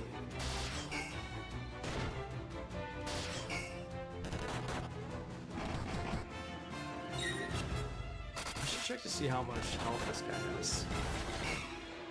Is it like 500 something? Okay, good. We did level up a little bit. That was nice. And the game just informed me. I have now gathered over 50,000 gil. That's nice. I don't think I really need it for anything, but that's nice.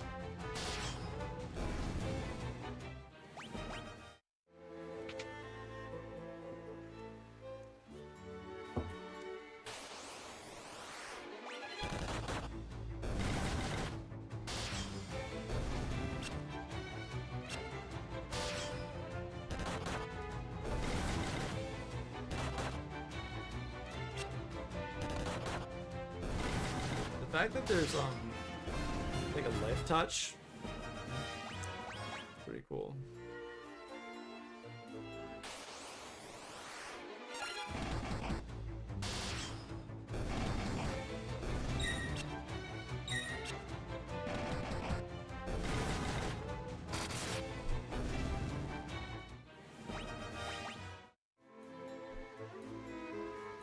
Let's see here.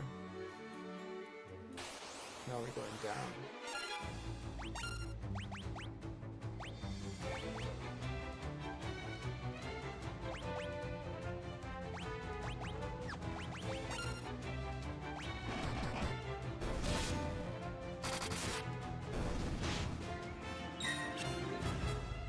So is that toxic? Yeah, it's not poison. It's toxic, yeah. Oh, it is poison. I was incorrect. That's a good place for a quick save. Yes. Clearly, you're a boss of some sort. Okay. Let's look at my status. 9, 8, 7. I think it'd be good to let both these guys wail away physically to level up their honor. But hey, that's just me. If you want. And then Furon can level up his, let's see, sword. Yeah, let's do sword.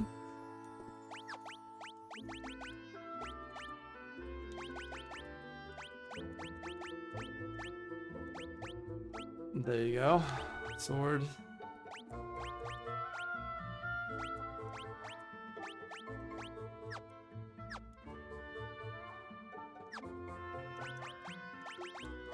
Do a little quick save here. Oh, I heard there was a monster guard in Eggle's Torch. Now I've seen it with my own eyes. It's a red soul. Not even a little bit scary.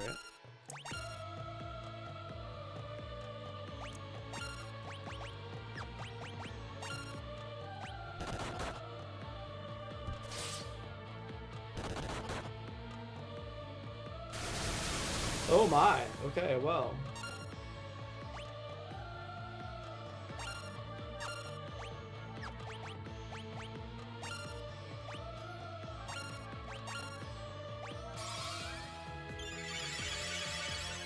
A red soul. Not a blue soul, it's a red soul. Thunder 8? Thunder 8 is not bad, but I wouldn't call it good. What's that?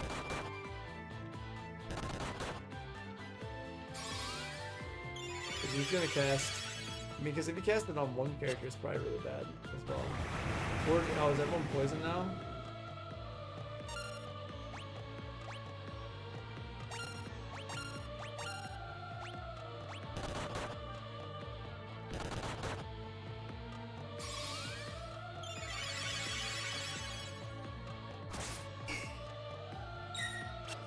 Oh, just a regular physical attack this time.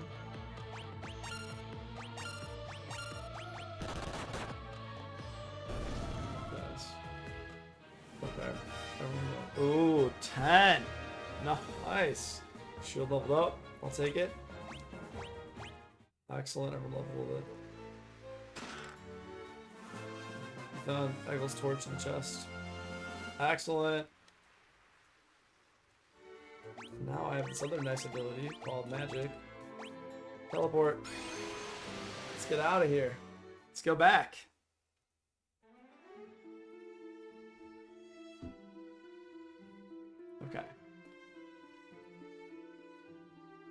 Okie dokie. Now, let's heal her up. Okay. Let's go back in. Let's actually get.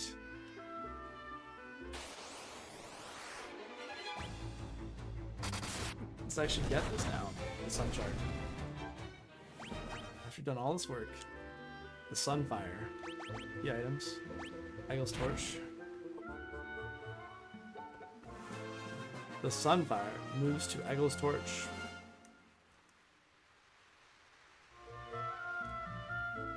Okay.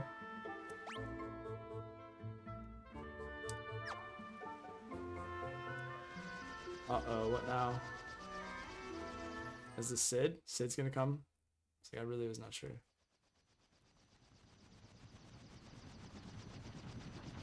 Oh no, Sid's trying to run from the Dreadnought. He's gonna shoot us down. No, they captured Sid!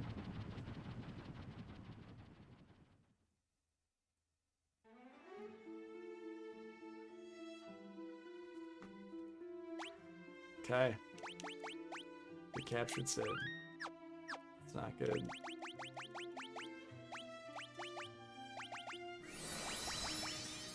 It's very not good.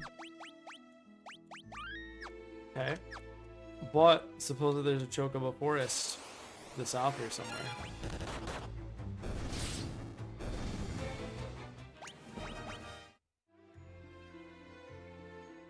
I think this might be a good stopping point. But this is the very first time for you Chocobos. You found a Chocobo, that's it. That's literally it.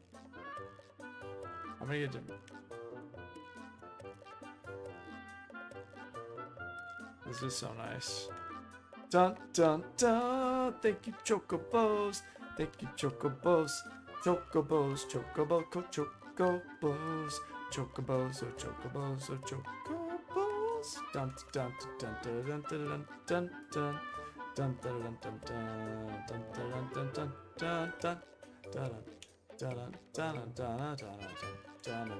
dun dun dun. Yeah, this is so cool. It's the first time in Final Fantasy that you can ride a Chocobo. No Chocobos in Final Fantasy 1. Is it even a Final Fantasy without that? The Dreadnought. Alright, well.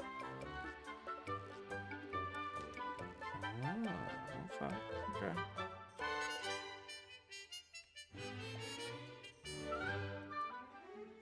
I'm going to guess now.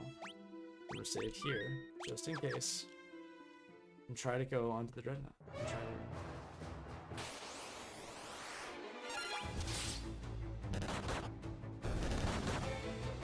Because we have to go after the Dreadnought now. And now let's see if we can get to it. Well, what do you want?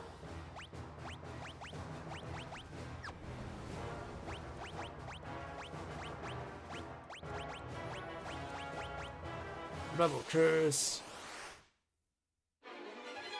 Let's fight, sir.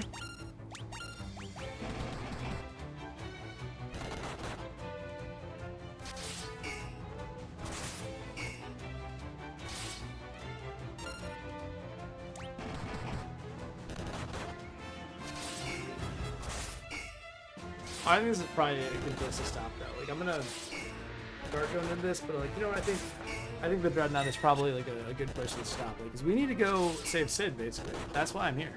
To save Sid. Oh, this physical damage they're doing now. It's not, it's nothing to laugh at. Bow 3. I've seen that before. Yeah, they're putting up, this cap's put up a fight.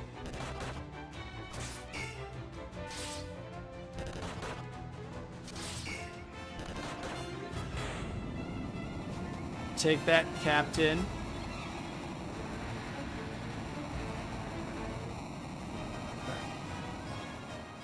Nice. Spear and shield level up.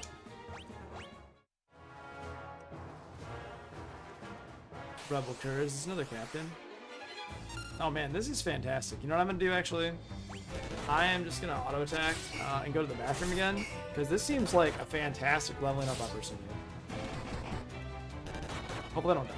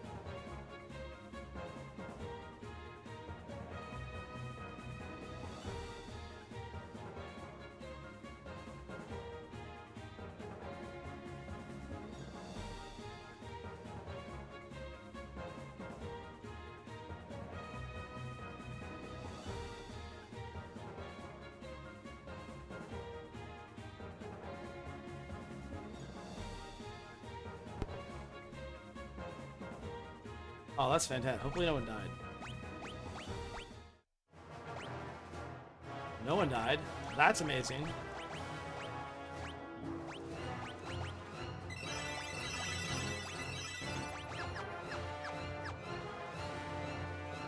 Oh, this is great. Like, why would you not just want to like keep fighting these guys? Genuinely, like, I don't know why you wouldn't just want to keep like kind of leveling against these guys. It just seems like the answer to a lot of problems you might have. Just sit back and just level up and attack. Just seems way better than other things you do. Yeah, it just seems fantastic. I genuinely don't know why you wouldn't want to do this. Because this is a great leveling opportunity. And you can do it over and over and over and over and over. Amazing.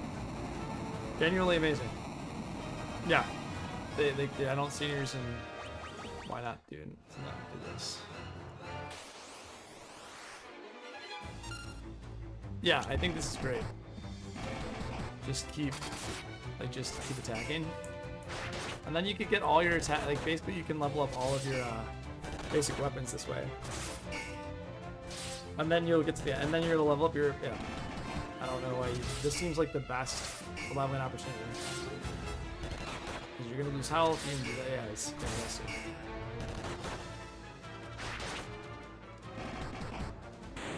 Great place to level up. Because the enemy's so much stronger than us too. Yeah, so I'm just gonna keep. Okay.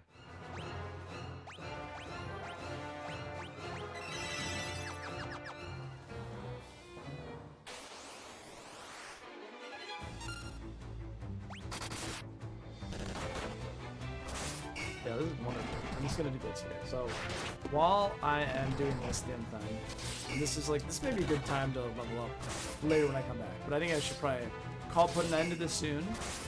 Basically, okay, I obtained Echo's Torch with the help of Gordon. We then left Kashyyyn and saw that Sid's ship was captured by the Dreadnought. Alright, so it seems like now some things are taking longer to level up, but that's okay.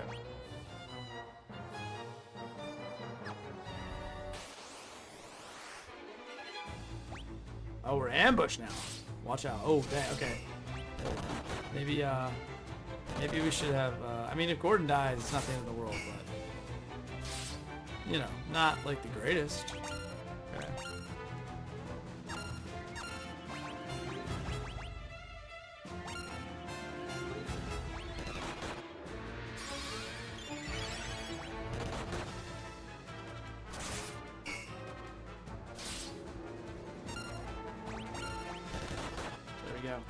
Okay, so, yeah, I obtained Eagle's Torch with the help of Gordon. We then left Kashyyyn and saw that Sid's ship was captured by the Dreadnought.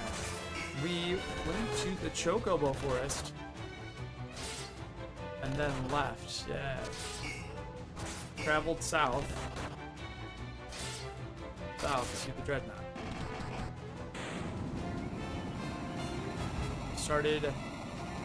Went inside to rescue Sid.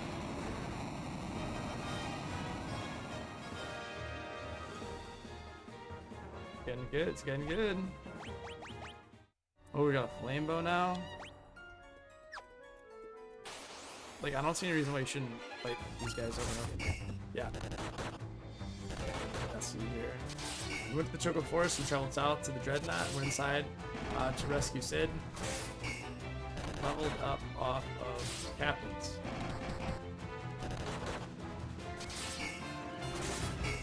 This is where we stopped.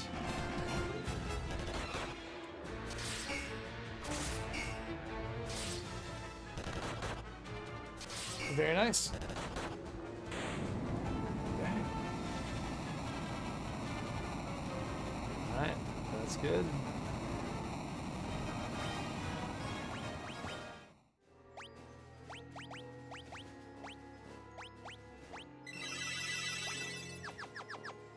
Okay. I would say this is nice because we can just like keep leveling up. Like at one point though, I think we're gonna get too strong, and it's gonna be dangerous. Because is she wearing a shield right now? I'm not sure if she's wearing a shield.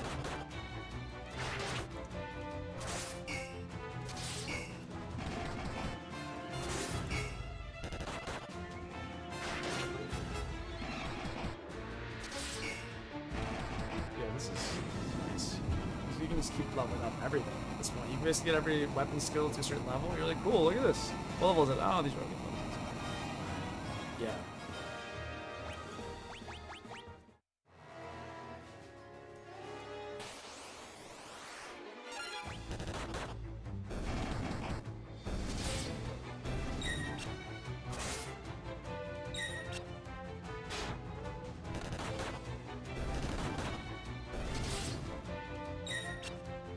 Yeah, I think this is probably a good place to call it, and then just come back, level strong. Let's do. So interestingly, the Dreadnought is just full of gas. You'd think there'd be like lower level soldiers, but like no, just a bunch of captains. Like no sergeants, lieutenants, or anything else. Like.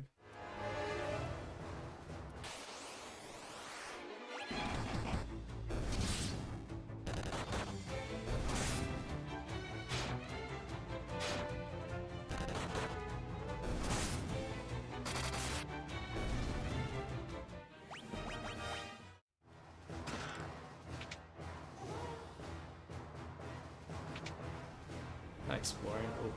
See, now I'm like kind of in this zone where I'm in the zone. I want to explore the Dreadnought. I want to see what's going on. I want to level up.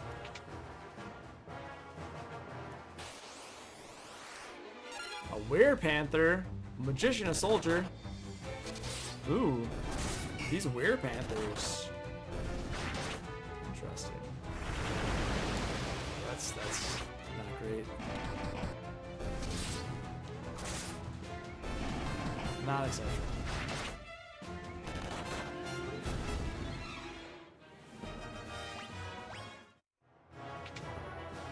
Let's see here.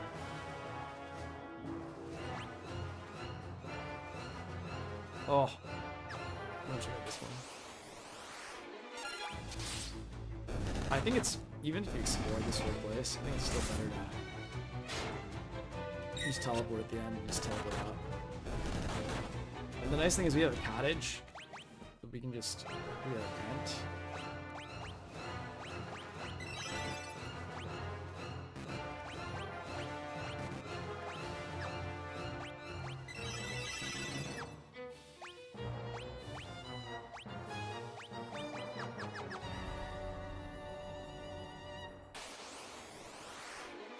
Stunner. What is a stunner? I imagine they stun you. Only a logical thing with that name. Uh-oh.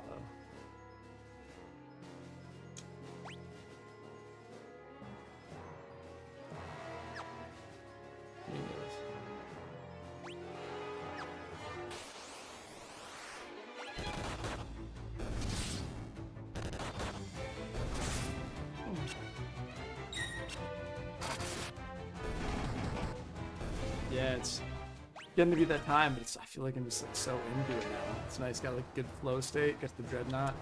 Things are getting to be pretty cool.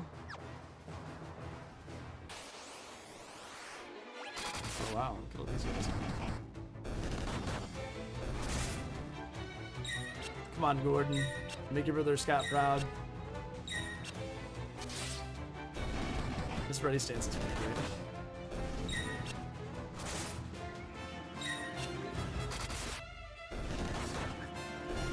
I do like his stance.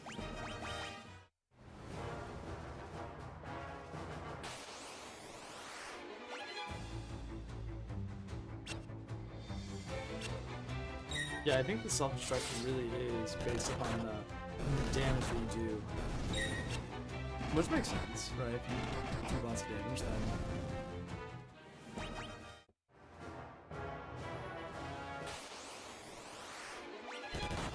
Alright, we'll go down to this next level of the Dreadnought, then I'm going to cast Teleport, we'll go outside.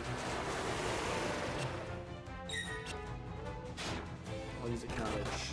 I think a cottage was, or maybe it's a tent, but it was only 1,000 gil, and it was definitely worth it. I think in the other Final Fantasy games, if you look at the difference between a cottage and a tent is only for your party, whereas a cottage is for the entire, for example, like, all the characters you have. But I don't know if that really makes a difference until, say, you get to Final Fantasy 4. Because Final Fantasy 1 to 3 use the same party the whole time.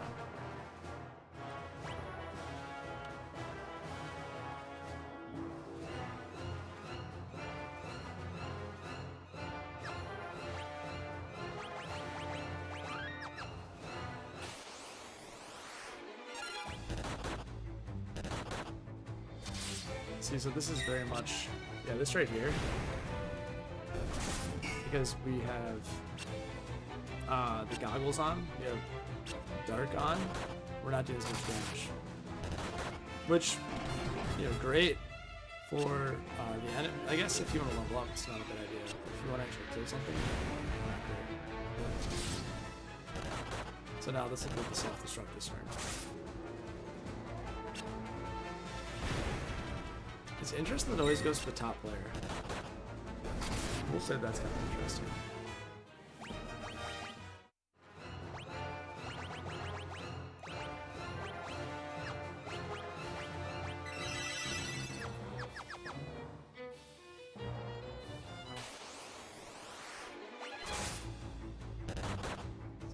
It's a way to grow his health. It's a way to grow Furion's health pool, right? Like, that's not so bad. I really want to see if I can get to the bottom. Or, I guess, I think I'm technically going up, but I'm not sure. I guess I just want to keep going. I'm like excited now with this Dreadnought. Am I going the right way? I don't really know. I'm having a great time though. Are they doing anything interesting? The Rare Panthers? Ooh, okay, so they've been stunned. And poison. The regular attack is to stun and poison?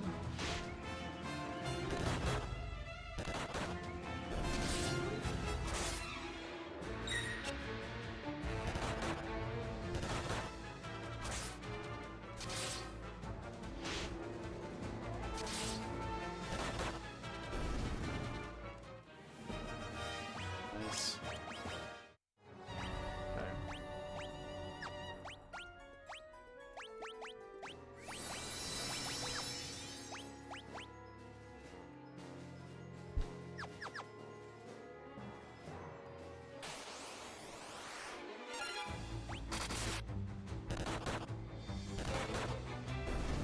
Alright, let's see where we're at. This would be funny if the Magician's like, we're just gonna put Berserk on everyone. It's gonna be great.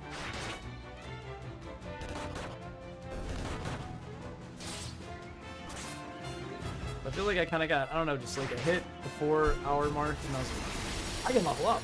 This is awesome. I feel much more engaged now. Whereas before it was, I don't know, it's not a slog per se, but just didn't feel like it was flowing as much. Now it feels like there's a flow, which is great, but the sessions didn't end, so it's like when you hit that point, you gotta figure out the best way to deal with that. No.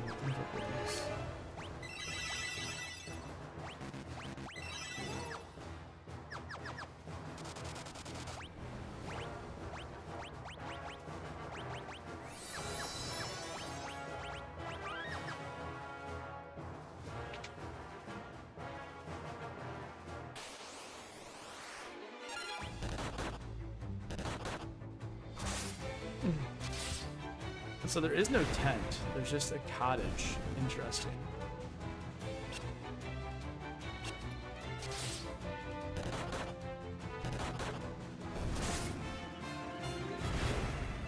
Any damage at all allows them to self-destruct. It doesn't seem like it's greater based upon the total damage, which I think, interesting.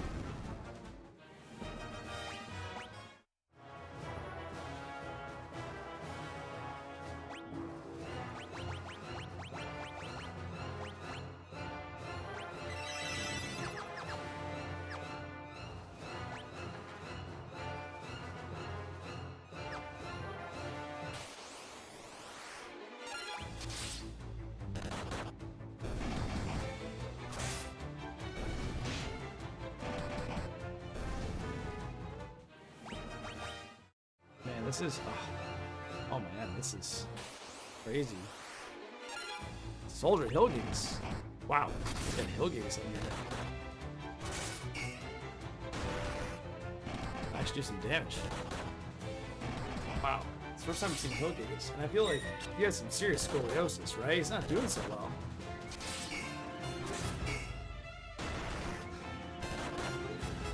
Wow, Gordon's got some health. Ooh, really? Gordon's getting taken to the net here. Just dunking on him. Alright, there you go. Can you be nicer to Gordon? Poor Gordon. Alright, well, you gotta feel Gordon. Gordon's literally gonna die. Can we stop that?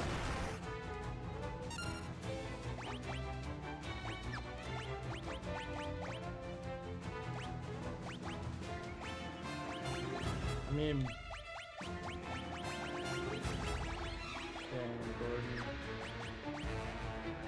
dang, Gordon. Alright.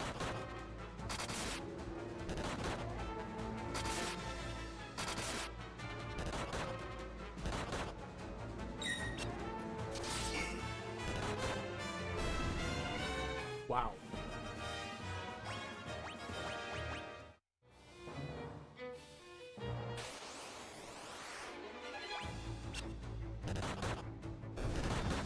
That was quite the fight. That was basically a boss, in my opinion. The fact that Hillgates just came out and bam, just smoked us.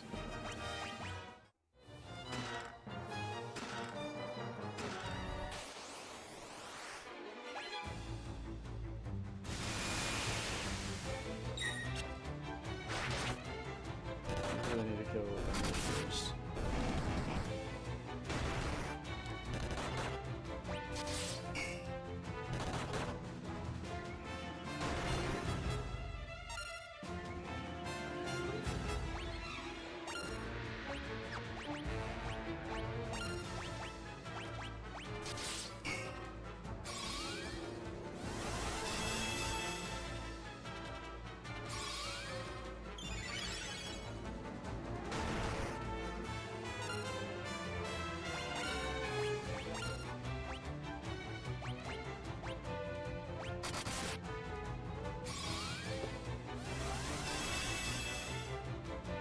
I feel bad that I let Gordon pass. Not gonna lie.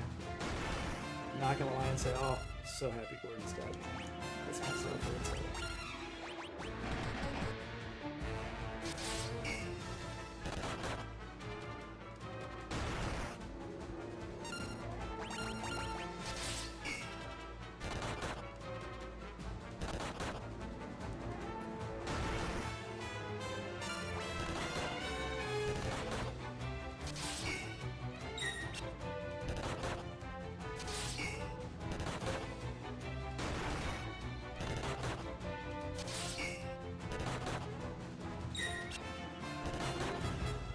After this last chest, I think it's probably time to put out.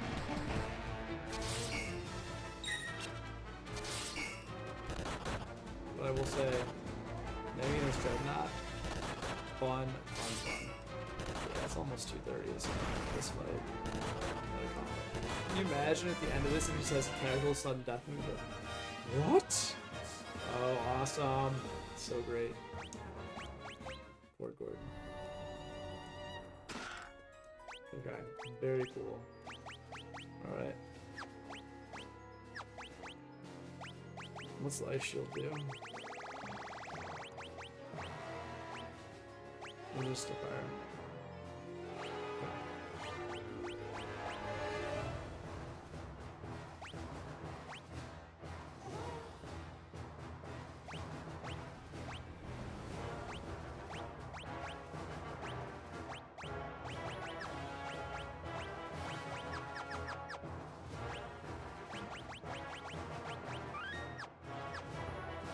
I really want to see if that's like inside of that. Really...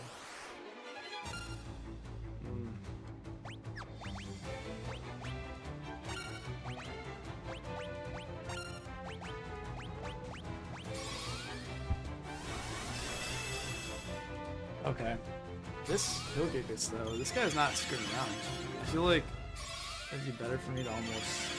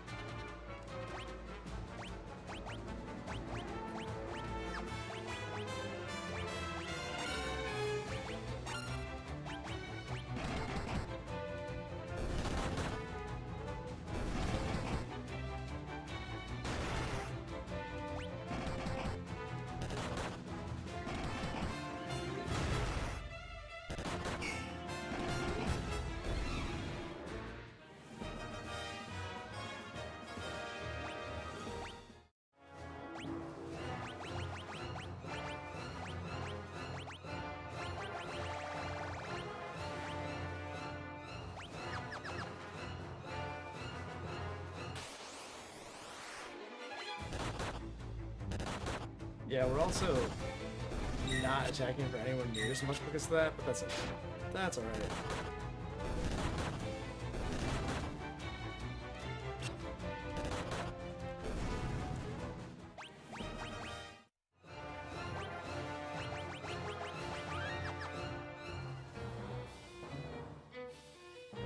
Seriously, is this? Oh my gosh.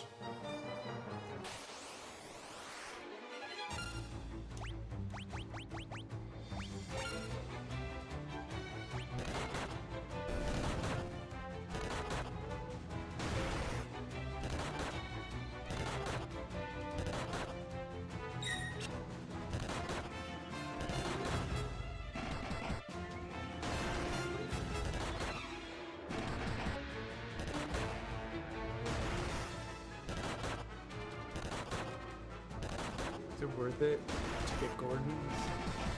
Oh, poor Gordon. Gordon's just we're dragging around.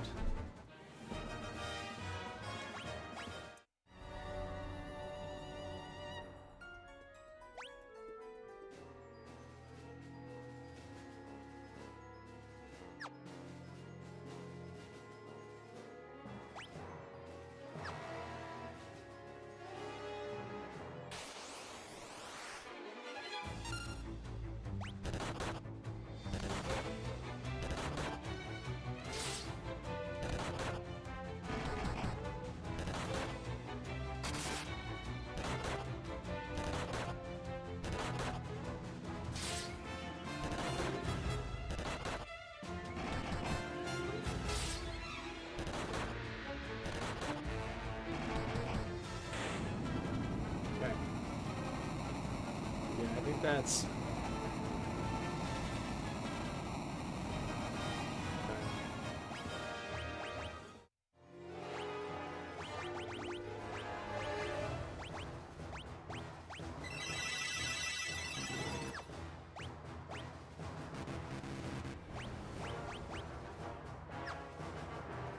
what? You can't leave? We can't leave?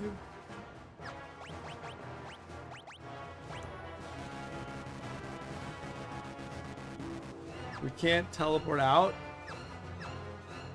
No, we gotta leave. I can't deal with this. We're not. You're like, no, we can't leave. You're like, what? We can't just teleport out. Like, no. We're not in a dungeon, apparently. This is a dungeon. No, we're not in a dungeon. We're in a dungeon. This is a dungeon. That's sick. Alright, this is good to know. They don't consider this a dungeon.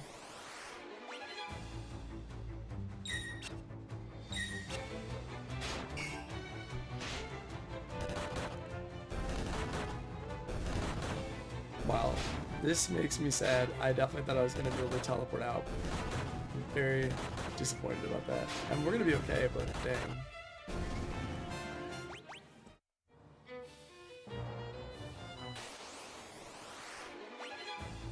Okay, I forgot this right. Oh man. Slightly longer stream than I thought it was going to be today, but I don't want to just shut it off after all this progress we've made. Even if Gordon was passed on maybe before I start stream next time, what I'll end up doing is I'll go res him. I'll be like, hey, this poor guy, I'll just go res him. You know, it's not worth it. This guy, this poor guy, he's dead. Maybe I'll go res him, and I'll go grab some more antidotes. It seems like that might be a good idea if we're going back, is to res him, get some more antidotes, maybe get a few more cottages so I can gain levels, and go from there. We'll see.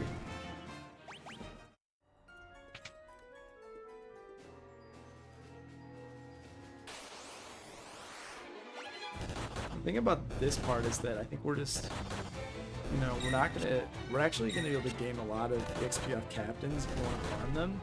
I don't know about these, and the hill gigas too apparently, but these are kind of, you know, they're in stone right now.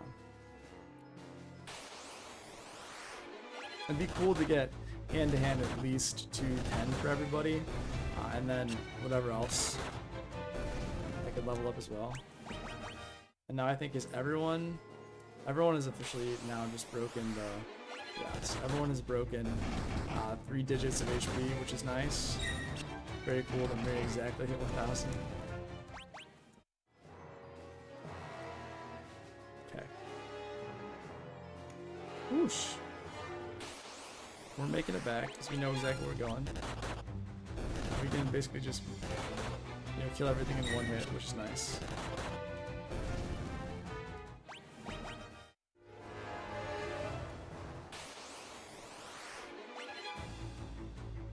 This is still good because we're really just rolling through, crushing everything, and you know, one hit. And if we were not blinded, we would also do more damage.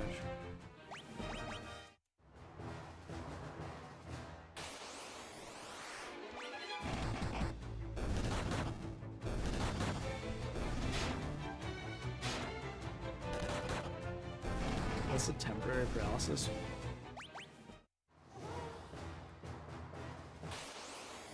Almost to the entrance. I wonder, I don't think a cottage will resurrect someone, but we will find out very soon.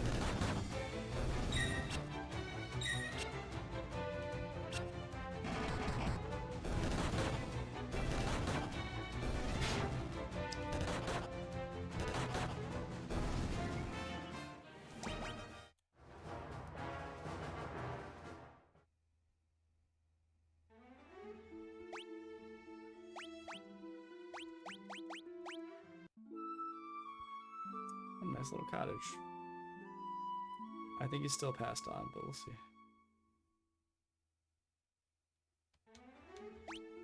Scott is still dead. Okay, well, and also need eye drops. Okay, so that tells me quite a bit. Okay, so I'll get some more eye drops. We definitely have enough gold to afford that. Okay, but very good session. I feel like I'm definitely gonna do some more next time, and I feel really good about it. So overall, great stream, and enjoyed the progress that I made in Final Fantasy IV. Thanks everybody for watching, and I hope you have a fantastic end to your weekend. Take care. Bye bye.